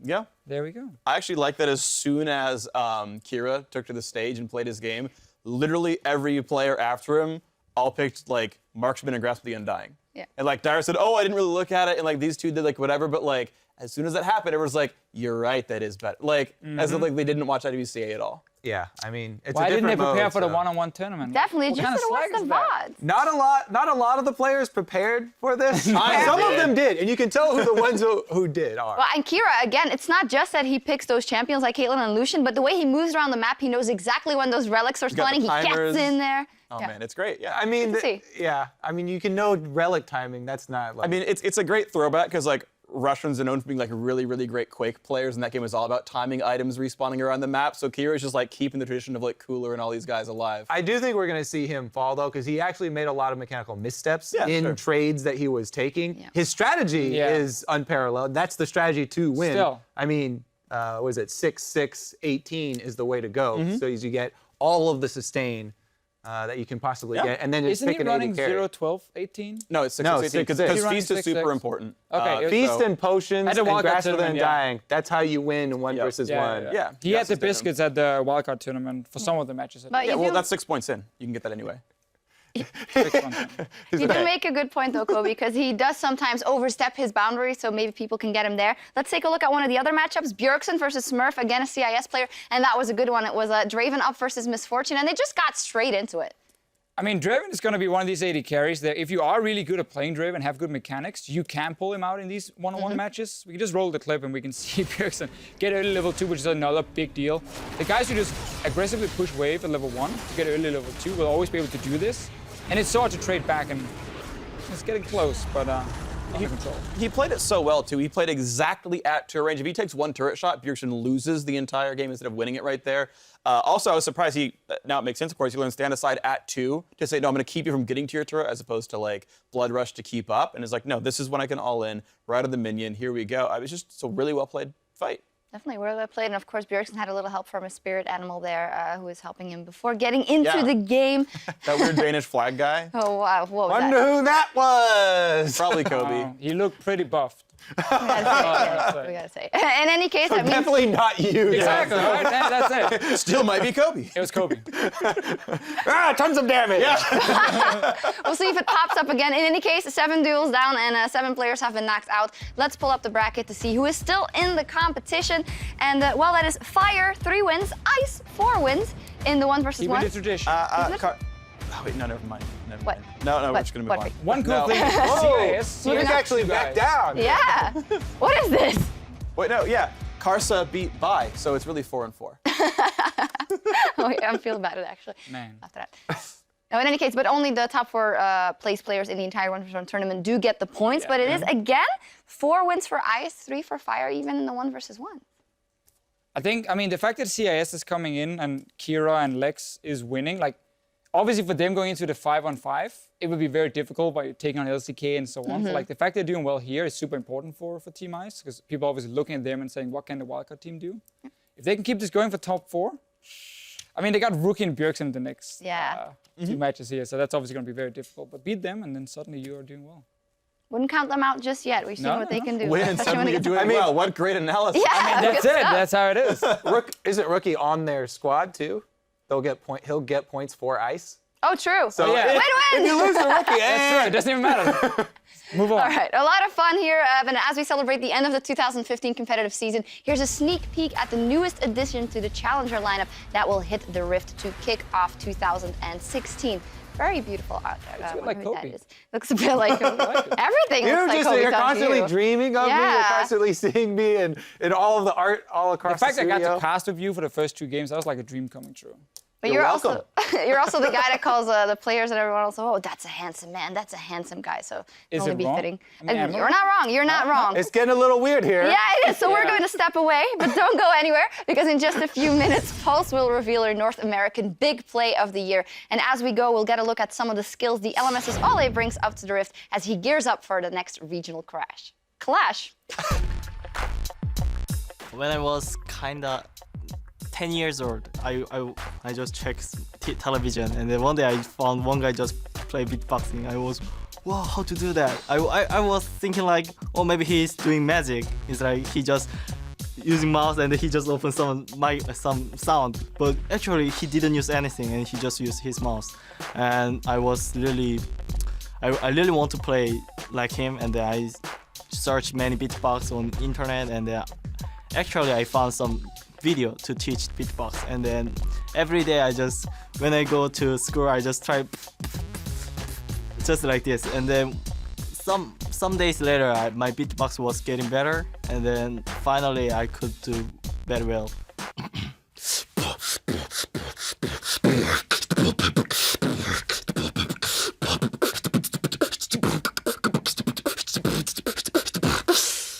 Yeah.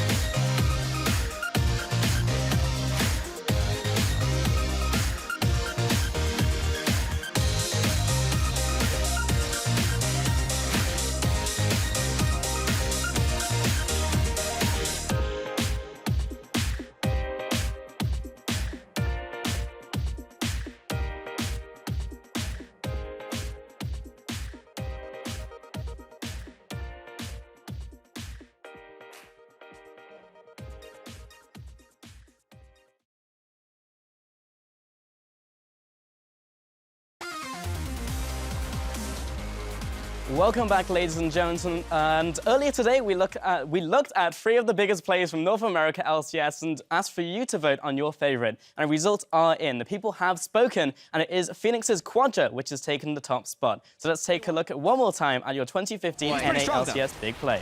What's he gonna do?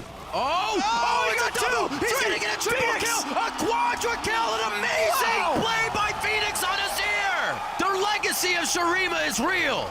Let's see this again. All right, so they know he has Zalt. COG is low. They tried flank from 2 sides. Double with next Smithy takes so much damage. They don't land the Bard CC. Triple Emperor's Defied into a soldier double. And I don't even know what happened to the last guy. Bard died off on the side as well for the 4th kill. Good lord, Phoenix. And now I can talk English again. Let's send it back to Shox on the analyst desk. Thank you so much, Pulsa. Well, amazing play from Phoenix there, but we are loading up for our next knockdown drag-out battle featuring the fan favorites from China's LPL and the League Master Series. Let's take a look at those lineups, starting off for Team Ice on the blue side. It is the LPL with Korowon, Clearlove, Rookie, Uzi, and PYL. And then on the other side, it is the LMS representing Team Fire with Ziv, Karsa, Westor, BB, and Ole. Very interesting, and we know that China, they came to play. I mean, I want to see the LMS try hard also. Yeah, Because but you can't just try hard now like that. Like, if they practice for 2 weeks coming into this? Fair enough. Not I mean, 2 you weeks, can't I thought it was you 1 can't go week. back in time and 2 weeks, practice but- hard, but you can pick the things that have emerged in the Yeah, preseason as extremely strong. Yeah, and what's cool actually about this as well is like if I contrast to Worlds, like the big downfall from the Chinese teams at Worlds is the fact that like they're speaking different languages and you still got Rookie here in the mid lane, a Korean player. Whereas LMS, like, you just got like the best top laner in the region, now the best jungler in the region, like one of the best mid laners as well. Like you got like a bunch of really good players and they're all speaking the same language as well. So like communication-wise, they should still be on that like high level. Sure, I think Rookie is one of the Koreans who is doing a good job learning Mandarin. So at least he can communicate. But also LMS, I mean, we know the players are very good mechanics normally. They've been a little bit behind strategically. If we look at international, they should be able to show up here. And if they get a good try-hard comp, they should be able to win. We'll see what happens. The players are ready, so we're going to send it over to our casters and get on their way. Thank you very much, Shox, and we are getting ready to start another match of the 2015 All-Star Tournament, another 5v5 regional matchup. ICE has been winning a lot. Global warming is not affecting them, but we're going to get the match going soon anyways. I'm Rivington Bizen III, joined by Aiden Siren Moon and Mitch Kreppel of Vorspools to get into this matchup. And gentlemen, we've seen a lot of game diversity already. We've seen some troll, we've seen some amazing, we've seen people try to troll, not really working out for them, but ICE, like I said, they are on the up and up right now. I definitely think we're going to see more try-hard as the tournament goes on here. Those fun game modes, people are going to be like, that's the fun time, but you got to get to serious business here. You got to get your region that IP boost. It's all It's always the guy that kind of ruins the fun, right? Guys will all play for fun here in the tournament, and then someone starts try-harding a little harder, and then you don't want to lose, and then suddenly it's like the most sincere, like 5v5 pure try-hard mode. It's like an Anivia pick. Like, what is that? Who picks Anivia when you're having fun? That's try-hard, right? Man, so try-hard. So looking into this game, we're going to get into champion select. So let's see what these teams have for each other. Fire and Ice, we have LPL versus the LMS going live in just a few seconds once they get this locked in. The picks and bans are on the board here. We've been seeing a lot of the Gangplank. Fizz getting locked out of this one along with Twisted Fate, but let's see what the picks become here. Straight the bans. at Westor with these bans, but it looks like the LMS are going to ban some meta champions here that are rather strong, but this is going to leave a lot up for both of these teams. Yeah, Dr. Mundo, definitely a pick you want to be careful with because he just gets so incredibly tanky and the regen so hard to deal with in the jungle there. And then we've seen, you know what, Rageblade on this patch, dude. It's not healthy. We've already seen the Jax attack. The Jax attack. We needed to change that one out, and hopefully we'll see a more balanced top lane matchup. There's a try-hard pick right there. It's a try-hard hover. I don't know if they're going to go for it just yet. But I do think that it is a good pick up against Westor. No matter where it goes, it's going to shut down whatever assassin he ends up playing. Yeah, it's the same. We saw that at All-Stars IWCA as well, just going up in priority again, back to just kind of Worlds vibe. Even though Kalista isn't that great anymore, I talked to Reckless earlier and was like, yeah, dude, talking to him, why pick that when Blade of the Rune King is worse, Runons is worse, but it's just because Kalista is such a, it's a team comp pick. You still bring that utility, you bring that engage to the team, you still always have a play that you can make, so still rated very highly here at the LMS side. But then Karsa on this Lee Sin. We saw him at Worlds with the Lee Sin. The kicks over the wall to stop the Gnar ulti coming in, saving his team. And now he has that aggressive jungler. He was going for the Nidalee, he's going for the Lee Sin. And this looks like Karsa, he wants to make some plays early. But speaking about plays, got that Rengar for Clearlove. And surprisingly, no mage support. That Braum goes through. They do need a bit of a tank line though. Rengar jumping in with the Lulu ulti is still a kind of an assassin, so that does put more emphasis on a tank support that you would want, even though this patch heavily favors mage supports overall. Obviously with Thunderlords as your keystone and Spell Thieves as your goal per 10 item. Yeah, I wouldn't be surprised to see Ale go for the Morgana here. He's an incredibly good Morgana player. I think he's actually the best Morgana player in the LMS region. Pairing that up with the Callista. I was going to say, I'd like to see the Morgana getting not picked here. Yeah. Could be that Fiora in the top lane. We've seen it since Worlds. Ziv, not super dominant in there, but definitely can make some plays, and that's what I like that I'm seeing from the LMS side. From Fire, they're looking to start a spark. They are looking to get players that can make plays. Like you said, kicks over the wall. You can do things with the Callista ultimate as well. Definitely a lot of options that they're playing with here. Like you said, Assassin coming from the LPL. See what LMS feels like they can counter with here. Set up for themselves. It would be nice to be able to just bind that Rengar down and pick him off easy if it comes to it. It's rather difficult. You're going to have to carry some pink wards with you because of the sweeper not being able to see people. That's true. You'll see like they're outlined, but you won't actually see them. And But get they're that true cheaper sight. though. Just fill your pockets. Definitely so. Actually, ironically so, a Rengar technically could influence support itemization in the late game because you want to go for a pink ward slot. That leaves you with only 5 slots really for items. That may mean that you want to go for the hybrid sightstone item in following that because they're more slot efficient. Like, it all trickles down, even though the spooky ghosts are so incredible. I don't think you're ever going to do that on Morgana. It's so powerful. 4 seconds slow, 40%. You pretty much guarantee ultimate, guarantee binding. I thought it would have been the Caitlyn. Uzi really liking the lock in that Caitlyn we've seen in the recent past. Just MF so strong with the change that you can just lost hit minions. The one auto attack arrest is what you're looking for in lane. Every time she switches target, she deals additional damage, and she just itemizes so well with the new AD carry itemization. Especially, this is still 5.23. This is not the patch that is currently live on the servers, so definitely a bit of a change. The MF has some new mechanics to her as well. The love tap actually applies on the second hit and the first hit of her double up, but also if you kill the first minion in a double up, it's going to do substantially more damage. So if Uzi or Uzi can actually kill a minion and hit them with that second part of the double up with the love tap, that's an incredible amount of damage during the laning phase. Let's see if that can be avoided. Baby and Ale in the bot lane. We'll see if Ale can beatbox them to safety once they're there. Crepo. Yeah, we're gonna need to see if Karsa can shut down Club in the jungle. Otherwise, he has pretty much free pickings because no real tank here on the LMS side. He can pretty much pick up any target if he goes into deep. He does get the support from that top lane Lulu. A lot of skirmishing on the LMS side though. Not really a team comp that wants to play together too much. You know, Fiora, Duelist, good in these skirmish 1v1 situations. Ahri is an assassin. Callista, Morgana really work together to get kills. Maybe Morgana can procure some picks, so very pick-oriented composition coming out from LMS.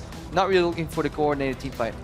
Yeah, it does also look that Team Ice, though, they have a little bit of a team composition where you want to have that 5-on-5, but Rookie and Clearlove are just going to dive the backline. They're going to go after that squishy and try to eliminate them immediately. They're diving, both Rookie there and Clearlove are diving in. They have a double security blanket with a Lulu buffing up one of them, and then Braum potentially shielding one other guy from harm. In the meanwhile, all the way in the back, it's bullet time reigning supreme like on the enemy there. So if the blue team can group here, definitely advantage. Oh man, I want to see those blue speeds up on Rengar. Puts them into a big pile. Hopefully they don't get picked off by the side of Fire. This game is definitely going to be electric between these two teams, and it's something that Fire needs to win. There's something 150 points towards Ice right now. There weren't points gained yet out of the 1v1 tournament as they were just going back and forth until we get to the final, but Fire definitely needs to step up soon.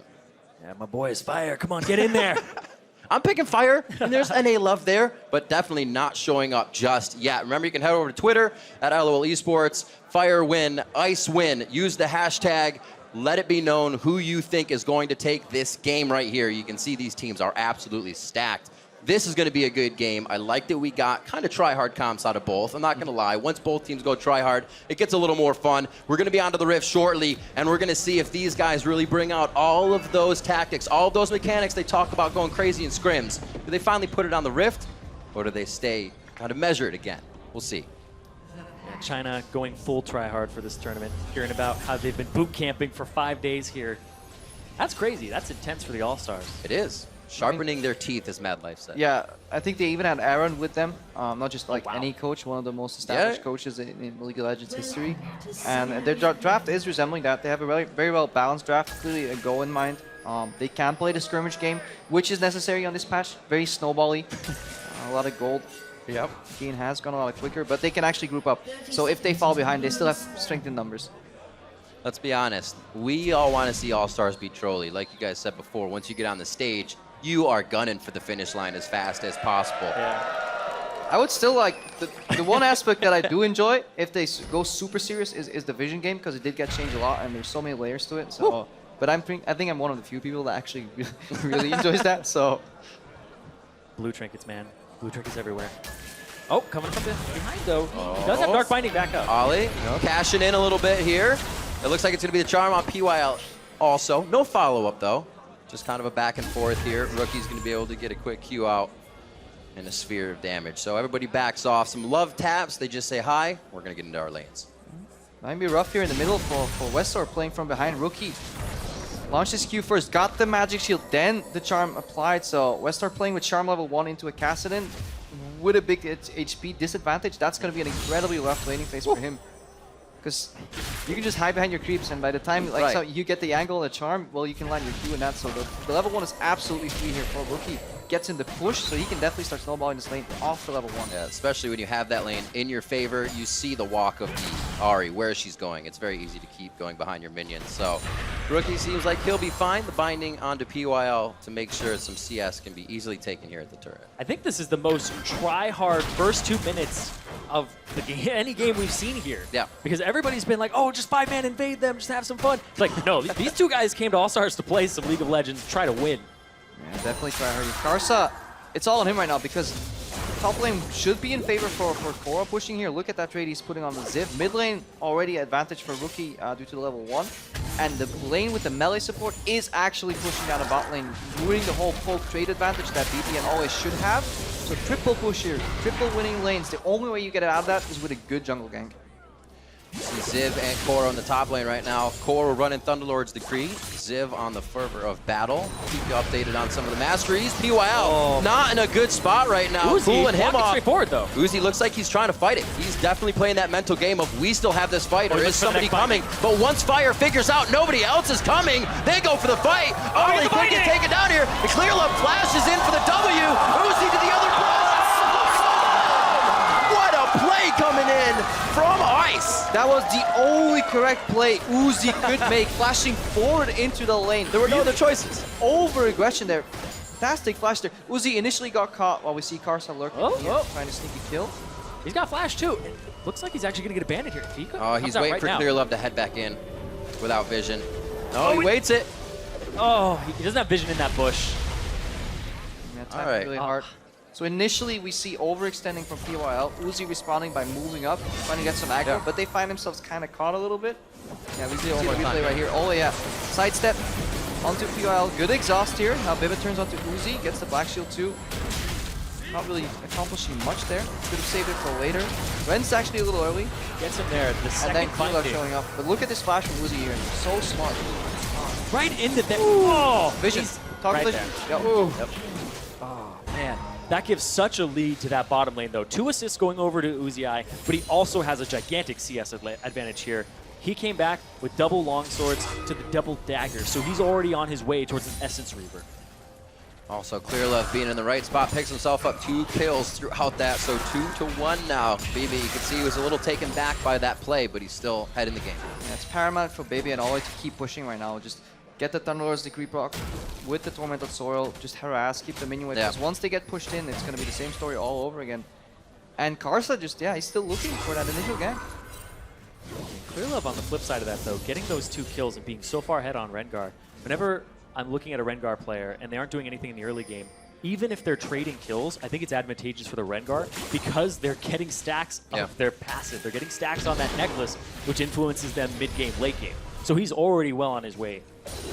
So there's more control. Ziv did ping, so he knows the ward came over from a jungler. Karsa is still trying to play that cat and mouse game. We saw it once in the bot lane. Now we're going to see it. Oh, there's nothing there. The Crooks got taken. He's forced forward. The jump goes with Karsa. Everything happening in favor of Clear Love and Koro, but Koro out of mana. He cannot do anything but throw glitter. Bot lane's getting a little bit of love here. Spell Shield nicely coming out on the Winter's Bite, and Fire makes it out clean there. Yeah. A little trade back and forth, but immediate aggression. Once you know that the jungle and the top laner are occupied why top, not? Yeah, strategic mistake here from the LMS. Obviously, they saw Rengar move in and they still tried to challenge that area. It should have been wiser for Zip to just straight up base, and good reaction from the bot lane. So again, we see LPL as a team. They're working together, like Action in the top lane, cross map in the bot.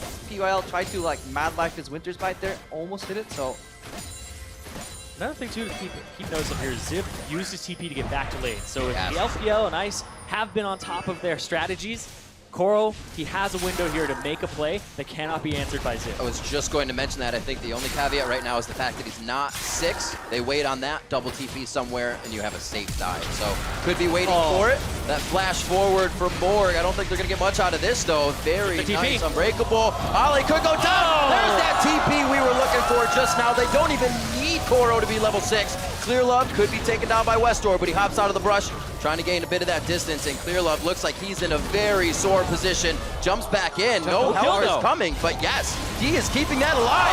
That's going to be Bibi going down. Another kill coming in for Rookie. He picks himself up too after the long con on that teleport. Yeah, that was the TP from Rookie in the mid lane, and then Clear Love came up to try and hold that wave, but Westor is there, and he doesn't even get a kill for it. I think they were actually expecting Koro to come in. That's why they kept that distance. Surprise! It's Kassadin. We got Riftwalk. Instant kill there. Really good initial opening move there. If it wasn't for that meddling teleport, it would have actually worked out. Really good aggression, but yeah. Good team player here from the LPL overall. This is so scary for the LMS. You have 2 kills on a Kassadin, 2 kills on a Rengar already 7 minutes into the game, and you have a CS advantage in the bot lane on Uzi. This is spelling disaster already. More importantly, you're having all that against you when you're playing a skirmish composition. If you're playing teamfight, maybe there was a way out, you know, by our powers combined, we were greater than our individual pieces, but like you're playing skirmish and you're losing it. So this is where especially this patch, this meta game, the snowball will start going. Koro waiting for the riposte, misses the Q afterwards, but definitely knows his matchup. Painful stuff all around, baby. Just hitting 5. Uzi's been 6 for quite a while here, so they're trying to just get back on par with the lane. 4-1 coming up on 8 minutes in. A lot of movements from the LPL here to put him on top. And like you said, with the Assassins already rolling, it's going to be very hard for Fire to do anything. 2v1 in the bot lane here. They knew PYL was coming, but they still can't even fight back with Uzi there. Yeah, that level advantage and that CS advantage coming in. Has the crit cloak already. But if you look up at the top, it's actually quite interesting. Koro is going for the Frost Queen's claim, an item that we've seen on supports and mid laners. But since he has that mage top, he's is pretty much welcome to get it. The thing is, this helps out his team so much because they have those backline diving assassins. But also, they don't have to be assassins in teamfights. They can go pick you off in the jungle. So if Koro hits that, he sets up Clear Love and Rookie perfect. Looking at the farm around the map, really top lane is that only, no, not top lane is the only disparity. Bot lane 70-38, really what's hitting BB where it counts right now, and he's got to get himself some safety. This stops Ollie from even roaming to help other lanes. He's so far behind as well. Rookie pulling ahead right now. Once Kassadin comfortably stays even CS and gets a Catalyst, it's almost impossible. I would even say just impossible to do anything against him in lane in terms of denying him any additional CS, which means he will smoothly get his Rod of Ages, and then the ball starts rolling. As Ari, you really want to push out and roam, but looks like it's actually Ice here. Double roam, pull off ultis. This is that moment where you just grit your teeth and hope nothing bad happens. Maybe gets the call. Nice spell shield. Not going to last forever, but Ice's engage won't either, so they start to peel off of that. They don't have enough time. Ignite coming back up for Westor. He could get jumped and killed here, but Rookie will not be able to finish that one off. That's this matchup. Just need to get ahead early, and if you don't get the jungle gank, it doesn't matter if you have 8 or 10, 20 CS, eventually casting just... It hurts. When we saw Westor take a lot of damage early, you already said that was going to be a tough lane for him, and it's only gone that way, falling downhill very quickly in that sense. The one item disadvantage here in the top lane though, while you're building Frost Queen's Claim, you can't make use of the spell steep stack, so that actually gives Ziv some leeway to get even in the lane, but even with that inferior build, laning-wise, Koro is still pulling ahead in CS, and he still has the pressure from the teleport. So overall, things are looking really, really grim here for Team Fire. And now he has it completed as well, so he's going to be getting that extra income. Is this enough, though? Zip? Well, does not. Does he have the chase? Now, Koro's got flash. Slow wears off, flash over the wall. He will be okay, but they have that call now. Both teleports are up. He won't lose too much off of this. And already has a lead in his lane, so not too terrible for him. A lot of pings to the bot lane, but it looks like everybody's starting to go towards that mid right now as the bot turret for LMS has fallen. Fire's looking for a different opening. Yeah, now they're just sending Uzi to the top lane with such a CS advantage. They got the bot lane turret. It's all about getting turrets in the preseason right now. It's so much local gold for you, and it just opens up the map. And you can do so much with those extra minions pushing. Yep. That minion strength.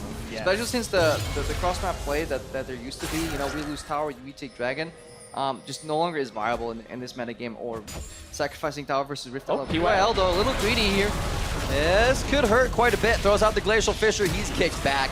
That's what we remember from Karsa. Uzi might be able to do something here. He does make it rain onto Ollie. That's the TP from Koro, but they're not able to get too much. He gets hit under the turret, and Koro's practically out of this fight with Wild Growth down. The chase is still there from Ice. Spooky Ghosts are out, but here comes Westor with the charm. He's only got half a mana bar, and they take down BB. Both summoners there, both summoners down on Ale, and LPL on Team Ice just take the lead. Very, very big. 6-1 now, 4,000 gold lead is what they're looking at. Fire is just being snuffed out at this point. Tryhards. Tryhards. It's actually, I was sitting here, I'm like, man, this is a really try-hard cast for All-Stars. I was like, the game is really try-hard. They're just trying so hard to win this. Yeah, LPL are holding nothing back. Yeah, decent game overall. He receded the rotation. You know, bot tower goes down. Bye-bye. Oh, hey! And a Rengar. Slippery Fox. Nice job by Westor. Flash was blown there. Bit of an NA Rengar. It rubs off when you're here. You know it does. He was saying 1v1 me, bro, but it didn't work. So no kill comes from that. However, that's still, the little things like that, giving Ice time to take down turrets unopposed, little things where they blow another flash. That's 3 flashes in the past minute or so off of Fire they don't have to use for anything. Yeah, so. just their ability to immediately collapse with these teleports is what's pulling them ahead, because the initial move was a mistake. As we see Karsa going down here. PRL did place check, but wasn't executed perfectly from the LMS. Ziv did chose rather not to teleport in. Put them at a numbers disadvantage. They got cleaned up, and he couldn't cross map at all. He got some additional CS. Didn't get the tower, and now Koro's back in the bot lane, comfortably poking on Ziv. Ziv has to go for an all-in if he wants to win that, but it's not impossible.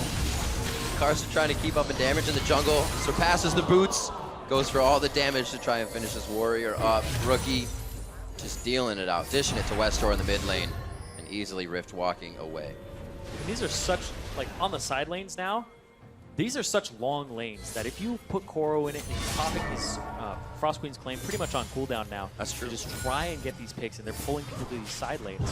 Rookie, they're pretty much fine with just having him in this mid lane, getting all of his CSs casted, and extending his laning phase until he hits these item spikes that he's on. Yeah, but we're definitely seeing the effect of these bans targeted at Westor. Because Ari, in this meta, just I think there are far better picks available here to play in the mid lane, especially with Cassidy open. Just you need a snowball early, and didn't happen. Rookie now really showing that he knows how much damage he does. Ripple can auto attack. We reset the auto attack with the W. We see Ollie and BB just under fire, and they just gotta pull back, playing split push, catch, assassin composition, but they're losing every single fight, which means they're just gonna slowly crumble away. So here's something. Is there, at this point, besides a huge mistake, but I don't think Ice is going to make, a way for Fire to pull back in here? Could be Rookie going down at this point. May answer my question as we speak. Westor goes in, the orb coming back, does a bit of damage, but not enough for anybody else from Fire to follow through on that play. 15 minutes in, Ice is knocking on tier 2 turrets, and Fire can't do anything about it. Those tier 2 turrets are rather squishy now. Those are actually squishier than previous turrets. The outer turrets are actually as durable, if not more durable than they previously were. So since they have 2 of those down, and now you're getting towards those juicy, easy to take turrets when somebody makes a mistake, that's going to be something that the LPL is looking for here. I mean, look at where Beb is at compared to Uzi. 67 CS Kalista, rushing Rune on, one of the more inefficient items right now due to the changes. Hey man, but it's got crit. Yeah, it needs. Yeah, well, I don't think he's gonna ever get to. But you have no damage to crit with. Yeah. Yep. And versus the Essence Weaver, where we're looking at the power spike here for Uzi. Like, he's still on a single item. He's actually gonna take a big leap forward once he gets additional crit, which means more CDR. Dun-dun. Dun-dun. Dun-dun. Dun-dun. Look away! Pop him like a sieve! Got it! He's down. 33 seconds on the clock for Civ. He will not be coming back up from that one too soon. And it looks like, again, Fire is down 1 man. This power play Ice uses so efficiently could be another turret for them. However, the minions are lagging behind. They're moving a little too fast. That's what you get for trying hard. Oh, they're just going to dive the turret here. Yellow's doing a really good job with that shield. He's just constantly being annoying. Just soaking as much projectiles as he can. Yeah. Because he knows he won't die. Just don't have the damage to even kill the support. Yeah, they're all looking at one item right now. It's one of those moments you play inside your opponent's brain where you know they're not going to engage on you in one moment, but the next moment they may be right behind you, and that's what PYL faces. Rookie over the wall to actually hit the back line, disturbing any engage that Fire would have had coming back into that. But I don't know if Rookie, he's all right. Nobody's going to chase him out. I thought he was going to walk right into Ollie, but they have the wards to do everything they need on Fire's side. And that's a TP for nothing here. So that just opens up more for LPL with their double TP. Rookie, though. Oh, he walks right into it. Okay, they get something maybe. Wait a minute. Oh! No way. Oh, he could get out of here. That's going to be the dash forward. Ziv gets a retribution kill for himself. A little bit long, but he gets it. Rookie gave Ollie too much credit. He wanted to jump out of the potential binding coming in, but Ollie didn't even know what was happening on. He probably wasn't looking at his own screen. He's like, oh, okay, there's a cast in here. I'll just wait until we My screen blinked red. Yeah. Why is this happening? Then lands the bind, flash used. They're going to go pick up a dragon here. Number 2, boys. The first one here for Fire. First one for Fire. You definitely need that first dragon. That first dragon is probably the most important one saved for 5. So getting that at least in your pocket so they don't just keep denying it from you is good. Still 6k down though. So this is not ideal by any means. Yeah, right here, Rookie's expecting the bind coming out after he does the damage. It's funny because Ollie looked like he was just gonna walk away. Yeah. He started walking towards the bush, and Rookie's just like, oh, he knows I'm here. Apparently, no. Advantage Fire for once, but not for long. They can't use too much of it. They're still just on their own side of the court for the majority of this right now. Clear Love looks like he may even go in and try to make some trouble if he doesn't just go to the mid lane, and he will. See that ward over the wall, does some clearing of his own, fully stacked with those charges so he can get himself out of a sticky situation if necessary. And looks like the split push will begin. Rookie to the top lane. This is going to start being even more hell for Fire. They will not be able to do anything about this. Already can, really. 6,000 gold lead. Rift Herald went over to Uzi. Actually didn't catch that. Oh, good call. Yeah. I didn't even hear it go down. Yeah. I was expecting to hear this. We're just having too much fun over here. I know. There's too much action. But, yeah, he's going to pick that up, so now they have that pushing power. Oh, man, he's not even going for another Zeal item. He goes straight for a BF here. So he's not looking for the extra cooldown reduction. He's just trying to kill people. Yeah, he may just for the raw damage and just get the eye edge for the crit. Yeah, that's true. The crit from the eye edge will actually help the SG. Good call. Oh, Barca! Half of his don't need attack speed if you kill him in 2 bullets. That's the new Q right there, the double up. Ouch. When it hurts outside a game, you know it hurts inside the game. 19 on the clock, still running around. Will we have 20 minutes inside the base for Ice? They're looking to do that quite quick here. And this turret shouldn't be long for this world. Ollie's going to do what he can to break up a side here if there's any type of flank. It looks like they do save the turret. Yeah, Ice playing pretty calm and collected here, always setting up the sideway pushes, not greeting, but just because they may be able to take the mid lane tower if they hard burst each 5v5, they do set up their side waves every single time. We saw them go top, then go mid, wait for bot to push in, try the rotation. Doesn't really work immediately, well, fan out again. Just keep pushing these waves, keep making pressure. Because if you put pressure on assassins, you have vision of them. If you see them, well, they obviously will have a way harder time trying to assassinate you. And then it's so incredibly hard for the LMS here, Team Fire, to find a way out. Yeah, when you know an assassin is coming. Yeah. Half the... They're not really an assassin anymore, then they're just a killer. And then if you're... That's how that works. If you're 6,000 gold ahead, you're not going to be killing too much either. What next? There's surplus of items in the inventory right now of LPL. They can do whatever they want. We're going to bring it back to this question because there's a very small chance it could ever happen, but we still want to know. What is that chance for Fire? Besides a big mistake, what can they organize? I mean, keep control of your jungle and steal a Baron. I feel that's it. I think Team Ice here is likely going to continue the same style and either collapse on a tower, take one down. They'll probably go for one or two more tier 2s and then revert their attention to the Baron pit. They're clearing all these pink wards right now. Want to see a little more pinks there, but they just have their pick of the litter. They can do anything they want, especially when they're duped. Composition-wise, they already outmatch the LMS, add 6,000 gold advantage and superior team play to that. And they have more options as well. You're talking about all the options they have. They have double TP too. Yep. So even if you do a 1-3-1, they can't really answer it as effectively on the LMS side. Fire Getting a little movement towards the bot lane. This is going to obviously call down Koro, but that TP is still there for both teams. The play can be made if Fire gets caught out. Ice is going to start pressuring onto that mid lane here. PYL always in the front. Rookie has always as well been in and out with those force pulses, doing what he can and then flying back out every time it's up. No answer from Fire every time. It's just too fast and they're way too on their heels. 7-2, not looking good. And one fight could be finishing touches here for Ice if it comes down to an ace. I think we're going to see a lot of this from the LPL in this tournament. I think they actually have a lot to prove just across the board. Last time we saw Koro, right, he was coming back in from a month of not playing in the quarters of Worlds. Yeah. And because of his back injury. So now he's like, okay, well, I'm trying to show that I'm in top shape right now. I can take on anybody that's an all-star at this tournament.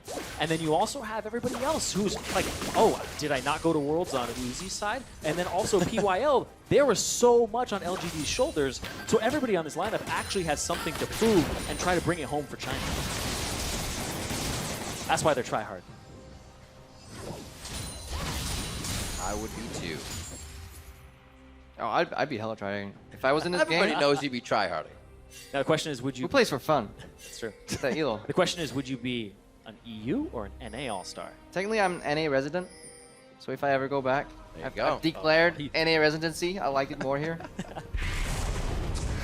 Well, we might need to put you in at some point if Fire cannot start to pick things up. Crap out. 7,000 gold. This is not looking good. 30 seconds on Dragon. It might be something that Fire can put on the plate here to get themselves back into the game. Already to the bot lane, though. Ziv looks like he's going down. He won't live for long. The riposte comes out, but it's only going to be a few more attacks here as he keeps jumping in and out of the brush. Uzi wants a piece. He actually gets to make it rain down. Yeah, Team Ice is playing with a lot of respect for Ziv. They started earlier, rotating slightly out to the bottom, making sure they're no longer there, killing him first before they set their eyes on the Baron. Vision control from LMS actually has been good. So no complete fog of war advantage from the LPL. Oh, here's the TP flank. This is what we were looking for. Glacial Fissure right onto Karsa. Westor makes it out alive, though. Karsa, Ziv already down from the previous fight, so Ice is working off of their power plays beautifully. Koro charmed up, cannot get the ult off in time. He actually goes down. We saw Wild Growth used there. And now Ice has 3 members in the mid lane to the 3 members of Fire. Look like it's going to be any type of push. Rookie has to back out. It looks like they're trying to get as much damage as possible. Possibly a pick here. There's the TP. Oh, PYL not respecting the catch potential Rookie. here. This is what Fire wanted, but they can't even control the fight once they get it. Rookie's going hard. This could be a triple kill coming up for him. Ziv does cancel one out, but the triple does go over to Rookie. He's now 7-1-2 on the game. Yeah, absolutely disgusting damage coming out of Rookie. Never mind, that's a Quadra. He just wanted to call me a liar. We don't have the button. We did the button. But it looked like everybody was trying to push, try to chunk people out, and get to this dragon.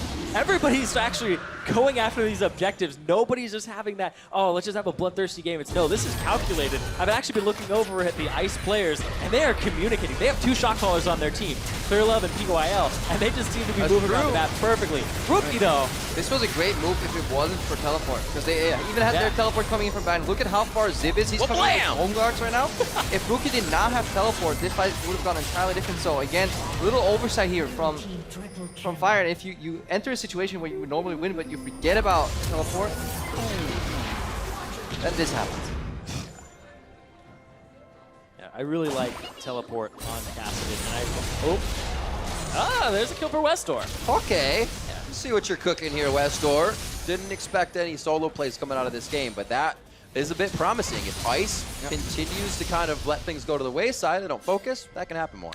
And I like this build from Rookie because you go for the Rod of Ages, and there was usually the problem of, oh, I don't have a Morellonomicon or an Athene's for cooldown reduction, but now there is some on Lichbane, so it's easy to transition into this build. Yeah, and this is just one of the reasons Gaston has Surge as the power pick. He was already coming back into the metagame, but all the traditional AP items got nerfed because they cost more gold or give less AP, except for Rod of Ages and Lichbane now with the added CDR. So the 2 core items for Kassadin got buffed, so it just makes the life just so much easier to play this champion.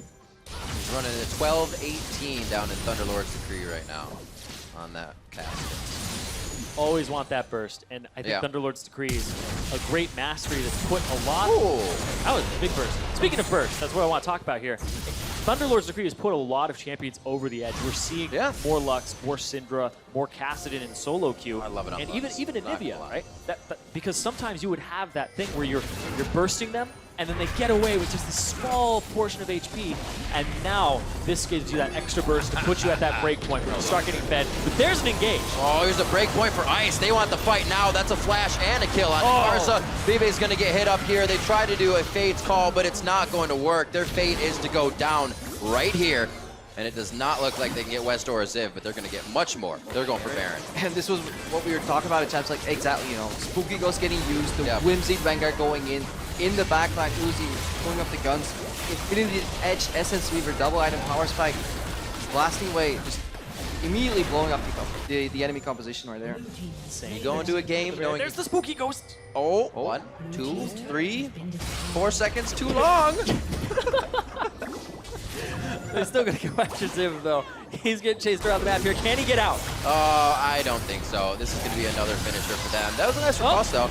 Another breath of life. Can't say no to the God of Death today, Ziv. Doesn't work like that. What do we say to the God of Death? Not again, please. Not again, please. It hurts. Please stop. It's rookie time. Oh! Westor Koro. There's the wild growth. If you can get the help pick Glitter Lance, this could be the kill for him. Oh, it's not a one-on-one. That's later, Clear Love is everywhere right now. Yeah, Westor did not get the memo. The 1v1s are after this game. This is free for all. Anybody can join in. Rookie's already got it down. He got his win, 10-1-3. He knew what it was all about in the mid lane.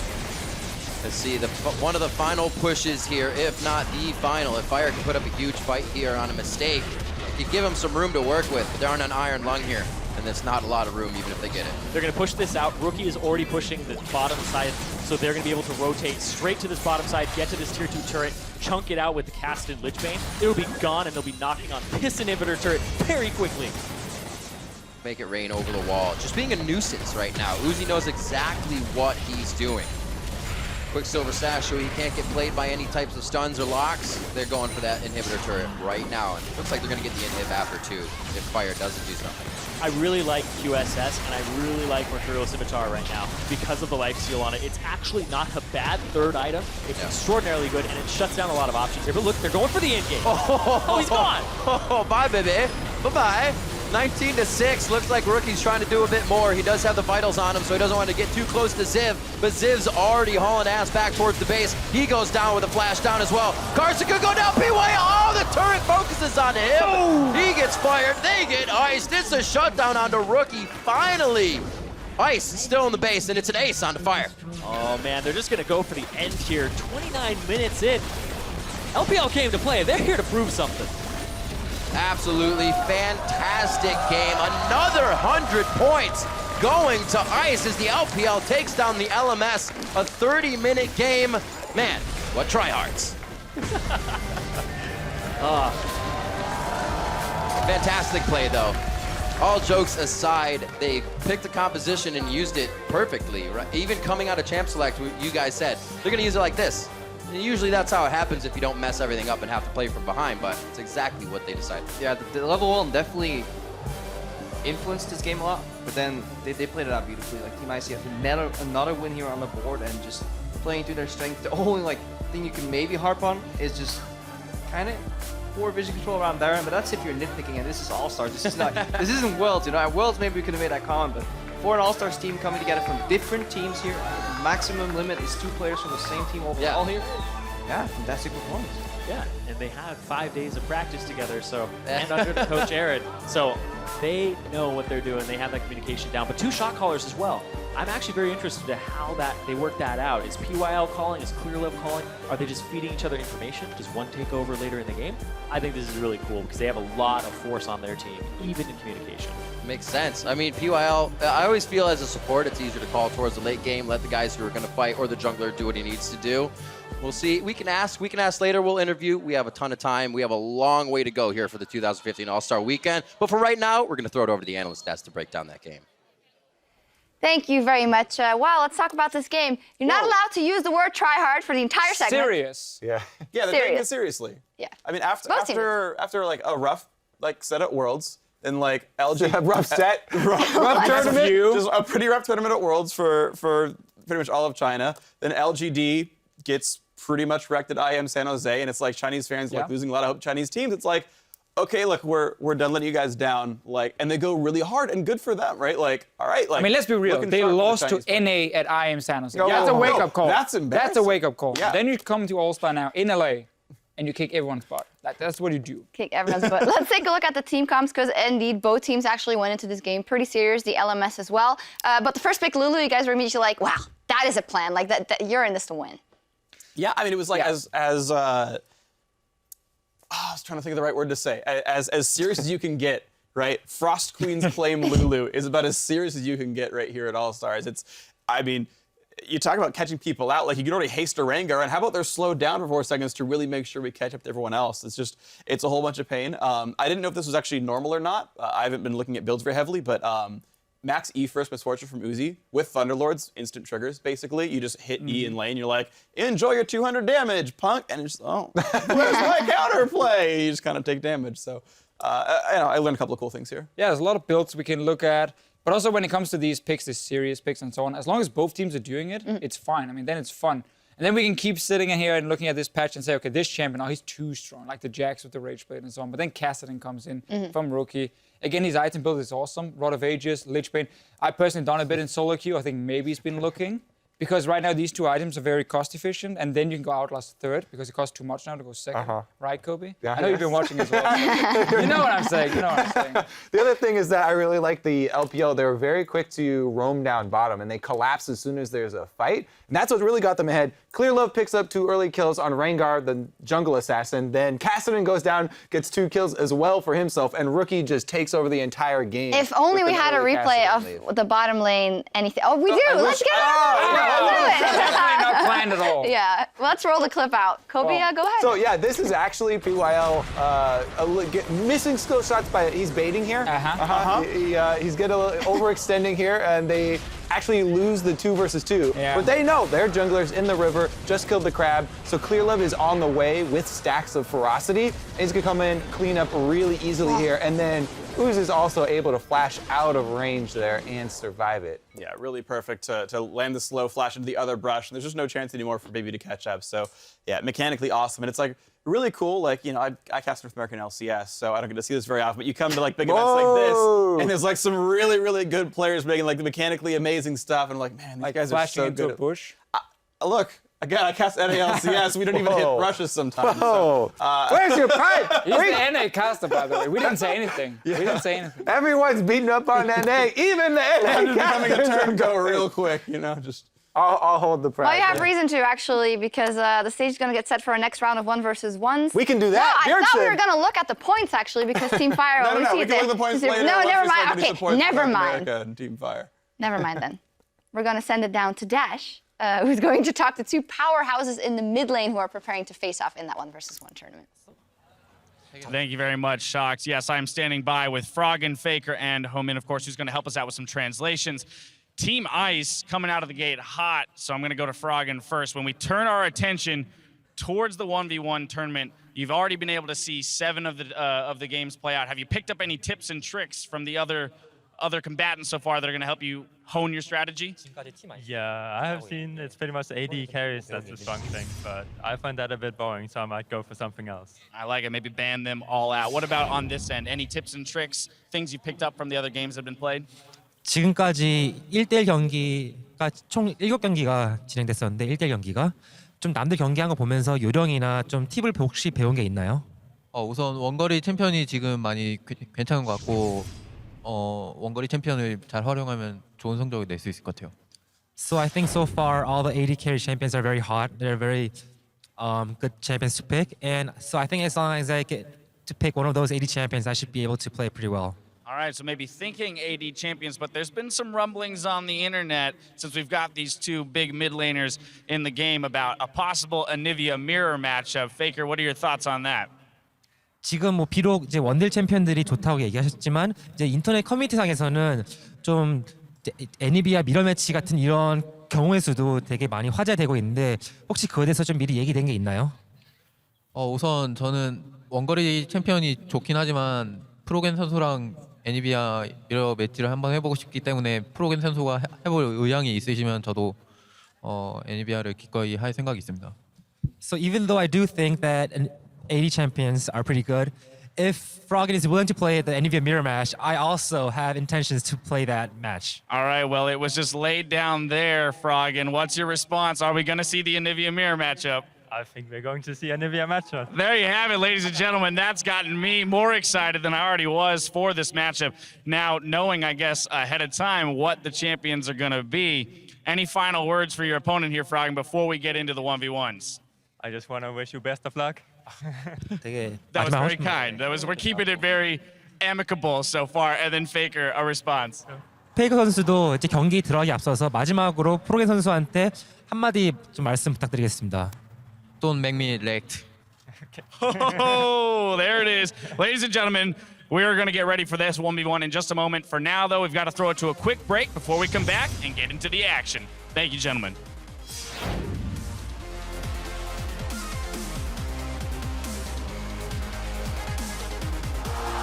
This is going to be a good game. I'm not going to lie. Once both teams go try hard, it gets a little more fun. And Clearlove flashes in for the W. Uzi to the other corner. What a play coming in. Spooky ghosts are out, but here comes Westor with the charm. He's only got half a mana bar, and they take down BB. Both summoners there. This is what Fire wanted, but they can't even control the fight once they get it. Rookie's going hard. This could be a triple kill coming up for him. Carson could go down. BY. Oh, the turret focuses on him. He gets fired. They get iced. It's a shutdown on the Rookie. Another 100 points going to Ice as the LPL takes down the LMS.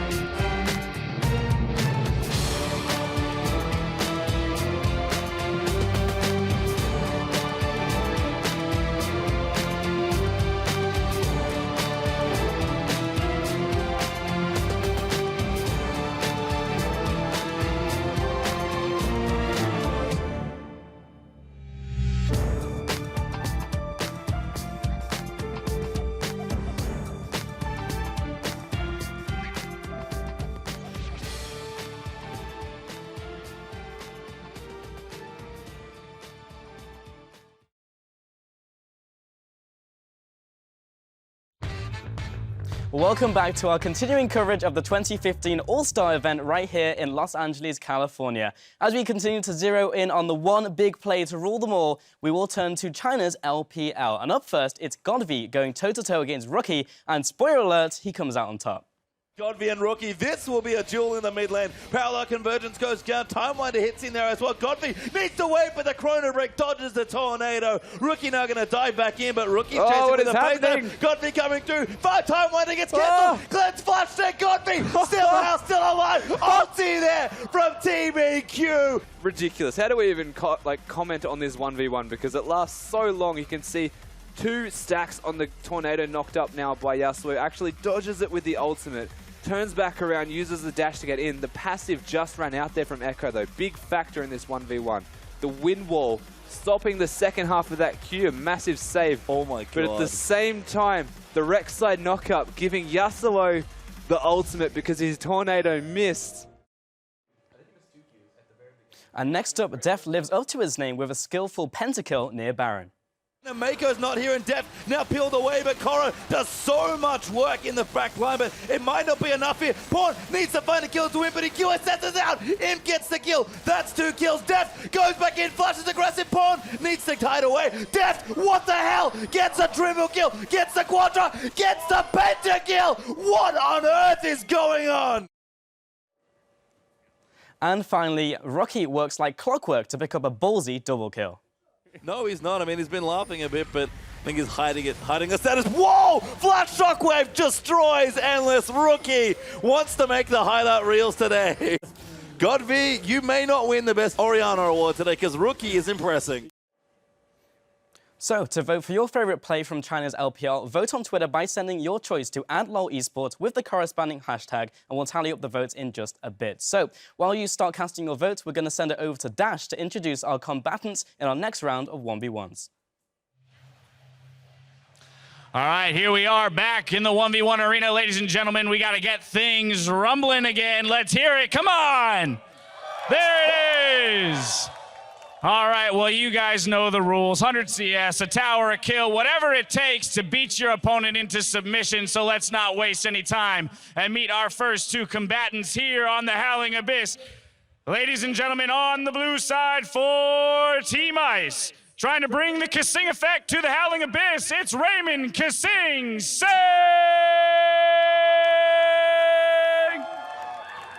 And on the red side from Team Fire, top lane kill leader in the 2015 LMS Summer Split, it's Ziv! All right, gentlemen, lock and load, because we're ready to go. I think it's absolutely appropriate that Kasing's on Team Ice this time. That guy is always cool as a cucumber. He is these days. Didn't used to be. No. That's one thing you I'll know say. him better than I a lot know of people. Raymond That's true, pretty well. Strauss. I also know he's not exactly the greatest at 1v1s. Never used to be. Never used We'll to have be. to find out because, you know, Ziv's coming off a bit of a rough match there in that last one, and maybe this is his chance to let a little bit of that out, but maybe he's kind of still feeling the sting. So we'll have to see. Maybe. I just always, long ago back in the day, like 2013, I always used to watch Kasing go 1v1 against Cook, the old Team Dignitas mid laner, when they had a UK team, and Raymond would never really come out on top. I kind of always watch him lose. So hopefully he's picked up his 1v1 game. It's been a few years. So the one thing is Kissing is always smiling, always happy. I just wonder whether he's watched enough of these to pick up these 80 carries. But we'll see. We'll see. Hey, he's definitely played with some of the best out there, and you know I feel like. Well, not recently. Well, okay, no, but last year. Last year. That's not fair.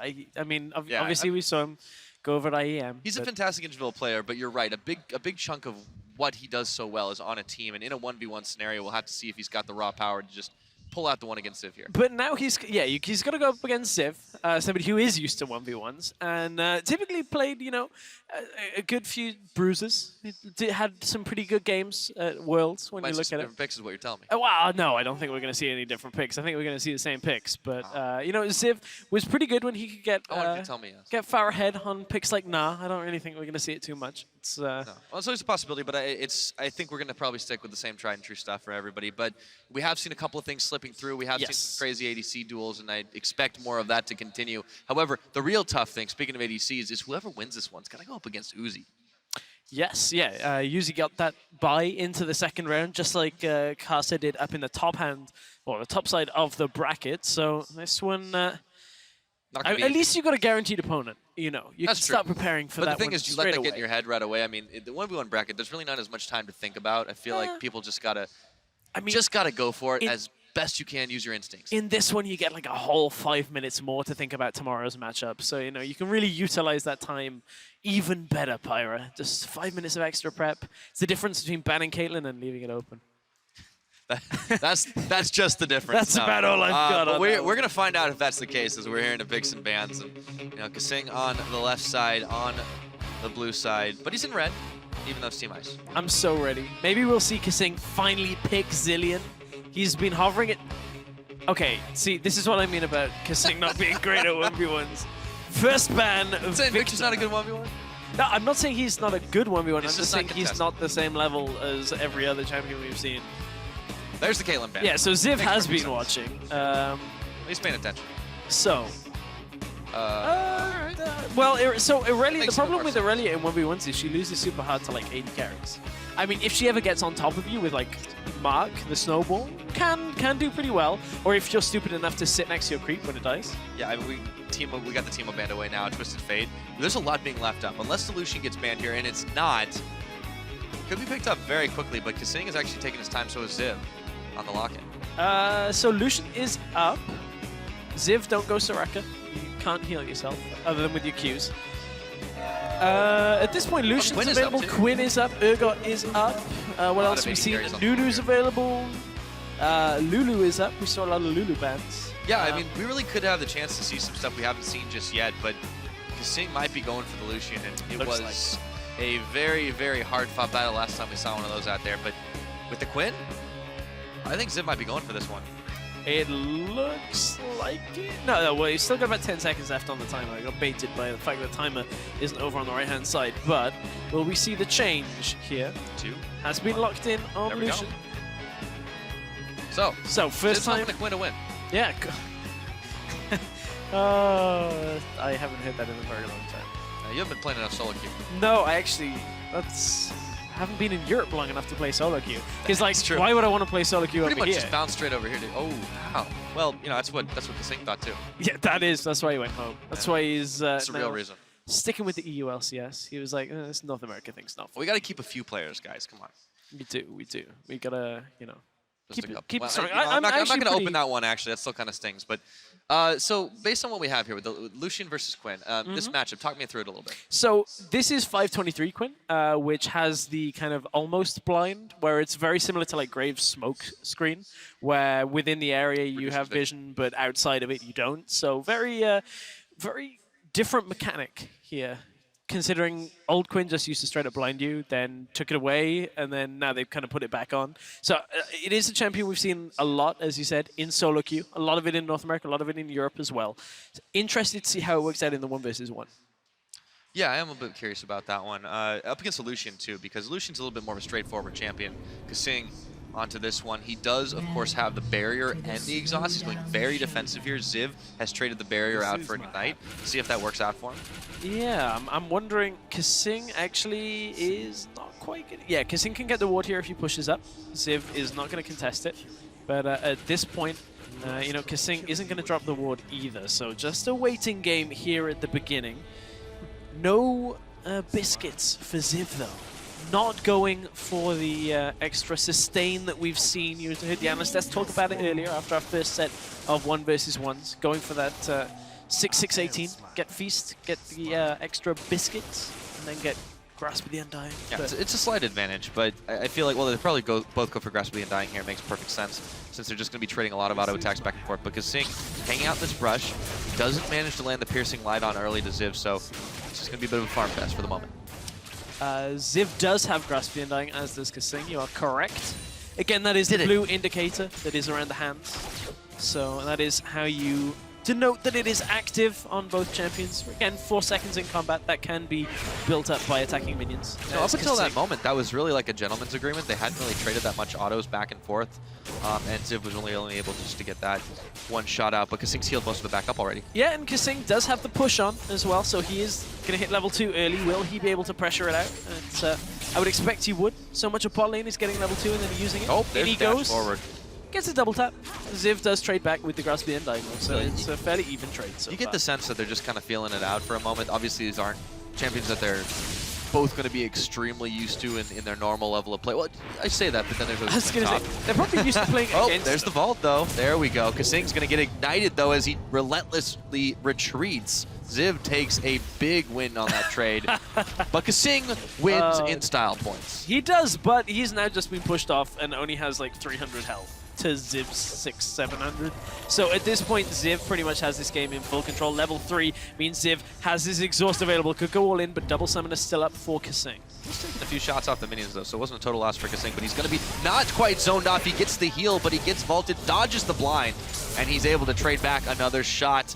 Hard plays going, doesn't get the double tap. He dashes forward. Now he gets the double tap. One more shot, and that will mean Ziv goes back for the health. Still Kasing on the lower end of it. Oh, and he tanked so many minions there as he went past the minion wave. Ziv actually coming out way ahead on that little exchange. Still the summoner down, though. That is the one thing you've got to keep a track of, because the summoner advantage pretty much is the difference between a 1 all-in in the early game. But Ziv right now does have about a 200 health lead. Is up by a wave and a minion, so that's funny though. Is up against it. He's stubbornly not gone back in this one. It's a bit early for him too, but when you take so much damage early, what can you do? He will manage to level up. He's still getting a bit of sustain off the grasp of the undying. Piercing light dodged out from Ziv, but there's a big wave of minions heading towards that tower, and the blind dodged again. So Kasing is getting a feel for the champion. But it's costing him mana every single time. Look at Kasing's mana pool is a lot lower than Ziv's. Dropping pretty low. You can actually see that both of these players are perhaps not the most experienced in facing off each other, because you can Kasing is taking a lot of damage just from Ziv's trades, and Ziv isn't exactly dodging the piercing light all that often. So it's a little bit of a sloppy start to this matchup. A lot of damage traded back and forth, and Kasing is the first to recall. I mean, this is just such a big advantage for Ziv, though, despite the fact that he's made some of those mistakes as well. He's got a pretty solid lead. These minions are going to tank the tower, and they should pretty much go down by the time Kasing's able to arrive, at least 2 of them. And that's going to be a third. He's going to get a grand total of 1 CS off of that. He got it, Pyro. He got the 1. It's Word? Oh, and he missed that one. Oh, So no. he it's doesn't okay. make He got up the next. for it. Okay, well, I mean, Double this is longsword why stuff. supports have Relic Shield, okay? Like, that's that's why that item exists. Support's Yeah. not the best at last hitting, but... I mean, he's normally support. He could have built that. Oh, blinded. Oh, there's the vault. Ziv trying to bait him under tower. Not quite enough. And he does actually trade very effectively as the blind. Just within range, he was still able to make the shot. Yeah, just able to. Of course, that Vault will mark Kasing, so is able to just throw out that empowered auto attack after. But Kasing's trading pretty effectively well. And honestly, at this point, the extra damage that Ziv has does have a pickaxe at this point. Not an item that you really see all that often. The build paths out of pickaxe, this now limits Ziv on where he can kind of go from here. It tends to be big ticket items that come out of pickaxe rather than longswords. Ziv's going for the gold here, but it's Kasing that goes and dashes in. Double exhaust is down. There's the vault up, forcing the barrier. Ziv is low, and that's it. Kasing finishes it off in 5 minutes. All on the side steps from Kasing. Just dodges the damage. He can't believe he even won. Look at that look on Kasing's face. He's so happy to win this. He's like, wow, I won? Yeah. Hits keep on coming for Ziv, though, but he's all smiles as he shakes Kasing's hand. And that was an abrupt end to it looked like it definitely could have gone a little while of a game. Yeah, that one could have gone the distance there, I feel like. But, you know, that's a good win. It's another win for Europe. Yeah. I'm happy. I'm happy. Well, and, you know, the best part for Kasing is he actually made that game last a little bit longer than his time in NA. Oh dear. Well, hopefully it was more successful than his time in NA. I mean, he got to win. He only managed to win 1 series in NA, so he's tied it up. He's tied it up. Raymond's the problem is he's board. going to have to go up against Uzi in the next round. Yeah. But, you know, he's got a little bit of time. He can take a little bit of a break, and we'll see how it happens tomorrow. But that's going to be a good one, I think. And it will be an all-ice one as well. So no matter who wins that one, Team Ice is up ahead. But at that point, you just got to look at the European performance against the LPL teams recently, and I think we've already got that one in the bags. Well, I'm not going to make too many bold predictions, but you think you might be right there. Now, though, we're going to get ready to go to the next one. As we gear up for this next game, we want to hear what Doublelift has to say because he thinks he's got his opponent all figured out. All I know about PYL is he shot calls for LGD, and he's the support for Imp. And Imp is someone who I have a good amount of respect for because he has such sick mechanics. I don't know too much about PYL. I practiced a lot against him during Worlds, and he was okay, so I think I should be able to win.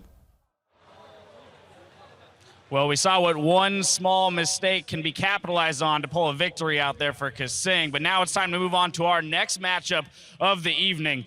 On the blue end of the abyss for Team Ice, he brought brand support to the international stage.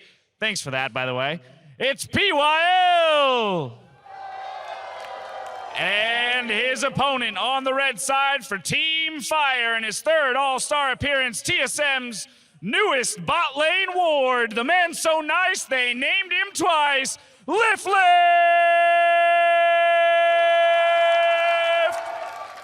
Let's have a good game, gentlemen. Well, on paper, it may seem like Doublelift is going to be one to be favored in this one, but he might have to do some double lifting to get one over on PYL. I just want to see POL go for the brand. Oh, Make it work this time. Make it work. That's what we need. He doesn't to have see. to build in support even. That's the best part. He can go full damage. You can just get Corrupting Potion. We saw it earlier. We saw it in our first matchup of the day. That was when Clearlove took down Marin. So very difficult to deal with. Let's see where the POL goes for that. But if there's one player that in an AD carry 1v1 meta should, in theory, kind of be head and shoulders above most of the players in this bracket, it should be Doublelift. Well, he's been showing this off, too, in all of the matches that they've had, the non-1v1 matches, I mean.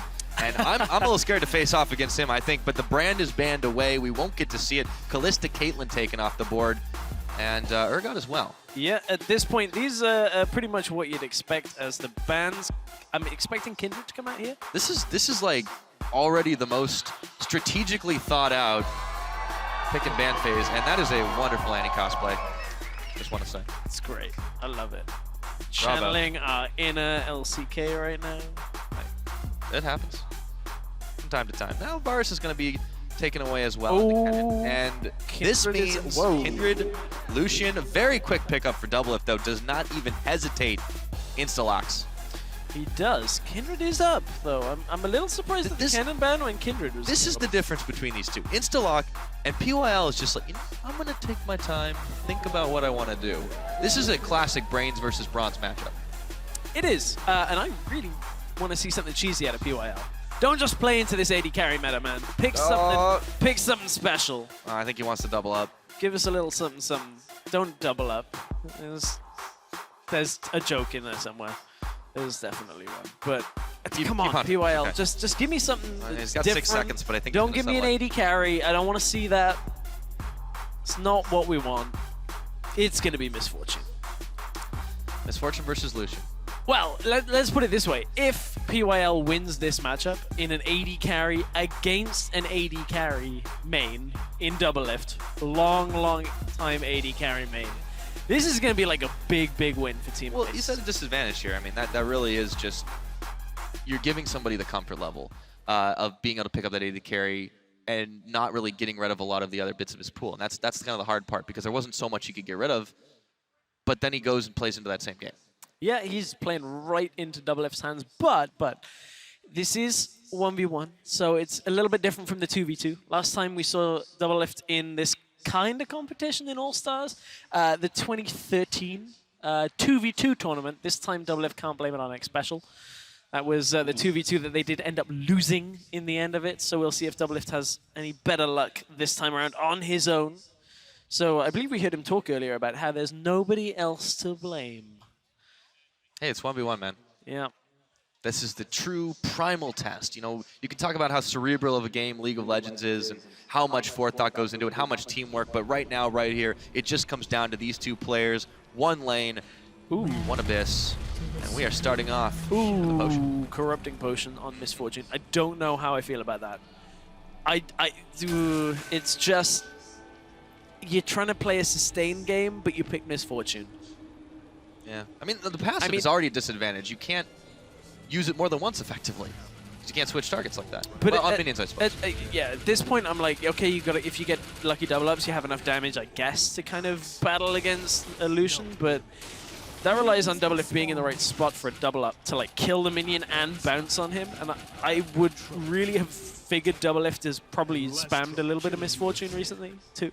just from how Probably. good she is right now. I mean, he's taking the forward position, speaking to Doublelift, so it's going to be hard for PYL to really get in here, and Doublelift is just going to go ahead and start off with the Piercing Light. Makes it rain really quickly, though. Doublelift actually does not trade really any better than even right there. No, Doublelift, but he does have the Grasp of the Undying. We'll just trade it back. Look at this damage. There we go. There's the double tap. And like, even though PYL has the potion, which he hasn't chugged yet, by the way, is going to wait until he can start outputting damage. But I mean, Make It Rain, it just seems to be an odd choice right now. If you're not instantly pushing up to the brush to get the control of the minion wave to start, Make It Rain is not going to deal enough damage really to counter push against the Piercing Light double tap combo. The Doublelift is just spamming out onto the minion wave. Every time he steps up, he's taking more damage. This game could be over so quickly. PYL, that's a lot of damage, and he's going to have to start chugging those potions, but Doublelift knows he's got him on the ropes. Yeah, Doublelift knows that if you can get PYL just around 100 health, he should have the damage. Because there is no exhaust, there is a barrier on PYL, which will pretty much go toe-to-toe with that Ignite plus the double tap passive from Doublelift. So if you can chunk PYL a little bit lower, another 150 health off PYL, and he should be able to all-in him, but that is still difficult to do as PYL is hugging his turret. Yeah, both of them rocking that Ignite too, so when you see the all-ins coming, you will know that it's about to happen. Doublelift playing close to the Hell Shrine, trying to do his best to deny it when it does come up.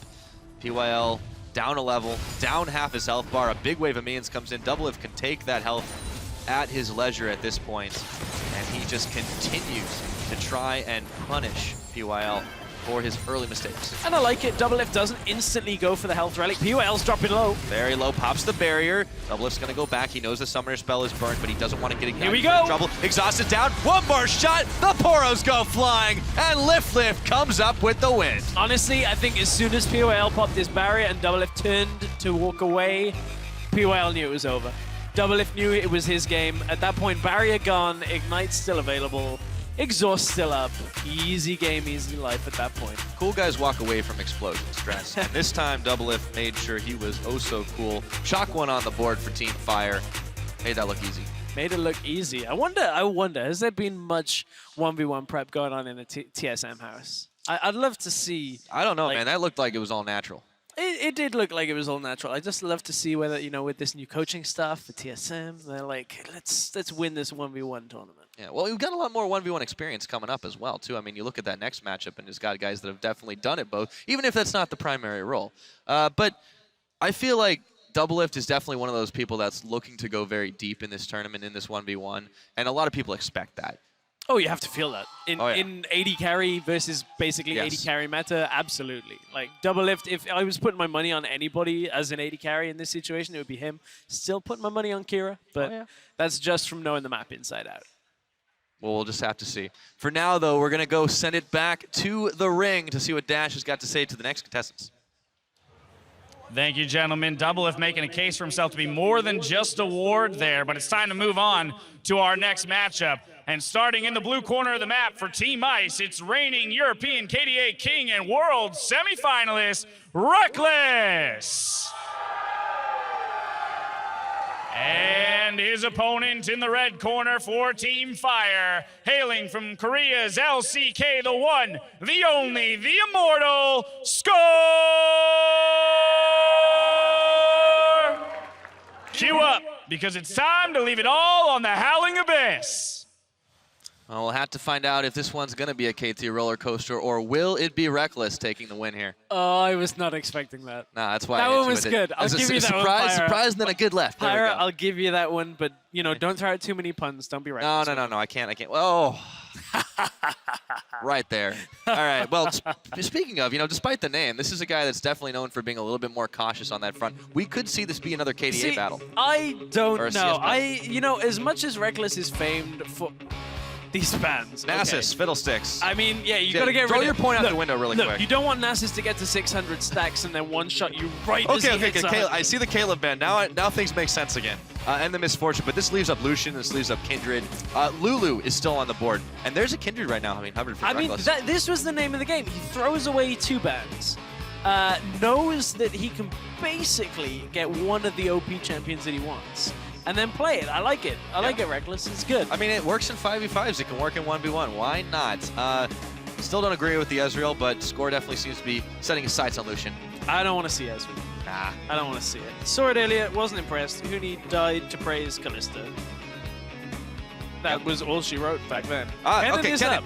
And now, by the way, Reckless is definitely no stranger Oh, to AD yeah. carry Kennen. Use that to fantastic effect. It has been banned out a lot today already in this 1v1. And looks like we're going to be seeing it going up against Lucian.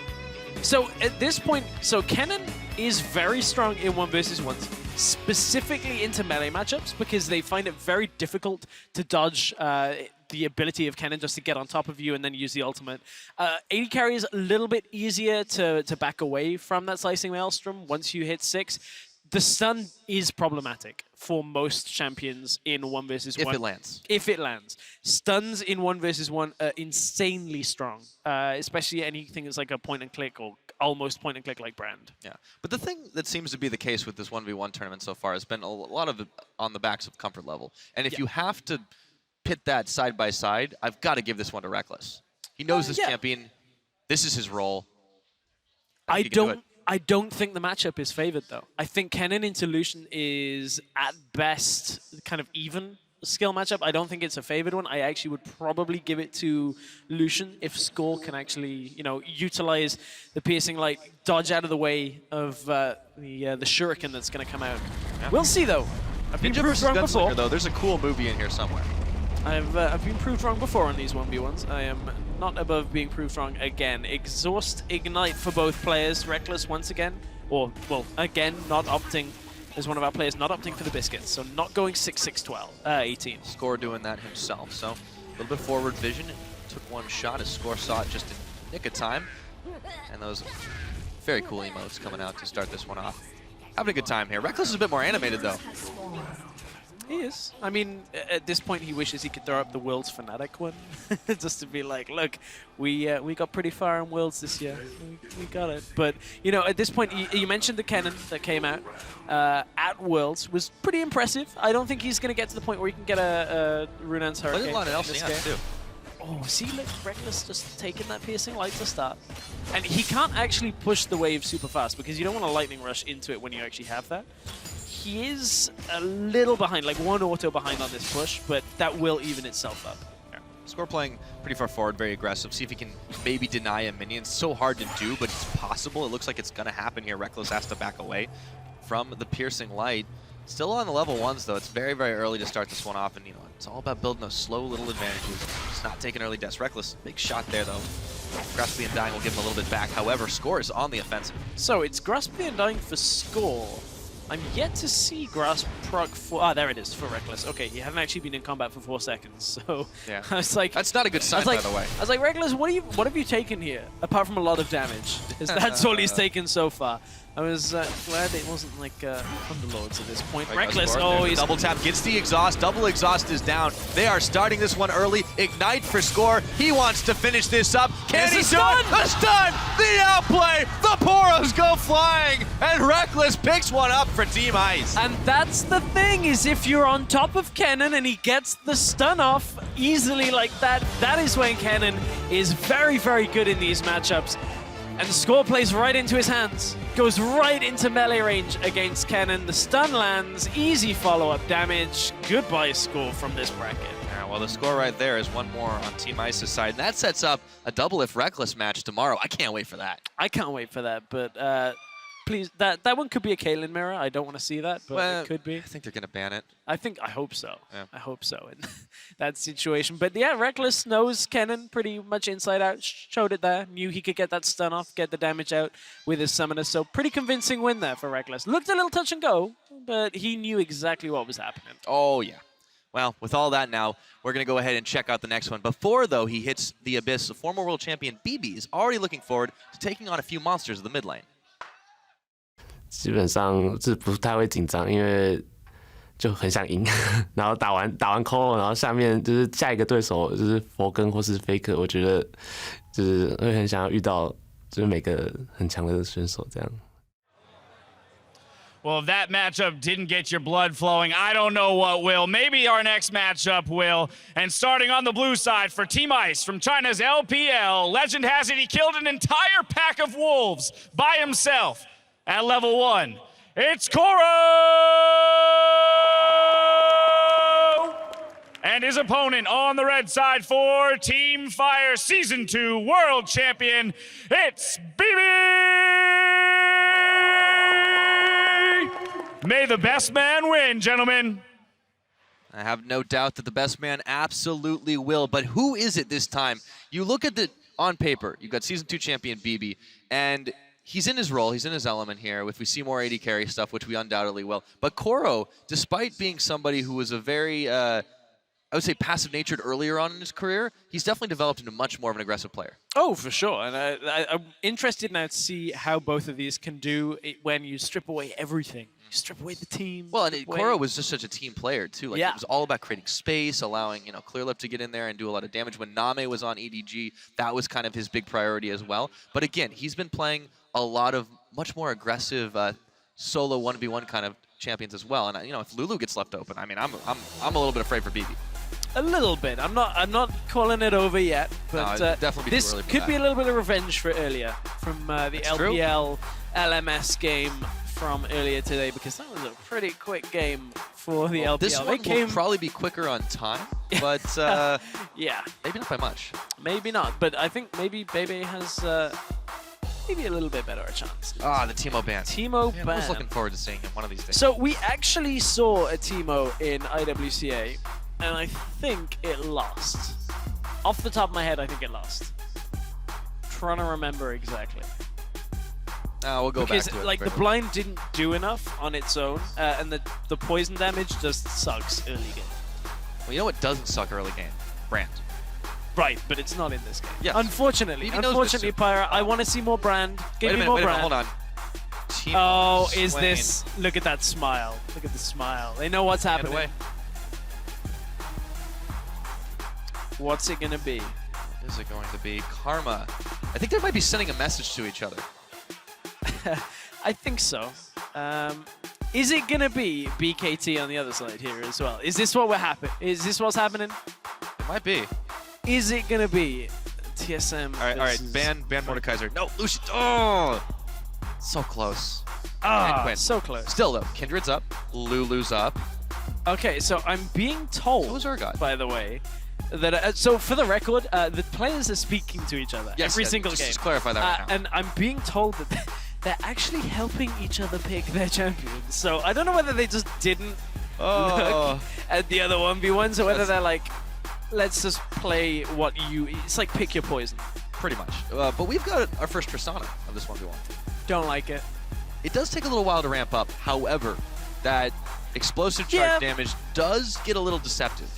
It does. If you can land the 4 autos and then get the jump. And if Koro ends up blocking in the Urgot, fairly short I feel range. like it's actually a pretty good matchup just because it's not good to trade all in against a Tristana as Urgot.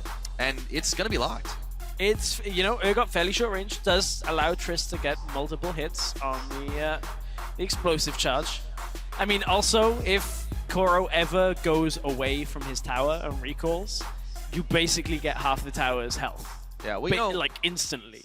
Koro's pretty good at staying under tower and just staying alive like forever. Yeah, but again, Tristana might actually wreck the tower faster. Yeah, is he good at doing that on Urgot when the tower actually can't take damage? This like, is outside you cannot the realm let of it my take experience, damage. I have to admit. Yeah. Well, it's a bit out of They're the all realm smiles of my though experience, too. but I mean, they know this is going to be a good one. I think everybody else here does too. This, I'm looking forward to it because any match with an Urgot is usually pretty fun, but it's so hard to pull off, as you saw at Wildcard as well. Yes, yeah. I mean, we actually saw an Urgot mirror matchup. Yeah, that was the first one. Yeah, it was pretty silly. I'm not going to lie. Yeah. Oh, he's even using the dude Tristana skin. It's my favorite. It is an awesome skin. I do Except love it. when she dies, which is super sad. Guys, don't. No, don't. that means in this game, like, Triss can't lose. No. Maybe has to win. Totally unbiased. Otherwise, here. I'm really sad. Oh my god, it's such a cute dragon. All right, not being distracted, we have a Mecha Urgot as well. The question is, has Baby learned how to train it? We'll have to hope, otherwise he's not going to have much of a chance Or this game. is it going to end up that Baby gets 8? Could be starting off. Doesn't land the Acid Hunter, but he throws down the early ward there. It starts off with the Corrupting Potion too, worth noting. Won't have as much early damage. And Baby just starts the spam off nice and heavy. Seems like he has trained it, just to spam it. Yes. That's a pretty quick dragon. Like, That's a pretty funny animation, I'm not gonna lie. There's a lot of reasons why this is the best Tristana skin. There are a lot of reasons. Oh, he's even on Team Fire too. That's perfect. It is perfect. It's good. I like it. It's thematically appropriate. I approve. Basically role-playing. So Coro's going to go ahead and take a very forward position on this one, just Yep. trying to soften up the minions before he starts. Looks like his plan might be to try and counter push after all. Again, is all just from having the ability to control that front push. Koro just pushes up, gets the ward down, gets the first auto attack on the minions because he knows Baby can't push up for it. Yeah. And He's going to have to play this really close to the to the rushes though, because he just can't afford to trade. the thing is, look at Baby. His passive on having taken E means he's just constantly pushing the wave. And even though Koro got the first auto attacks off, Baby actually equalizes and then puts the push in his favor to get himself closer to that level 2 mark. So it's gonna happen roughly the same time. Yeah, Acid Hunter didn't get the CS, doesn't matter. Koro will get the level from it anyway. So what it means is it mitigates the opening first few auto attacks from Koro. Yeah, I mean, this is just going to be a tough one for Koro because his win condition really here is to just try and kite and out-poke the Tristana. But if he gets too close to his minions, the explosive shot passage is just going to make it very, very difficult for him to trade effectively. Oh yeah, it really will. And Baby's got control of the brush now. So that's one auto onto the explosive charge.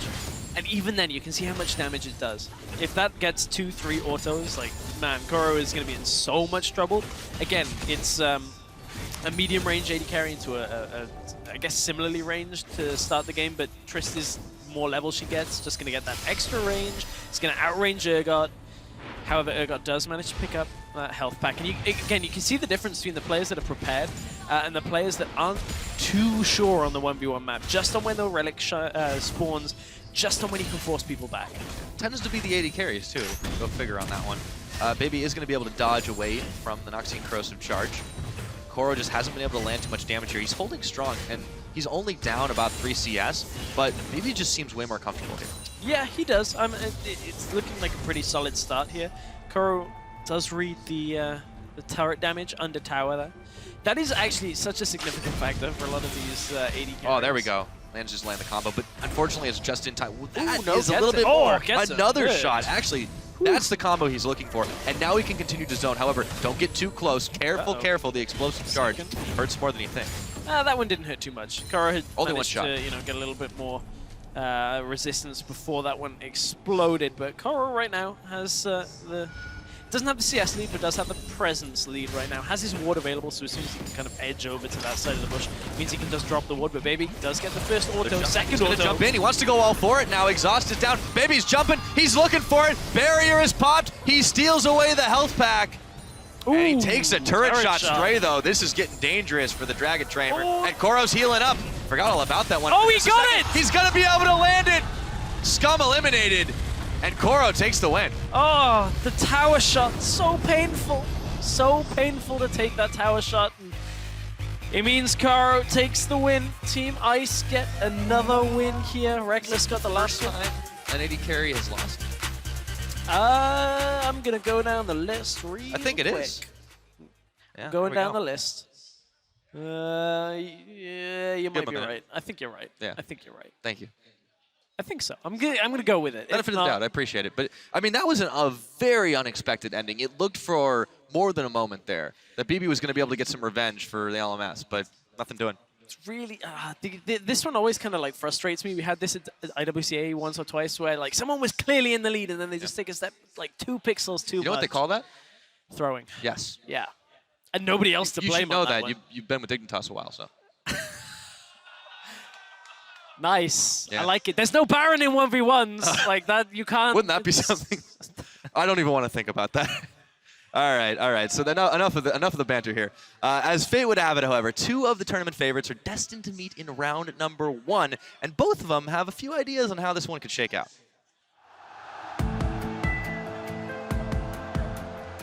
This is my first time playing against FLICKR ever. 한 번도 만나본 적이 없기 때문에 1대1을 하면 어떤 느낌일지 궁금합니다. 뭐 팬분들이 볼 때도 재밌게 볼 수 있을 것 같아요. All the fans are looking forward to it as well, so I mean, hopefully we're gonna put up a good performance. 일단 저는 프로겐 선수가 굉장히 잘한다고 생각했고 또 인정하는 선수이기 때문에 A lot of the time you see players just wanting to be in their comfort zone and playing the picks they always play. But FLICKR is like just playing a lot of different champions, and I like that a lot. 일단 한 번도 안 해봤기 때문에 그냥 다 조심해야 될 것 같아요. 네. When start of season 4 there was this Kartus versus LeBlanc matchup. I obviously went out and said that Kartus wins, and everybody else disagreed with me until FLICKR actually agreed with me. 뭐 카서스 대 르블랑을 하면 저는 1대1로는 카서스가 이긴다고 생각했었는데 프로겐 선수도 같은 생각이었던 것 같고. We are kind of like two players with just this unpopular opinion of this champion beats the other champion. 프로겐 선수가 카서스를 많이 하시니까 좀 잘 아시는 것 같아요. 네. Since I'm playing against FLICKR, I don't see the reason to do it, since we both agree that Kartus wins. I mean, why would we put ourselves in a disadvantage? 뭐 르블랑인데 카서스도 재밌을 것 같긴 하지만 저는 개인적으로 애니비아 미러전 하는 게 더 재밌을 것 같아요. A couple of intense matchups that led up to this one, but ladies and gentlemen, it's time for our marquee matchup of the evening. You saw it there. The champions have already been picked. It's an Anivia Mirror matchup. And now to introduce the combatants that will be taking place on the Howling Abyss on the blue side for Team Ice, two-time Worlds qualifier who truly knows that the bird is the word. Kaboom! It's Froggen!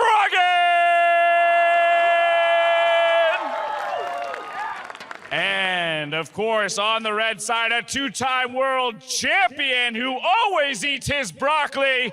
It's the other Zed, FLICKR!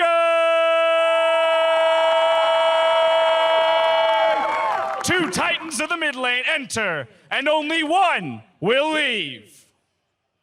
Up till today, it's all been about the AD carries, but I think right now, we focus on these two mid laners. We already know what champions they're going to pick, and man, it's just going to get crazy. Well, we heard so much about Karthus LeBlanc in that feature, but one thing we're going to learn in this one is Anivia beats Anivia. So that's a guaranteed result.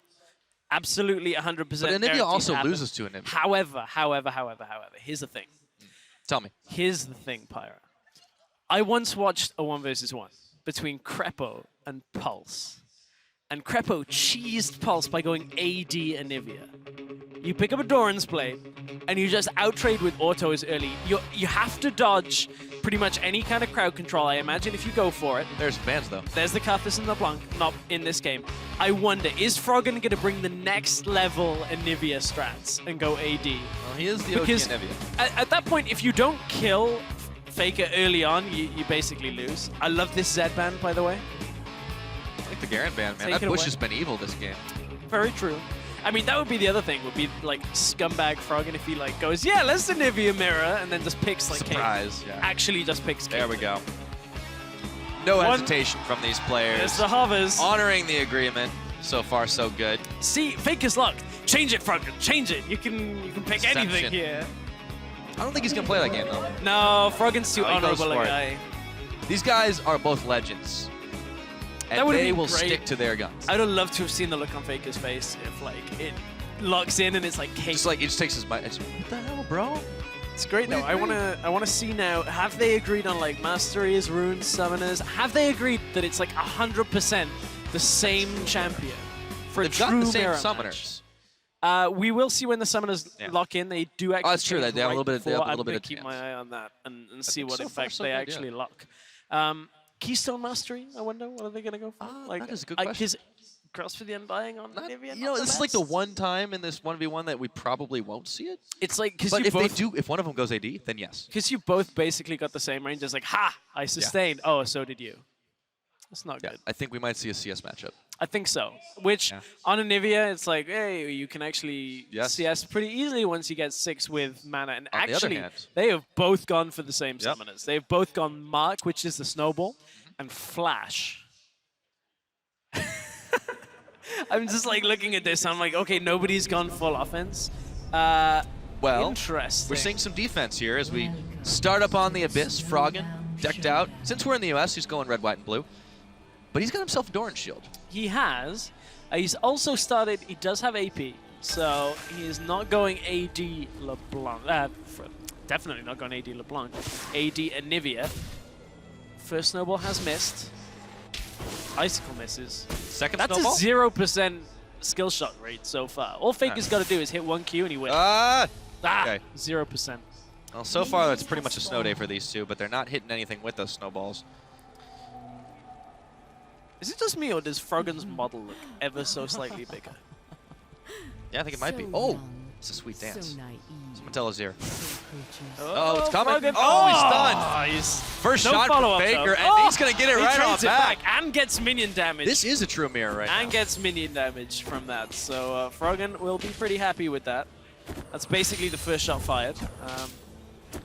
At this point, it's this one's going to be a long one, guys. Get in. Strap in. This This is going to be a very... No ignites, because of course you've got the egg. So it's kind of we actually have to go through 2 lives here. If we get double egg here, another stun. Faker.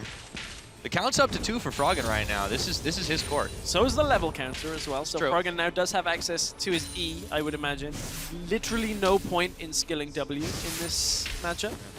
I mean, I could be in trouble here if Faker loses this one because I picked him to win the whole thing.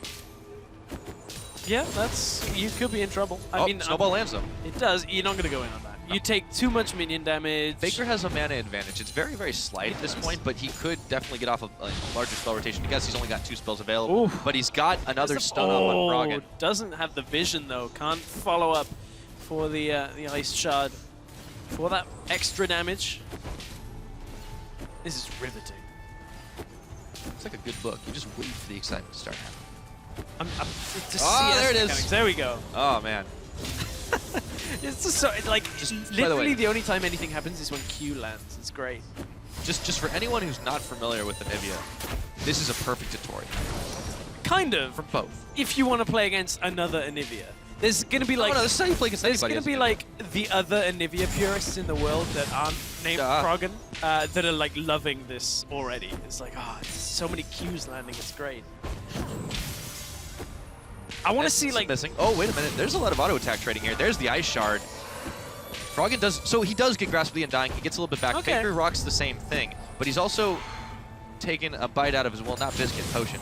And the ice shard, that ice ball did not manage to get the stun off, but he did get a little bit more damage. Faker's still trading back and forth a little better, and he's got a level advantage now until Froggen equalizes. Yeah, Froggen does equalize that one, and now Faker's going to try and push forward through the minion wave. But it's an even game right now. Froggen is a couple of CS up. It's not really going to matter too much. I wonder whether either of these are going to go tier. Now, that sounds like a really stupid thing, but we actually saw it a good few times at IWCA. Just get I was a little confused by it at first, because I'm like, well, you're never going to get to a tier item, so it's basically just giving you the extra of max mana. Hear me out here. Okay, I'm here. Gentleman's agreement. They sit at 99 CS, and they only win by killing each other. I don't see that. And then they get full builds. I don't see that happening, because at that point, that is when you scumbag. You're like, ha! Win conditions. Get that last CS. Got it. This is why I'm not in these 1v1s. I'm not gentlemanly like that. I'm like, I'm going to win this if I can. A little bit of farming. There's the snowball. Froggen's not going to go in on that one, though. He does have a little bit of health disadvantage. Ice Shard's going to come in and take another bite out of his health bar, but still, more sustained thanks to the Grasp of the Undying. So, right now, Faker has 3 points in Got the his stun. team. Oh, Froggen dodges. He trades well on that one. Have they both got 3 points in E? That is what I'm wondering. I would imagine so at this point. Level 5, no reason for points in W. Yeah. You can see Fakers right now. Looks like. I'm assuming Froggen has exactly the same thing. Clearly, this is the optimal build.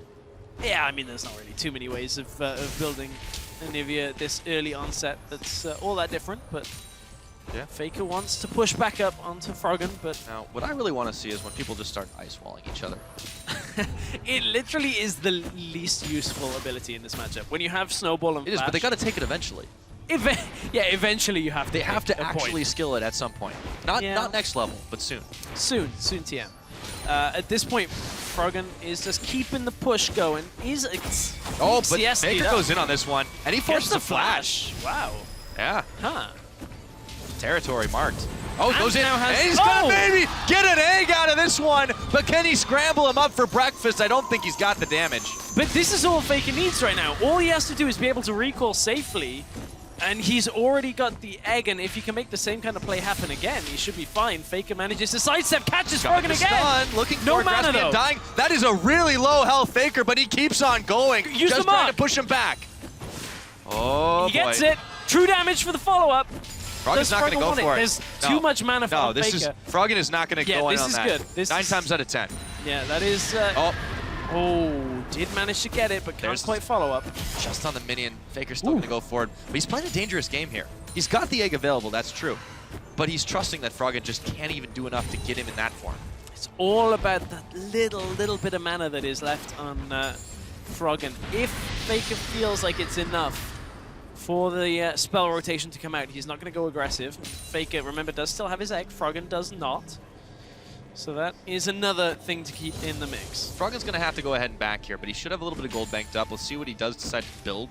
Faker can push these minions into the turret and go home with a CS, well, not advantage, but at least even the gap a little bit. So Froggen instantly picks up the Catalyst.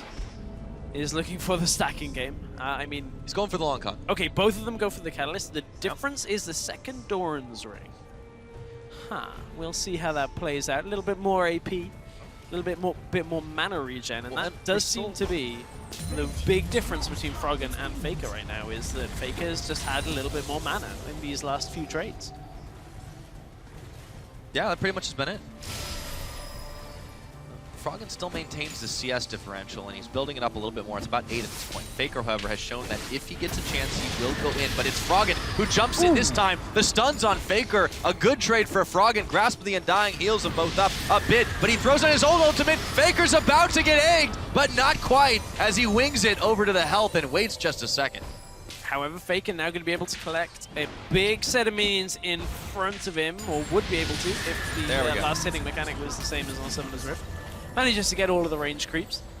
Now we'll back off again, so this is Froggen's opportunity to extend the CS lead, but it is at the cost of the health. Froggen is going to be on this kind of 3/4, 2/3 of his health as Faker comes back unless he recalls right now, and that's what Froggen's going to do. This wave should just about all die to this turret. This is a pretty big advantage for Froggen. Yeah, it is. He's got 9. Okay, so Faker gets it. That's not so bad. Pretty good timing from Faker, knowing he could get the Q just to get that last hit on the minion. So half the wave died, and now Faker is able to kind of just... he's going to try to freeze. Try and freeze. I like it. I like it at this point. Faker trying to drag Froggen forward. Null Magic Mantle onto Froggen, though, so is going for that slightly more defensive build while ahead on CS. That is, honestly, that is normally the way to win. There's the ice. That's what I'm talking about. The wall right there makes Faker take a little bit more damage on the back half of that. Yeah, it is nice at this point that you just can force them to stay within your ult and make sure you get that ice shard off. But in the early game, it wasn't really going to offer too much. You can see they're going to trade it away now. And more Faker's taking it worse, though. Turns his own ulti off as the ice walls are melting, but an auto attack will heal him up just a little bit. About on par with Froggen, who's going to be sending a few more minions Faker's way, and he's got that 11 CS differential. Going to be evened up just a bit, but Froggen could be on par to win this in CS. Yeah, looks like it for now. Faker, however, no potions left. Froggen does have some in his inventory. Froggen... actually snowball, though. Faker should not go in on this, though. You can see that Froggen already playing that defensive zone of the area there. Faker now pushes up. Froggen just used a lot of his mana just to push that wave back in towards Faker. So just trying to keep Faker on the turret. Froggen, that is a big misplay to get caught by that, but Faker used a lot of his mana on that trade. Does get a lot of Froggen's health off. He's got the vision. Knows that Froggen was hiding out in that brush, but Faker had already leveled up. He got a little bit extra. The key thing about that little trade, though, is Faker prevented Froggen from actually extending the CS lead. It's now down to 3 CS. He could even it up here.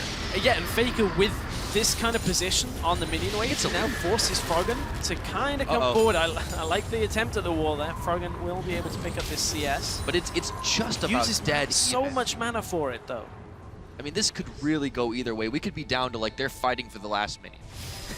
It's going to be like whose Snowstorm is going to be able to deal more damage than them. Clearly no one's going to die. Oh, which point? Faker's will... Faker's going in!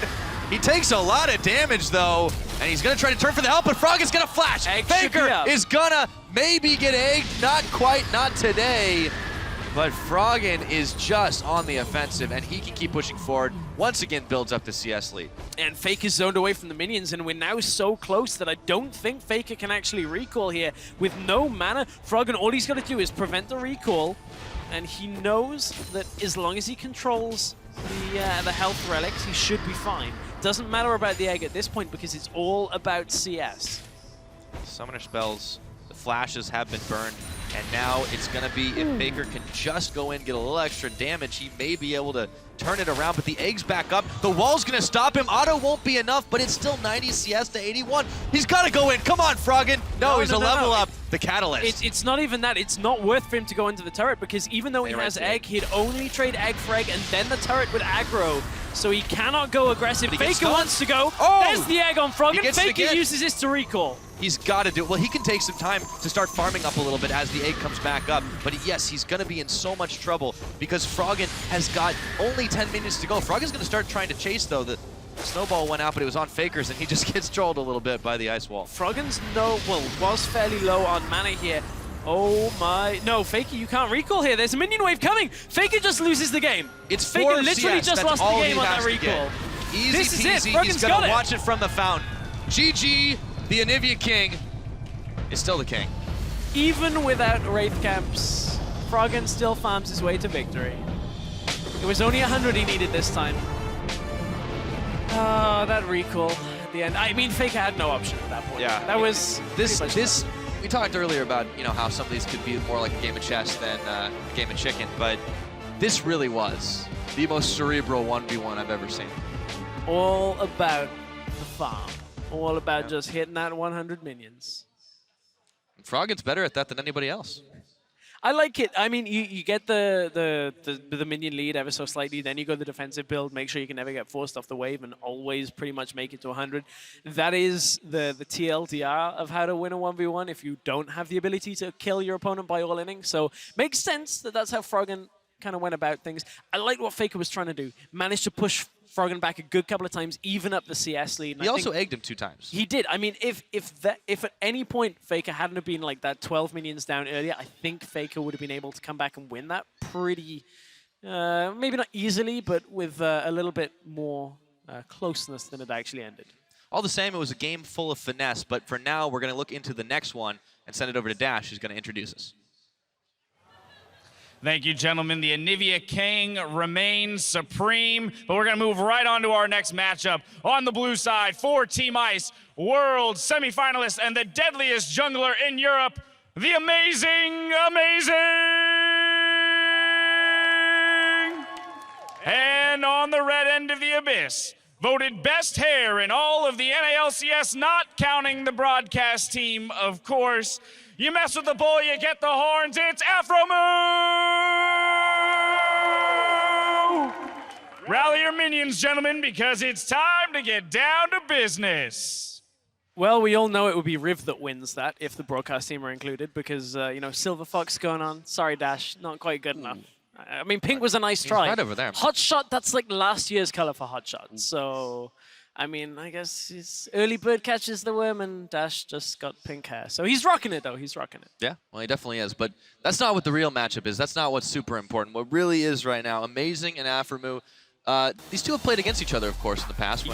Back when Amazing was in TSM over in NA, but I think they're going to know each other even more intimately than that. The Caitlyn is off the board, the Kindred, the Lucian. These are the bands we really expected, and we're probably going to come down to whatever optimally is still left. I just have a feeling that, Amazing is the kind of player that's been watching this and is like, I don't want to play AD carries. What if we locked Elise? With the snowball. I don't think you would, but I just think, Amazing is the kind of player that's like, no, I don't want to do this. Just I want to pick something that's different. I don't want to play something boring. On the other hand, I think Afromu is very likely to play an AD carry. Remember, he did, used to play as an ADC, so he's going to have that experience. Oh, yeah. And Gangplank's banned off, Kennon's banned away, but there's still a lot left up. There's also that Lulu. We keep talking about it. We haven't seen it as much, though. Yeah, we haven't seen it too much. Amazing. He's not picking volley. No, but he just likes to hover. He does. He's not picking it up. I mean, that would actually probably just straight up lose. Yeah? Get kited? Yeah. I mean... It's like, no, Afro doesn't know it's coming. So. Surprise bear. I wonder. Okay. Oh, here we go. Draven. Okay. Pardon me. Draven. So, Amazing, what do you got for us? What have you got? Don't be boring, Amazing. Wait. Is he actually letting that go? Is he actually doing this? All right. It's locked. This is going to be a quick game. Prepare for the volleys. He's not got snowball yet either. I feel like he has to take that. See, Amazing's just sat there like, I don't even care whether I lose this game. I just didn't want to play an AD carry. Avros, are you serious right now? Oh, dear. Well, buddy. so seems like Amazing is going for the come close to my turret so I can fling you into it. On the other hand, so that is always a possibility, but there is no easy escapes for Draven. As in, he doesn't have a dash ability. He doesn't have a way to get out of the way. A lot of AD carries do. I mean, it doesn't really... I'm grasping at straws here, but... Avramu's like, I've already won this game. I've already won this game. There's no real reason. The crowd are hyped for this. Yeah, they are. Volley bear. I mean, if you had said to me this morning, I think we're going to see a volley bear in the 1-on-1, I would have just said nothing at all because I would have walked away slowly and thought you were crazy. Yeah. Yeah. But it happened. I've really got nothing to follow up on that. I was going to say, if you said that to me this morning, I'd have been jet lagged. Probably wouldn't have replied to you. I'd just be like, no. Yeah, but that's what you do anyways. Yeah, normally. But, you know, I like it. Doran's shield volley bear, going for the completely no damage, no ability to farm champion. So the one thing he will have is, for sustain, his passive will kick in. That'll be great once he takes enough damage for that. So, you know, silver linings, looking for things that can keep Amazing in this matchup a little bit longer. I mean, he didn't get that name for nothing. Maybe he'll pull something out to surprise us, but for now, there's a non-aggression pact between these two. Before the minions hit the murder bridge.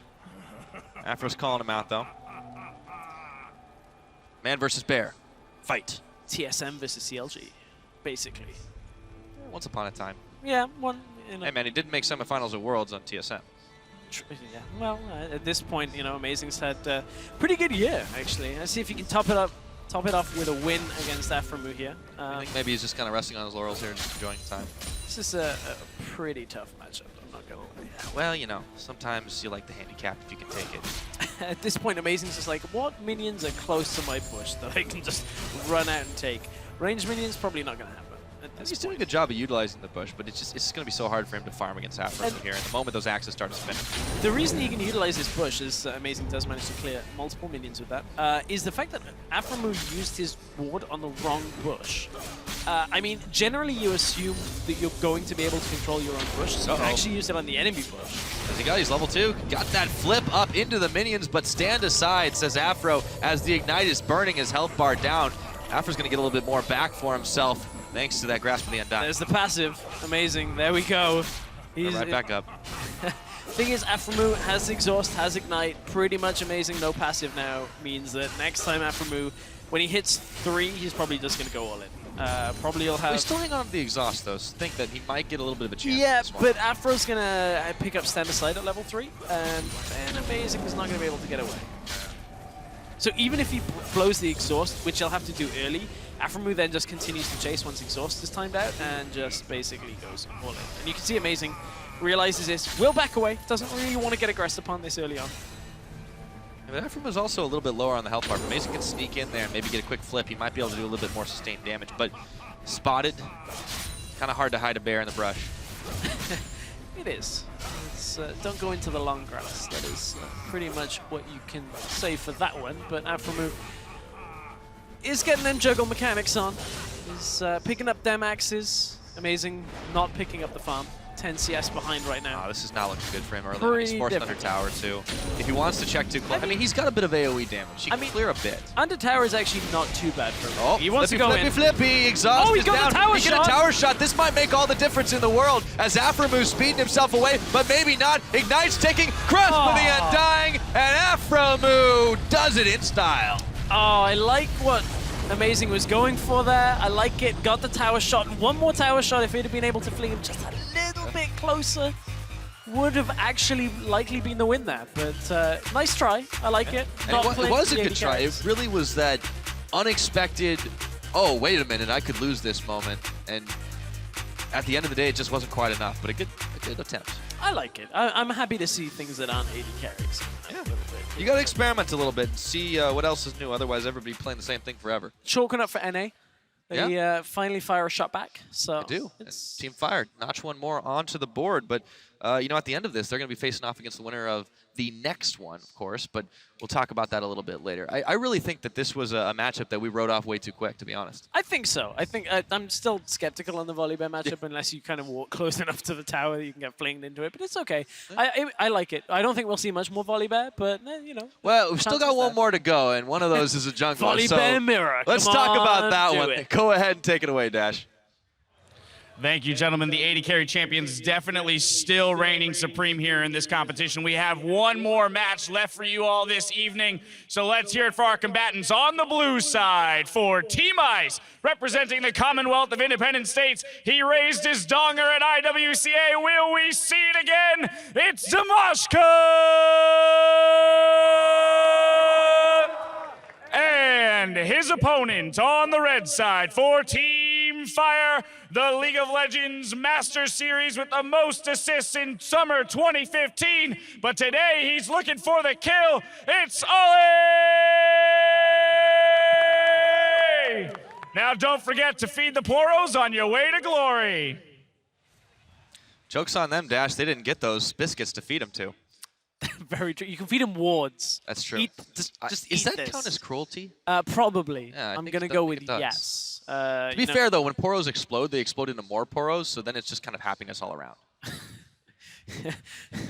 Basically mitosis at that point. It's like, boom!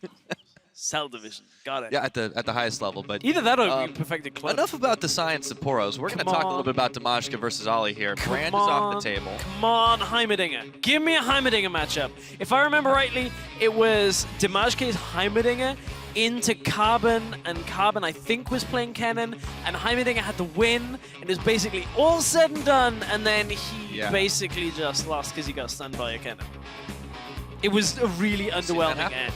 Yeah. But it was an exciting game. And they left Lucian up. It seems more likely. We might have yet another mirror, but Ollie, for whatever reason, decides Morgana is something to hover. No, don't go Morg. You don't have enough damage on the pool early to actually push it through. A lot of people were saying, why wouldn't you go Morg? A lot of damage, Not in the early levels. You really have to get a good amount of AP to actually make that push. So you have to basically go flat AP from your runes and then just take as much damage as you can, and then you can push. Against Solution, it actually doesn't matter because he's going to be like, great, use your pool on your minions, goodbye half your damage. Well, the problem with trying to play the CS game is, you know, it gives away the strategy, it limits your options because the opponent knows you're not going to try and kill him. The one thing Morg will have, and it looks like we will get a Morgana locked in here, is a lot of crowd control. So once you get past 6, you do have the damage. You do have the Dark Binding that is going to lock people down. True. I just wonder whether Damashka is going to take too much control early on in this game. Because I don't think Morgana can respond to the damage output that Lucian has. Not only that, but it's going to be so hard to nail him with those skill shots. We've been seeing it time and time again whenever Lucian's come out on Howling Abyss, that he dashes, he dips, he dives, he dodges away from just about everything. And unless it's just a point blank, it's going to be so hard for this Morgana to really trade effectively. Oh, yeah. Very difficult, as you mentioned. You will have the dash. It's more related to, you know, what Ollie wants to play anyway, so he's trying to stick to his guns. Yeah, I guess. It's not a bad pick. I just think this matchup isn't a particularly great one, especially when you consider that to actually get on top of him with the ultimate post-6, it will be kind of tough. You have to kind of wait. Well, he might die in the middle of the channel, too. I mean, his Black Shield's not going to be effective at all. Yeah, and you just kind of hope that Lucian dashes towards you, which is not going to happen all that often. Unless he's going to kill you.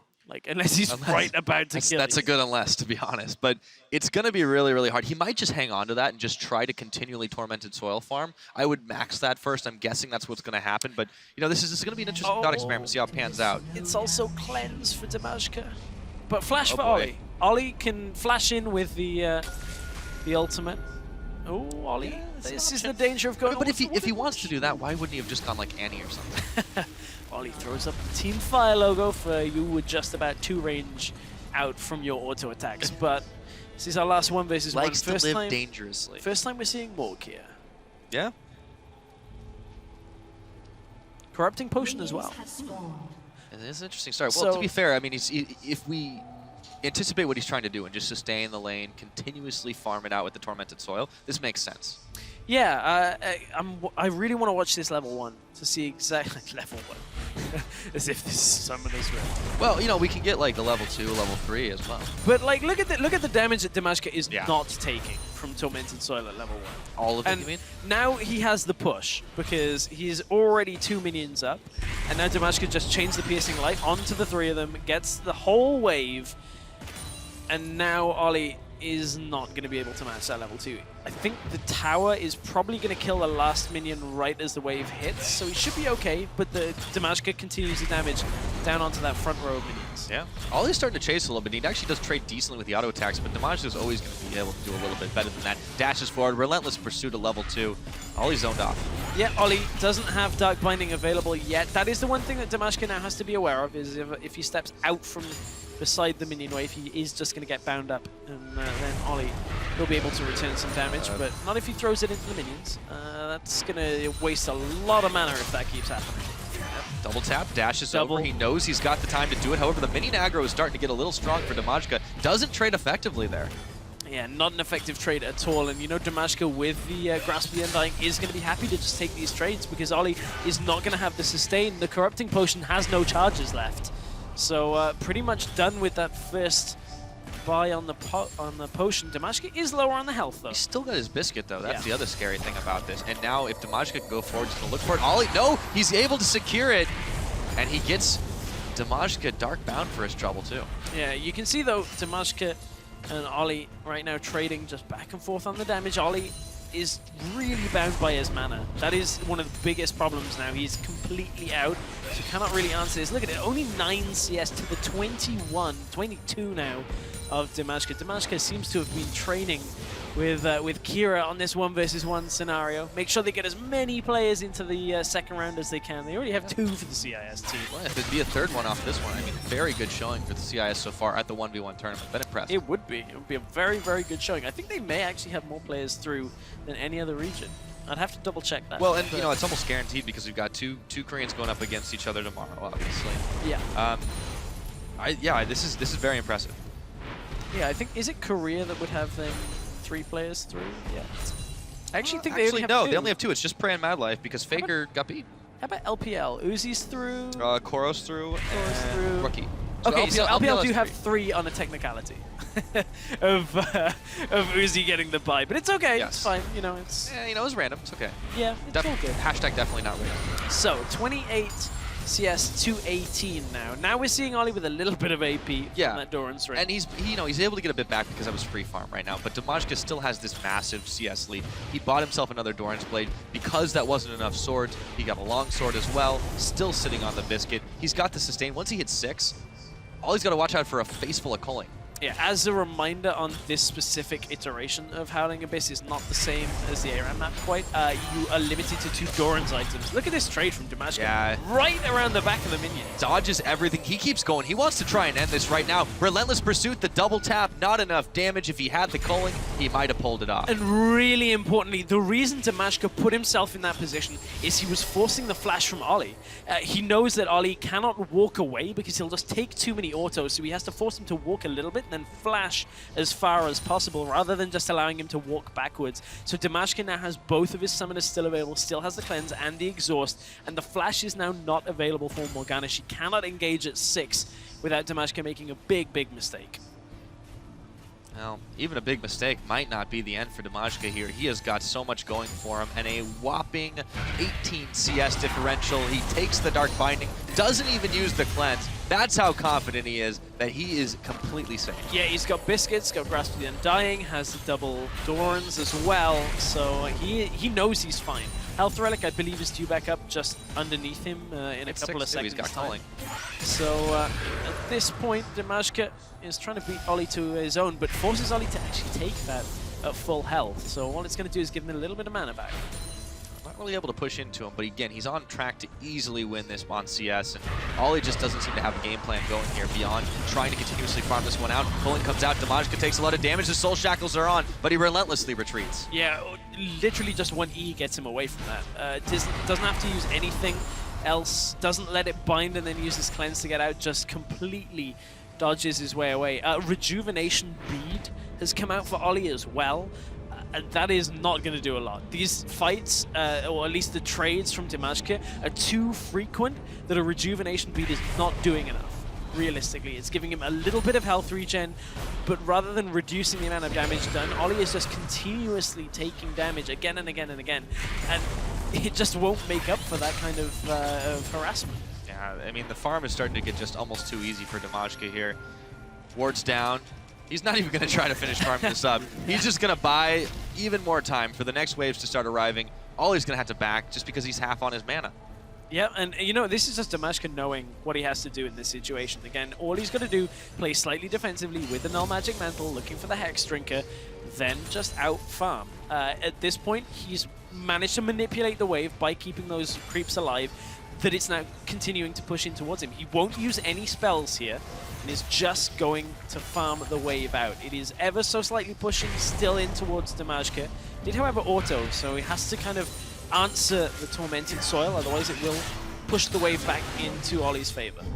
More damage pushed on Ollie, who has to take his health relic once again, but huge CS lead continues here. Ollie just cannot get in to do much more than send out a singular spell, just using the Tormented Soil, and every time he gets any closer than that, Dimashka's going to punish him. And it doesn't have enough AP to do a considerable amount more other than try and make the wave bounce. That's really all it's doing right now. That's gotta sting. It is such a huge CS lead here. And there's the Coleman. Oh, Ollie he gets takes so half many of it. shots. The minions keep on blocking. They get fired down even further. There we go. It's very close. If he had not get bound up there, he might have been able to take an even bigger bite out of his health bar. But Ollie is just running out of options fast. I mean, the CIS team really have put a lot of focus on this 1v1 tournament. This is their event, man. I mean, it brought them to the dance here at near start. And Dimashka certainly looks confident in this kind of matchup. Very confident, throws out the Team Ice banner again. He really has been using that quite a lot. But 26 CS, he's got that lead. He's never been in any real danger. The closest he's come when he dashed point blank into Ollie and he got a face full of Dark Binding, but really hasn't been too much of a problem for him. Ollie's got a little bit of a health advantage now. He's just going to try to force him off with a few autos, but they just don't do enough. Dark Binding is going to hit. No cleanse still. Ollie's going in. Exhaust is on. He's going to go ahead and cleanse the chains. Yeah, there's the double summoners. We'll completely reduce what Ollie was trying to do there, but that was a good amount of damage. Oh! Binding Dimashka is so low, but Ollie can't go in. Oh, the Tormented Soil had already been used. Oh, that's so That would have been it. painful. That actually would have been it from Ollie. One misplay out of Dimashka. It's not enough to turn the matchup around, unfortunately, for Ollie, as now Dimashka was able to back and has picked up the Hex Drinker as well. No potions with it. I believe he's waiting. Actually goes Vamp Scepter. So we'll have that little bit extra damage and have the lifesteal coming from it. Ollie on the other side, still just under 20 CS down in this matchup. He has to somehow go all in, but he's gone the defensive route, picking up the Seeker's Arm Guard. Yeah. It's not going to help him. He needs to stack. It's not really going to come up. Yes, it means he'll take less damage, but Dimashka won't be looking for an all-in now. No, he doesn't need to anymore. He only needs 17 CS, but if he gets an opening, he might just do it. Goes on forward. He's standing in the soil. He doesn't care at all. Ollie takes a ton of damage off the back of the culling. Minions keep on falling down. Dimashka knows he's got this one in the bag. It's all about cashing it in at the bank. However, one binding now that Cleanse is down means flash into the Morgana ultimate for the Soul Shackles and the Tormented Soil to follow up. So if Ollie can manage to land a binding, there is still a chance. There is still one last hope for him. We're on 91 CS. Within the next wave and a half, he has to hit a Dark Binding and go all in. He's on a ward. Dimashka, ooh, playing it a little bit risky, but knew he had the E. Close to the vest there. Dimashka returns fire, and Ollie is still forced back. Has to wait for the Dark Binding to come back off cooldown, but he is running out of options. 3 CS is all that separates Dimashka for another CIS win for Ollie, Team Ice. Ollie is going for it. The back's going. He's playing with them. He didn't send it out. Didn't have the confidence, and that might be the end. Yeah, I think that actually is it now, because what happens next is Ollie flash ults onto Dimashka, and Dimashka just focuses the minions. I don't think Ollie has enough damage without Ignite. Here's the flash into the ult. He's gonna manage to land the chains, however, but does he have any return fire damage? Tormented Soil's down. Ollie's tanking minion damage as well. The Hex Drinker pops. He just needs 1, 2, 3. That's all it's gonna be, and the Poros pop. Another win for CIS. Impressive performance in the first round by the CIS team, and they have put themselves 3 members for Team Ice through to the round of 16 just from the CIS region. The 1v1, the wild cards are definitely not the weakest link this time around. We already know now what's moving on to the next round. This is going to be a fantastic 1v1 tournament already. Oh, yeah, we got a lot of interesting matchups in the next round. Kasa, Clearlove, Kira, Bjergsen. That one actually is like my highlight. Well, and a lot of cool potential ones too. Oh yeah, cool potential ones, and we're looking forward. But Kira Bjergsen is gonna really be like, this is possibly the winner of the entire thing. Yeah, and we don't want to give away too much of the bracket, even though we just saw all of it. So we're gonna go ahead and let the analyst desk take it away for now. All right, and CIS is 3-2. Yes, and we're back, FLICKR. Yeah, I was just talking Sorry. about. I'm just going over the stats, man. Sorry, go ahead. On and please. off. Go ahead. Talking. Yeah, so I got all the stats for how all the regions are doing. NA's 3-2, Europe's 3-2, China's 3-1, Korea's 2-3, LMS 0-4. Really hurting us here in Team Fire. And CIS, right? Like the international wildcard's 3-2. Like just like how they got here in the first place with Kier crushing 1v1, winning record for the wildcards. Definitely. And with that, a lot of victories for Ice today. Yeah. In that landslide of 1v1 victories, there was one we'd like to highlight, though. It was in the matchup of Reckless versus Score, Kennen versus Lucian. It was a pretty good matchup. Who wants to take this? Defisho? Yeah, let's just roll the clip. Obviously, Reckless right now is behind in CS, and it looks like it's really bad for him. But he does get the stun, and he has all the minions hitting on Score as well. So stun, minions, just enough for him to win. He's one of the guys we're really expecting to go really far in this one. Yeah. He really wants to win. So I was getting disappointed already in the start when he was falling behind. Plus, I like his bands. Bands Don't out. point that gun at me. That's all right. This is not sideways. He banned out Fnatic, so FNC. you know, representing some pride there for Reckless. Yeah, same thing. Kissing actually banned his team tag as well. I actually now forget. I think it was VIT. Yeah, it was Victor, Aurelia, Twisted Fate. So yeah, he was banning team tags. And amazing pick, Volley Bear. Yeah.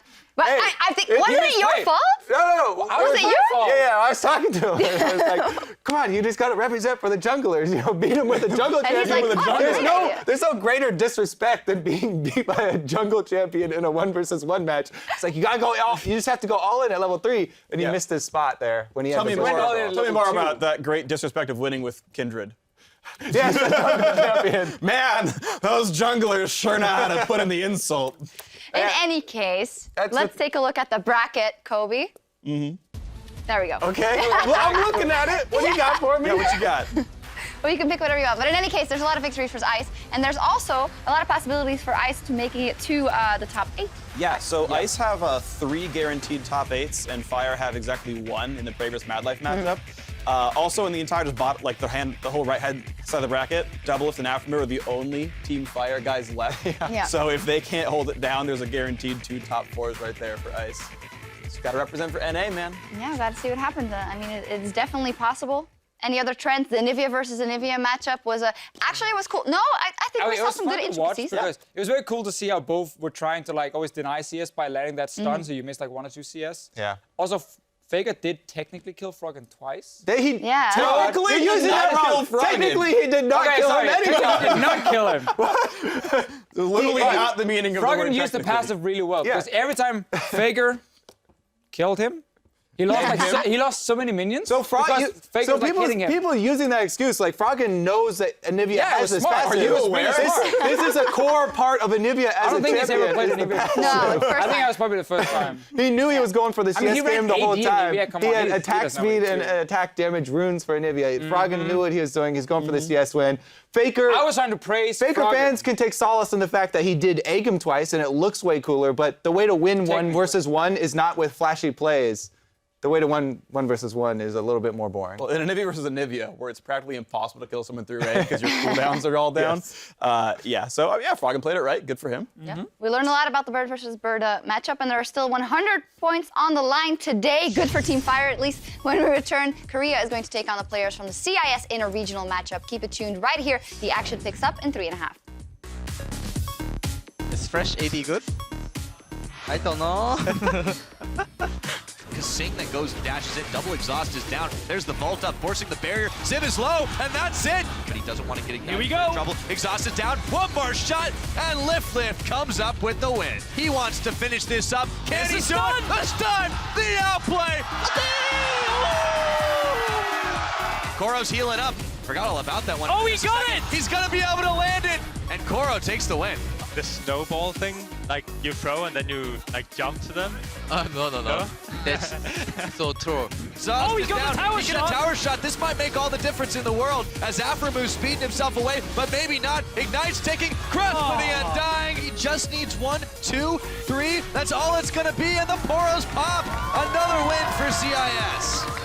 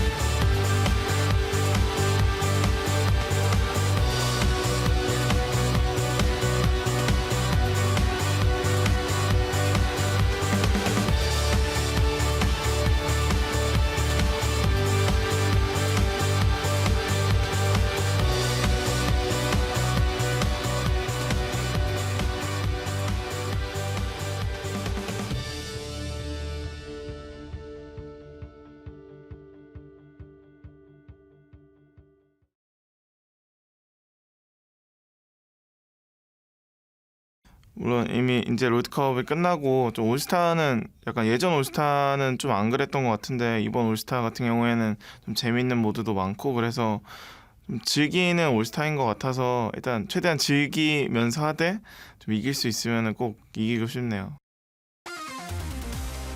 Welcome back, everyone. Korea and the CIS are readying up on stage for our final match of the day, with 100 points being awarded to the winners, and we heard it there for Prey. It's all fun, but we do want to win. Winning is fun. Yes, and Fire hasn't won Losing is yet. not fun. I've actually had games where I'm like, even if we lose this game, I'm like, wow, I would have had a really fun time. Like, you just get like the right set of teammates. You're casual, man. That's not fun at all. No, I'm playing like ranked solo queue. I'm like Diamond 4 sometime, you know, like I'm like, can pretend I'm good. You know, I got like the happy little losses for free. Yeah, happy little losses sometimes, you know? That's why you're Diamond 4. Yeah. In any well, case. I did Cade when I went to Worlds, you know? Officio, what are you right now? Diamond 5. Not relevant. Move on. I'm silver. Actually, So doing Worlds, let's I take a dropped look down at the like doing lineups. Starting for Team Fire, it is Korea's LCK with Marin, Score, FLICKR, Prey, and Madlife. Looking for some points. This hasn't been the best for Team Fire yet. On the red side against him, it's our international wildcard representatives with Smurf, Dimashke, Kira, Lex, and Dimonko. As said already, CIS region got here through the heroic efforts of Kira, who showed here in the 1 vs 1 today as well that he's just great at 1 vs 1ing on Lucian and Kaylin. So that's the way they got here as well. Kind of shaky in the 5-on-5 though. Like when they played Turkey in the final, he didn't really play too well. Smurf. Naru had his number. Okay, normally also didn't play well. I'm looking at Lex, you know? AD carries are pretty strong in this patch here. Give him 3 items, give something that can protect him. Lex will take down Any FLICKR 3 items. and LCK.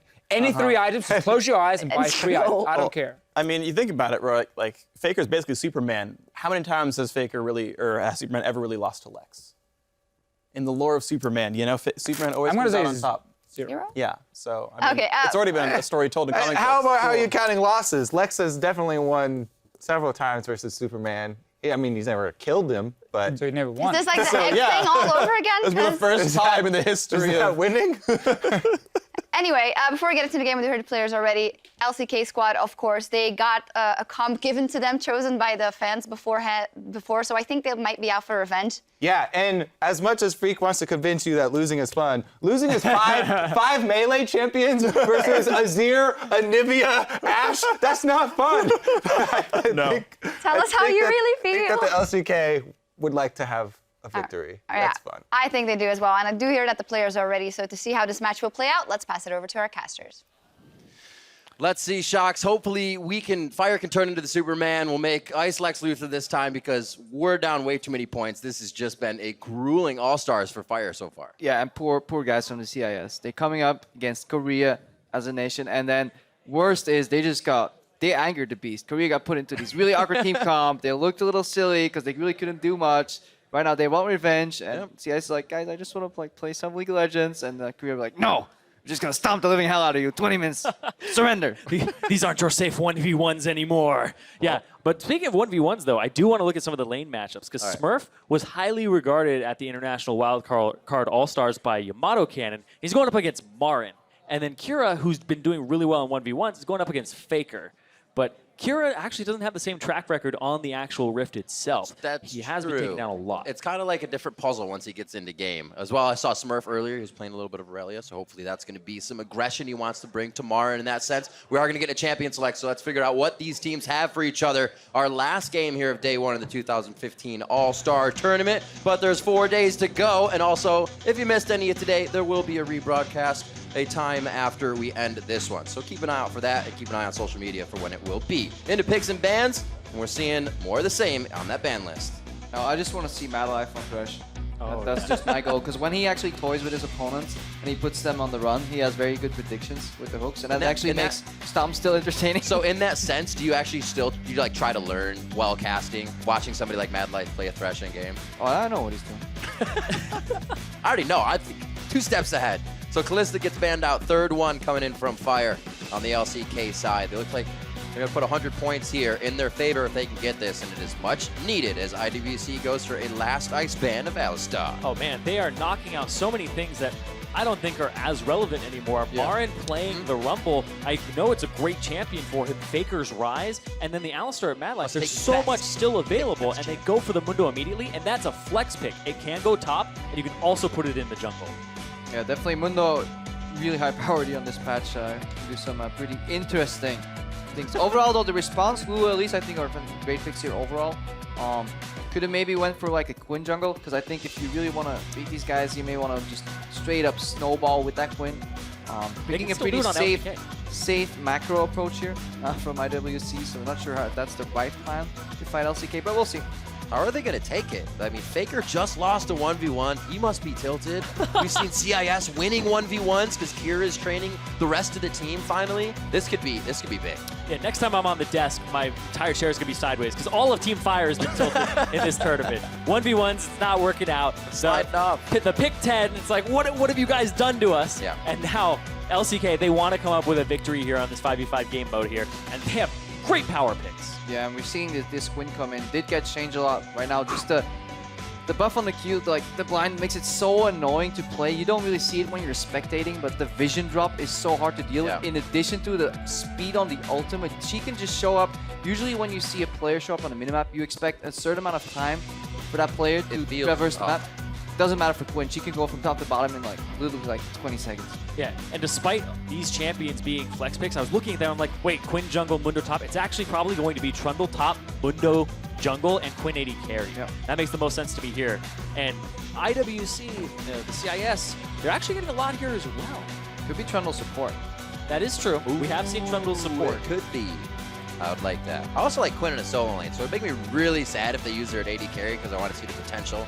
As somebody like, I don't even know, I feel like a waste. out with Feels it. like a waste putting on AD carry. Yeah, absolutely. Especially when things like Lucian and Misfortune are open. The Kench, though, picked up on the other side off the bench, going to be able to eat up Lex if he gets into any trouble. They actually have quite a bit of denial here on the side of Ice. So once Fire thinks they've got deep enough for a kill, you got a lot of denial here from a Wild Growth, getting eaten, a Repel, a lot of things on the board. Still thinking about it. I think yeah, sorry. No, you're good. It's a new thought. No, I think it might be Quinn mid, actually. I've seen that before. Quinn mid. Okay, yeah. Quinn mid, Trundle top, Mundo jungle sounds like the most. Okay, never mind. Okay, no, that's just the hover. Maybe it's like the hover. because they got 5 melees, they're just gonna my God. Bruiser champions. But the CIS team comp, 4 of these guys actually played on hard random together. Right. So they have a lot of synergy, and they were using it during the IWCA, and Tom Kench was actually picked for Demonco 6 out of their 10 games, and they always seem to play compositions that are focused around Lex on Tristana or Vayne, and he waits to get through the laning phase, and then he carries the game later. So it's just all stall compositions here. And yeah, LCK rounds out with LeBlanc. I'm done trying to predict, so we'll see how they swap around. But IWC, well, really good protective Vayne comp, and they just need like one more champion to round that out. Looking for the Malphite hover right now, but overall they have the denial if Vayne gets caught with the time Kench. We have the buff on the Vayne. The only issue you would say is lack of damage, so Fiora right here can actually fix that. They are very one-dimensional though in their damage output, especially since Lulu in the later parts of the game is going to more into a utility role rather than an AP damage threat. Yeah. Do we actually get a tryhard game from both sides? Go ahead. Yeah. Tryhard is kind of banned. They banned it at the analyst desk. Oh, that's right. It's a serious game. We overuse that. We do what we want here, though, on Caster Island. It's a tryhard game. Yeah, this one's TH squared, boys. I actually really like what Fire ended up doing here. The LCK squad, they took Trundle as early as possible, so you can't counterpick the Mundo in that jungle or the top lane, because that is an extraordinarily good pick, and then they made it so we have all of these power picks to ourselves, and they're utilizing them. You could see that the IWCA team, they were banning things that are a little bit of relics here. Like, it's a little bit part of the past. That's true. It's not updated. So how do you feel it's going to work? I think the LCK squad just has so many power picks right now. It's hard to tell. And you did call the Trundle support as well. I mean, Quinn did end up an 80 carry, though. So interesting. A few unfortunate things. Mad Life doesn't get Thrash. Quinn's at 80 carry. It's okay. I will take Quinn 80 carry if I get FLICKR LeBlanc. Yeah. All right. That's the trade I will make here. That's one of like the 10 commandments of League. Don't give FLICKR LeBlanc. It's going to be a bad situation for you. I guess unless you're running Morgana in the mid lane and your name's Pawn. But we are going to be heading into our final regional match of the day, the 5v5 between the LCK and the IWC. It is going to be huge. Team Fire win the hashtag, or Team Ice win at LOL Esports. Make sure you are heard on social media. As we head into the matchup, we're going to see who gets some points in their favor. I think it's just hashtag Ice win, hashtag Oh, you're Fire right. win. I said team. Yeah. Not team. You were probably listening to Deficio earlier, who managed to screw them up at least 4 times in a single cast, which was impressive in itself, right? But yeah, overall, thematically though, the Quinn 80 carry does make sense into a protective Vayne composition. because that blind is going to really pay dividends when Vayne can't even see who she's attacking, and the entire team relies on Vayne carrying in these fights. Yeah, and when somebody gets hit with the blinding assault, you basically are an AD carry with 300 range at that point. Doesn't matter if you're Tristana or anything like that, and it's a 1,000 range skill shot, so you can hit any AD carry, even being out of their range. I haven't seen too much Gnar play here, if any, so far at the All-Star Tournament. It is a great Marin champion, though. You have to ban that out, or you had to ban that out back in the past. But there's just so many things in the top lane. Ooh. It's actually smart. You can do that. Smite will come up again. I can easily just smite a Spiderling, get some extra gold. It's a little minute thing, but it's definitely worth doing. And then just in the top lane, yeah, Gnar, I think it works well into Fiora. It sounds like a matchup where you can keep her at bay with relative ease. I think he'll be able to get that frozen mallet early, and you're definitely not going to be doing anything in lane, that's for sure, if he chooses that build. We will see the start in the bottom side by Ice. Not a lot of lane swaps coming in with these teams. They're going standard since it hasn't been a practice thing within that kind of Yeah, squad. not only are they going standard, there's no jungle camp leash here because the jungle got changed a little bit. Doing camps will no longer grant you as much experience because you need that boost from the jungle item. That's why we see actually a hard leash here, just power farming that jungle up, making up so for a really interesting level 3 gank in the top lane that will maybe decide the early pace of this game. Good. Everybody's taking my jungle level 1. Good. I had it. I'm still taking it. No. I thought you meant good for the early pace. Because actually the way, hang on, you see it right, the way the bottom lane minions, they've been changed recently so that they all die literally within the same 2-second span, so you can actually still take a camp and lose 0 creeps on lane. It's still worth it. So junglers, keep crying. You should still take those camps as bot lane. Yeah, that change was the first minion will not get focused down in the very first minion wave. Right, he doesn't there's take no like 3 minions and like, fight me! Exactly, they won't focus it down. There's no RNG if you were doing a jungle camp and you come back, you're like, oh, well, my lane is done, but no more of that. Yeah. Happy for the laners. Oh! Okay, the vault onto him will slow him down. It actually doesn't hit the Q, though. Good trade, definitely a win in the health department. We'll see Marin keeping Smurf back to his turret, level 2. Marin should hit 3 here.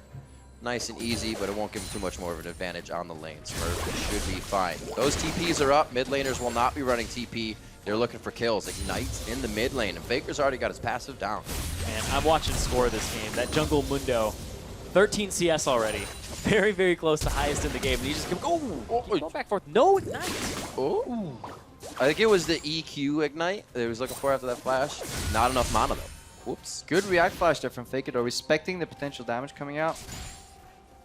Q wouldn't have been enough to kill him, but keeps him in lane at least. At least they time each other's flashes, right?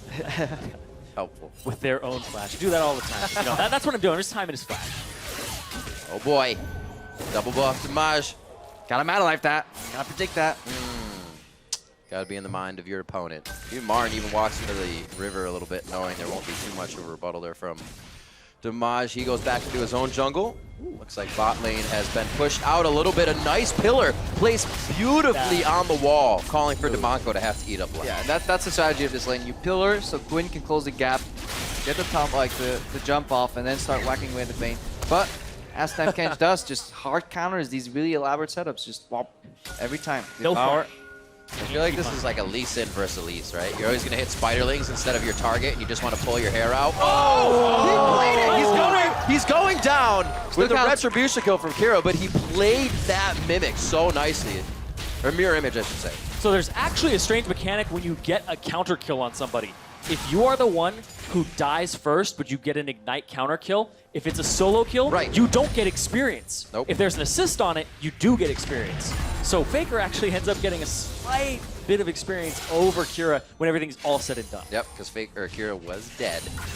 Great call there, and good eye. Looks like Marin trying to give Smurf the time of day in the top lane as he keeps him pushed up against the turret. Only 1-1 so far, so muscles have been flexed on both sides. No real advantage gained. This bot lane, though, trying to get their shots in when they can, but Lex has to be careful he doesn't get vaulted and queued. That blind put him in a sore spot. He's pretty much relying on Demonko to save him. And there's the level 5, see? And he's still got a big minion wave there as well. So that counter kill happening in that order is actually very big for this thing. Smurf? Oh! The flash. Oh, he has flash too! Q! Got him! There it is! It's gonna be Smurf coming up with the kill. 2-1 now as mid lane also going a bit hard. And that's gonna be... Go ahead. What ELO is his main? Oh. He just solo killed the MVP of Worlds. we played it smart, right? There's definitely a bit of, not disrespect there, but you're saying, you know, this isn't going to be punished, this isn't going to be punished, and Smurf is finding that. He is getting in for the punishes. He's got to walk back to lane, but it looks like Marin's going to do the same, even with, no, Marin will TP up and push this wave into the turret. Yeah, definitely impressed here with Kira and Smurf. Kira playing forward. It would be so easy to just be scared of FLICKR. He's not afraid to even flash aggressively on FLICKR, continually start pushing him in, and then Smurf with a really nice play. Kunir scored, no ultimate yet, so he has to be careful here. This is not the point of the game where Mundo is strong. Row. Oh, it looked like Kira turned away there for a second, actually, but still good damage to be dealt. They could group mid and actually siege this tower because FLICKR's out of mana. So if they actually moved in here in mid lane with both Kira and Dimashke, I think they could have done a lot of damage and pressure on that tower, kept FLICKR down. Looks like Dimashke is going to go for utility build here too. He has the warding smite. So he's able to swap. These are absolute plays that I love. The rinse and repeats. You know the teleport is down. You're going to make the guy have a long walk. Baker's going to have to take that walk as well. And Ice taking control of the map here. And they make an advantage out of it, though. You got Faker! Oh, no way! You have to be kidding me! Faker! Kira gets a kill onto Faker. Doesn't even have to use Ignite, doesn't even have to use his flash. And previously that Wild Growth interrupting the distortion, not allowing to do damage up in the top lane. Dimashke, he learned from a mistake, closed the gap, forced Marin to juke a little bit. Like should be able to get Devour or tumble out of here, so he's fine. Back to that top lane, he held the cocoon this time. He forced the cocoon from point blank range. Good sight. Really hard for Marin to dodge. Marin he was never targeted to be killed. Just chunked down the lane. Again, advantage them for Smurf later on. So IWC team here playing extremely well together. Also flip-flopped Amo's top teleport, so we could see a play from Smurf if he gets control of that lane again and the team wants to do something in this bot lane. Prey and Madlife have been quite aggressive, so a ward behind them could be detrimental. Demonko and Lex still farming it up, 55 to 65 in this lane, so Prey is seeing a bit of a lead. Now when these champions hit level 6, FLICKR can start roaming, Prey can actually start roaming. If they continuously have the lane push, right now they can't capitalize on that because Lex and Demonko are still farming, but at level 6, Quinn can simply roam to the mid lane. Kira right now in trouble.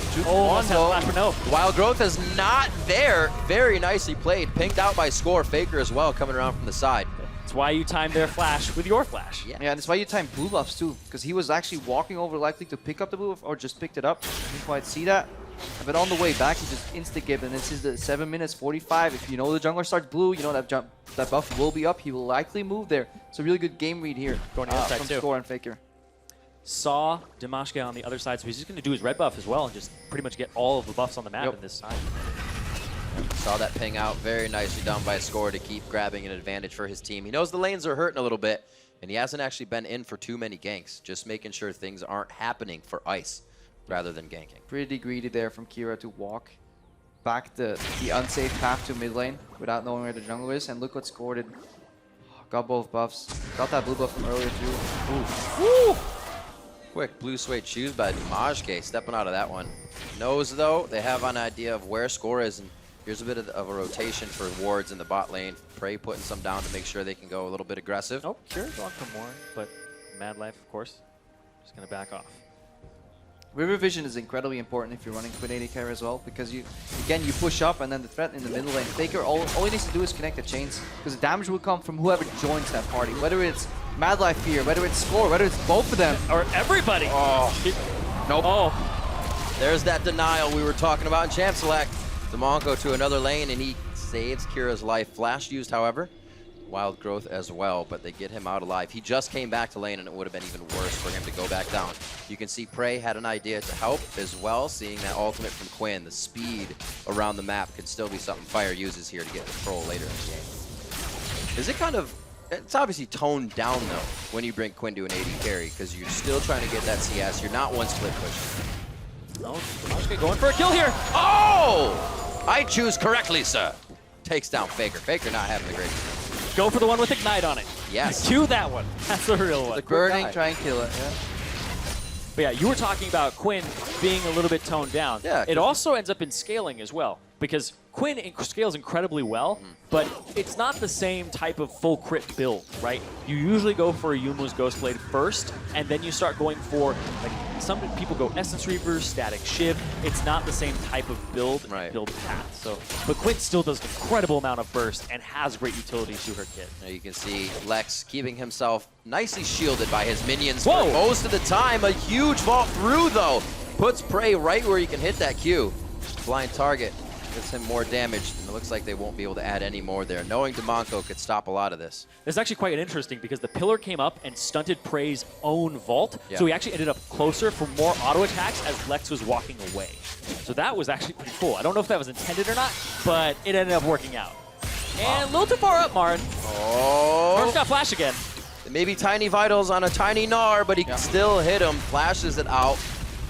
Looks like he'll go back. May TP back lane, depending on how well that is pushed. Damage K to the back, but he's getting hit by Grom damage as well. That's not going to help him whatsoever. Does not want to be there. Neither of them do. No chain coming out of FLICKR. I thought Kira was actually going to get double locked up there for a second. Could there be a chase? Quarter of a mana bar for Kira, but does not look like they can get any kills out of this. Not enough vision. Oh, wait the fake one. Oh! Whoa! That was close. Very, very close. I mean, no more double Qs on this Lulu, like back in the day. Overall, teleport from Smurf could have made that turn out around, but good moves there from the LCK squad, though. The triple pink ward in the river, I really like seeing that. Pink ward is so strong right now. FLICKR, not afraid of dying. No, that's one thing I've always noticed about FLICKR, or the rest of the team as well. When they commit to something like that, it seems like someone like FLICKR's just putting a little extra damage in. But the other person gets baited into a fight, and then you see 3 people come over the shoulder of FLICKR and kill you. It's something LCK teams do all the time. We almost saw a bit of it right there. Prey, he'll be easily able to clean this up. Almost actually got the attack there with the help of Valor. It's okay. It's okay. Shame on you. That's his way of saying, I'm not tryhard. His support wasn't there to kill it for him. Blame the supports on this one. Yeah, you would. Yeah. Why aren't you warding for me? I don't need to buy. So that's an incorrect back for Mad. Yeah.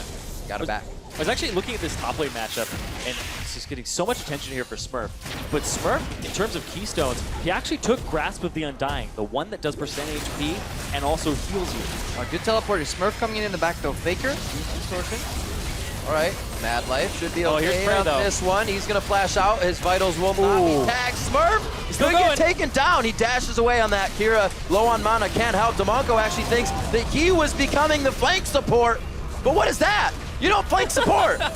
Demonko is really wishing there was a cancel button on that, on that voice. He's like, guys, I'm here. Oh, there it is. Cancel button. Cancel. So we'll see what happened. Demonko is probably like, hey, Abyssal Voyage cast on its own. It put me in the middle of the fight. I don't know actually what think he happened. even used it there. I think it's still up right now. You're right. But yeah, so he walked there. Yes. Just the flanking support. He's just being like, I'm here, guys. I got their backs. They can't retreat. Wait, what's going on? I'm out of mana, says Kira. He's like, I'm out of mana. I couldn't attack mid.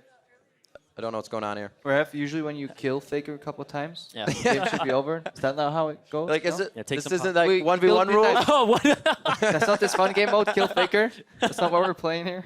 We've completely took him out multiple times. Impressive, though, so far in the early game. IWC here. Some really good, made some moves. Some really good moves. Just smart gameplay, like the way he played the aggressive flash, came with some vigor, Pixies at the right timing, landing his proxy Qs in the top lane, Smurf as well going in. The pressure, overall, pretty impressed. I honestly thought this would be like GG20 stomp. Yeah. Not gonna lie, I was right there. But no. I do think that the composition from LCK is a little bit strange because they just took all these power picks and it just looks like they're slotted into places that may not be ideal for them, just like Trundle and Quinn. True. But they just try to take everything, right?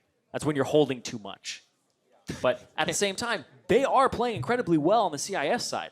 The 4 of these guys that were on hard random together had that communication, and then you just add in the jungler, and it seems to work really well for them. But the guys I was talking about right when we started this, Smurf and Kira, have both solo killed the members across the rift from them, the world champions. It's very, very true. Interesting to see these two go down the quickest. But then again, I guess that would be the thing you have on your plate as IWC, saying, let's get in the minds of the two players that could probably raffle stomp alone against our entire team and put them down, because Marn would do that even though they banned his champions, and so would FLICKR on LeBlanc. But regardless of the kills, though, the gold stayed for the majority of the game relatively even. Can't remember what it was right before the pause, but overall, if you go back to the game, LCK actually slightly ahead of gold, and looking at the tower, it's only going to make it worse. And more importantly, Lex, he kind of has to hard carry this game. Later on, the composition is built almost entirely around him in fights, mostly because Smurf will be split pushing. But it's incredibly hard to do that against the pillar. Once she's behind the Vayne, she can't actually make use of her tumble, can't get past the pillar. And then the blind is so easy to hit, so Vayne gets nullified, and then IWC will be in trouble. It's a little strange, too, on Lex's build. The first item, Rapid Fire Cannon. Sometimes you see Static Shift for Wave Clear, sometimes you see Blade of the Rune King still, and Rapid Fire Cannon seems a little bit premature in this build. That seems like something that way later on you get. And even then, you trade it off for like a Phantom Dancer, which is still very good on Vayne, despite the current state of Phantom Dancer. If you were to put two things in front of me and call it Rapid Fire or Static Shiv, though, I would definitely buy a Rapid Fire Cannon. So, I'm with Lex. Gotta go with Lex on this one. Then again, that's why I'm play-by-play. 15 minutes coming off of the game. You're like, it's a pretty red color. Let's buy it. It gives me this circle at one point that's longer than my actual range. I appreciate your analysis, though. 4-4. Let's see what they can do here, if any kills are going to come from this. There was a bit of movement down in the bot lane by Score, but it looks like he's just going to hold off. And they may commit to this. Lex takes a lot. Yeah, Score definitely wants this now. Level 9 jungler coming in as well. And this could be bad. DeMonco on Grey Health now. Lex is the target. They're both a target. Usually you just go for one, but they want the full plate and dessert. Lex under the turret. Score's going in with the ultimate. He hits a cleaver before the flash. Can he finalize the kill? It's going to be the hit coming in. Very nicely done from Prey. That's going to be another walk in the I think I can situation from Kira, but he cannot. Yeah, everybody dies helping each other. Lex should have just flashed a lot earlier, and then we see as well, like, something we haven't talked about. Another counter to this Vayne carry is like you just steal the 80 from the Vayne, like the Trundle Bite. I believe still steals some attack damage there from Lex, so it's incredibly hard for them to find back. Finally identified the counter to Tom Kench, you know. Don't let him devour his 80 carry, just kill him first, then kill the 80. Trundle's actually an interesting pick against Tom Kench as well. Right? You can eat your 80 carry, but if you can't get out from the pillar, then you're going to spit out your 80 carry. Got a good range on it, too. Maj not liking that situation very. Almost lost red buff over to FLICKR. Stop burning. But he did burn FLICKR's Ignite. Yeah, we paused the game on roughly even gold, and right now 5,000 gold in the lead. Yeah, what? They took out a loan. That's the only way. That or they got really good investment. Just 2 minutes later, they have come up with that gold lead now. Marn hasn't seen really any pressure since Damashke has been kind of repairing the rest of the map right now. A lot of action to the bot lane, and that's left Marn to get quite big. 30 CS advantage for him and Prey in the bot lane. Coming around, though. Here's Prey coming in with the help of Valor. He's going to throw down the blinding assault onto Kira. He's figuring out where to go and what to do. The team's getting saved. There's the pillar you were talking about, Cyrene. Smurf actually can't get that far away, but they also don't really have enough vision to keep going for what team or what members of Team Ice are coming back to the fight. Oh, that was nice. Nice little kickback there off the vault. Score from the back. FLICKR's here too on this side. Score coming in huge. That's a dead Smurf.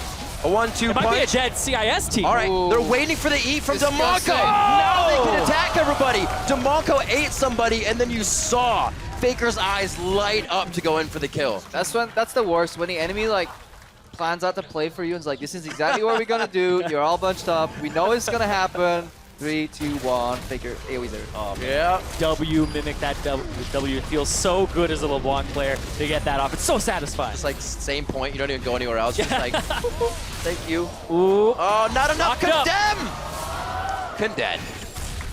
Oh, that's just a huge. We were talking about it just a moment ago. That pause came out very close to gold. 10,000 already. 17 minutes in. Incredible. Just after that pause, just keeping the momentum up. A lot of these turrets don't get very strong until 15 minutes, 30 minutes. Yeah. This is a great play. Yeah, Score is literally just hurting the cattle. Marn too, you know, 1 exit, 2 exit, 3 exits, all covered. FLICKR, Bring him here. Just FLICKR go. to the team too. He's like, where's everybody grouped? I'll spit you there. Nice cue from Prey as well. That does a lot of damage, especially when you have the Yomo's Ghost Blade because of the armor penetration on it. So good. And That's one of the things that kills me playing. I love playing as Quinn, but against Quinn, you're like, oh, I think I dodged this, but it hit my minions and I still took full damage. Or worse, my teammate. You know, it's like playing. Yeah, I'll block it for you. Like, I was gonna juke it. I was punished for your mistake. Yeah, it feels good. That's how I feel about Sejuani Ultimate. Like, I dodged it, but he didn't. Thanks for the help, buddy. Hey, Prey going hard here. Mad Life is just on his backside. I don't think they're going to be able to finalize that turret kill, but they will finalize the last kill. Oh, wait a minute. He got eaten. No, he's not. He's still alive. There he is. He went repel. That denial from both Elise and Tom Kench catching me off guard, but it looks like they're still able to catch both of those champions. Double kill again for Prey. 7-0-5 on Quinn. Yeah, Marin flashed in mid-hex, tried to ulti. Everybody was waiting for it. You could hear like a pin drop, and then where's the Gnar ult? Okay, then he comes out, kills him anyways. Too far ahead right now, LCK. So hard for IWC to really do anything. Lex is getting countered in every single facet if he's even in the fight. Most of these like protective Vayne comms don't really work very well if Vayne isn't present. Yeah. It's definitely a start. Look at this. Is Vayne going to be present for much longer? Oh, Pillar against Vayne is rough. That's about all there is to say. Oh, the sigil! It counts. It hits. Faker gets another kill for himself. A double there. They just came off another double that Prey had. They're just going through the batting order of IWC right now. And they also have a Rift Herald onto Marin right now. They picked that up a couple minutes ago, and now they're just pushing with it, and that's how they got these turrets so fast as well. Marin, though, looking for more. Somehow we said earlier this would be a 20-minute game, and we thought it was going longer than that, but that pause for Fire put them on top. They figured out whatever they needed to do and just opened the floodgates. Have been relentless now for the past 5 minutes to give themselves a 14,000. They were just eating the cow before they slaughtered it. Just get it big and fat. Get it big and fat. And then it's like, okay, go. Let's get us some. I'll take that fillet cut, please. So it's going to be Dragon now 2 for LCK. I do not believe IWC is going to be able to do much more than repair these side lanes. Mid lane is crushing through as well, which means LCK has their eyes possibly on top or bottom, depending on what they want. Baron has just entered the party. And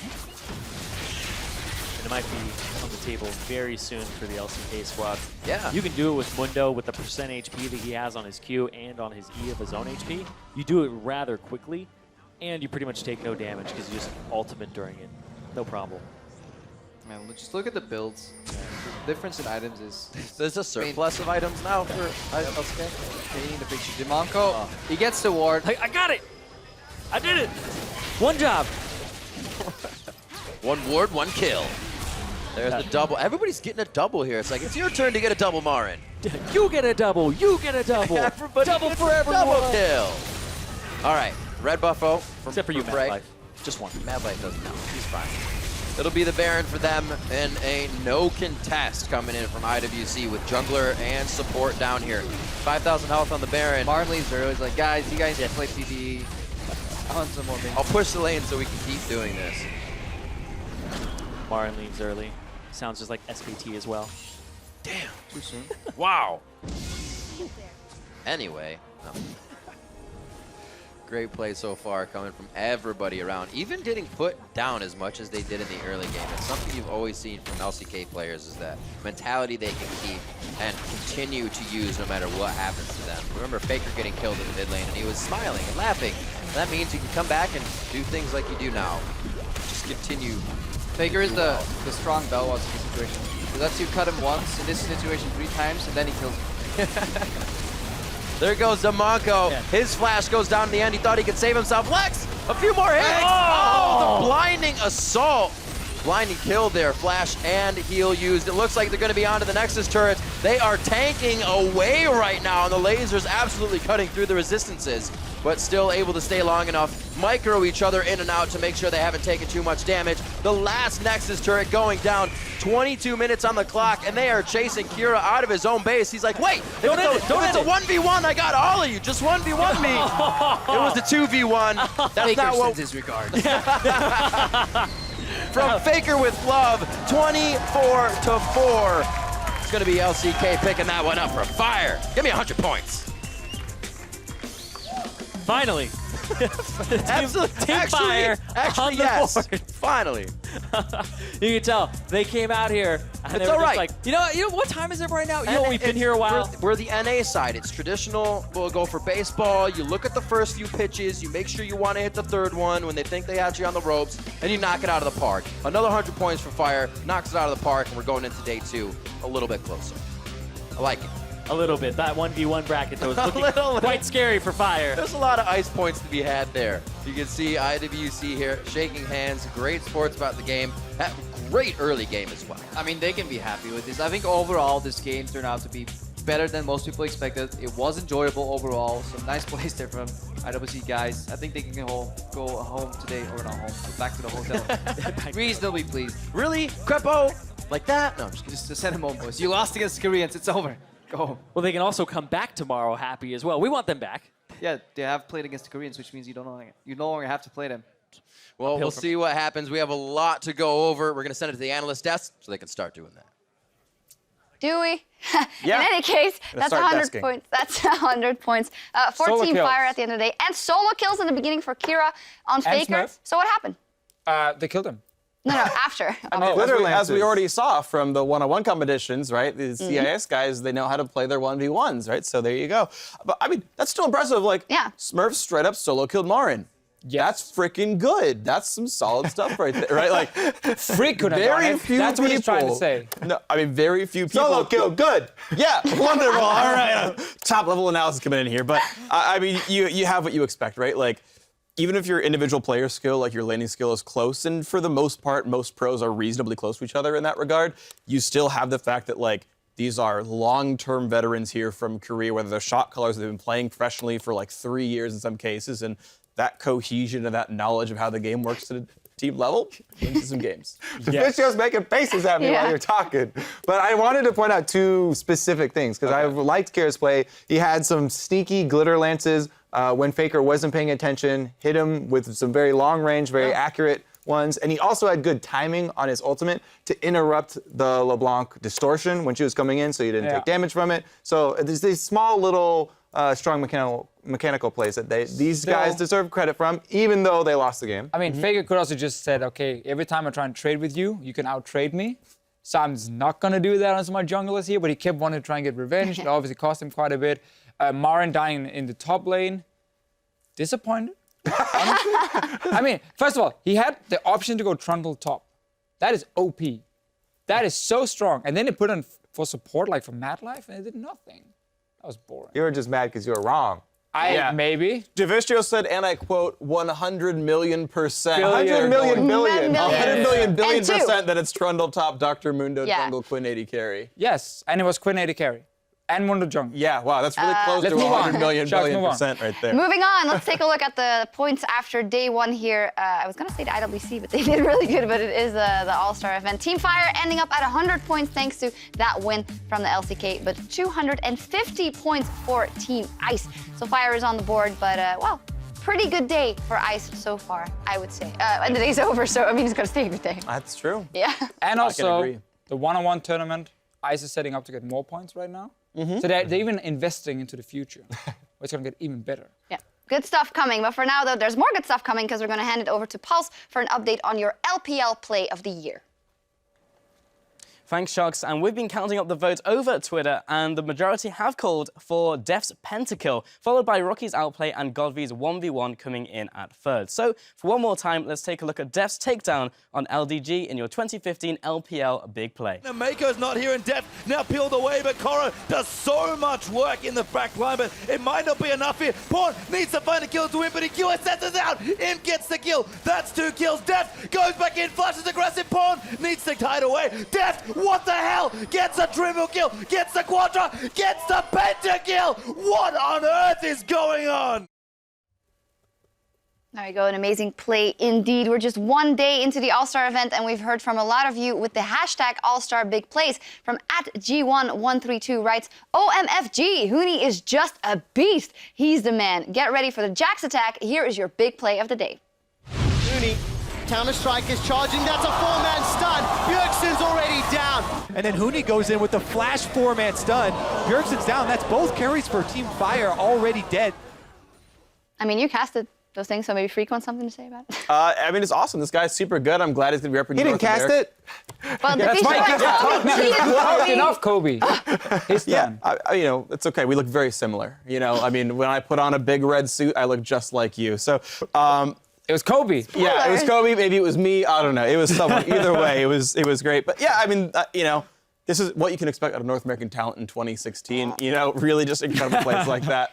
Yeah, we will be back tomorrow with more All-Star big plays and another full day of league action. We're going to be starting off with the regional matchup between the CIS and the NALCS. We're going to have all the 80 carries in our marksman matchup. Then we have the round of 16 of the 1 versus 1s. And that will all hit your streams tomorrow at 5 p.m. Pacific time, 2 a.m. for our Night Owls over in Europe. And if you missed any of today's action, we will be rebroadcasting Day 1 of All-Star 2015 at 9 a.m. Pacific Standard Time. That is 6 p.m. in Central Europe. So that's perfect timing, actually. So from myself and the entire live broadcast crew, thank you for tuning in to us, and joining us. And come back tomorrow for more All-Star 2015.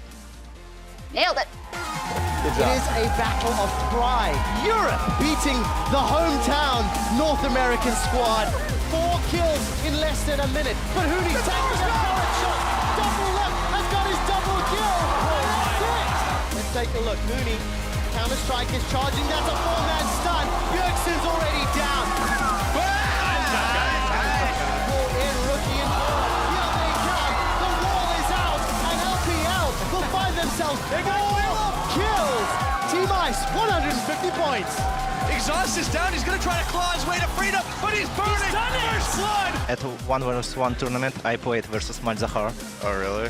I have 100% win rate. Oh, no. So you know he lost. Oh, no. Hangs on by a thread, but that is gonna be another grab, but that's it! What is going on today? Yeah, all right. Security. He's trying to cheer him on. The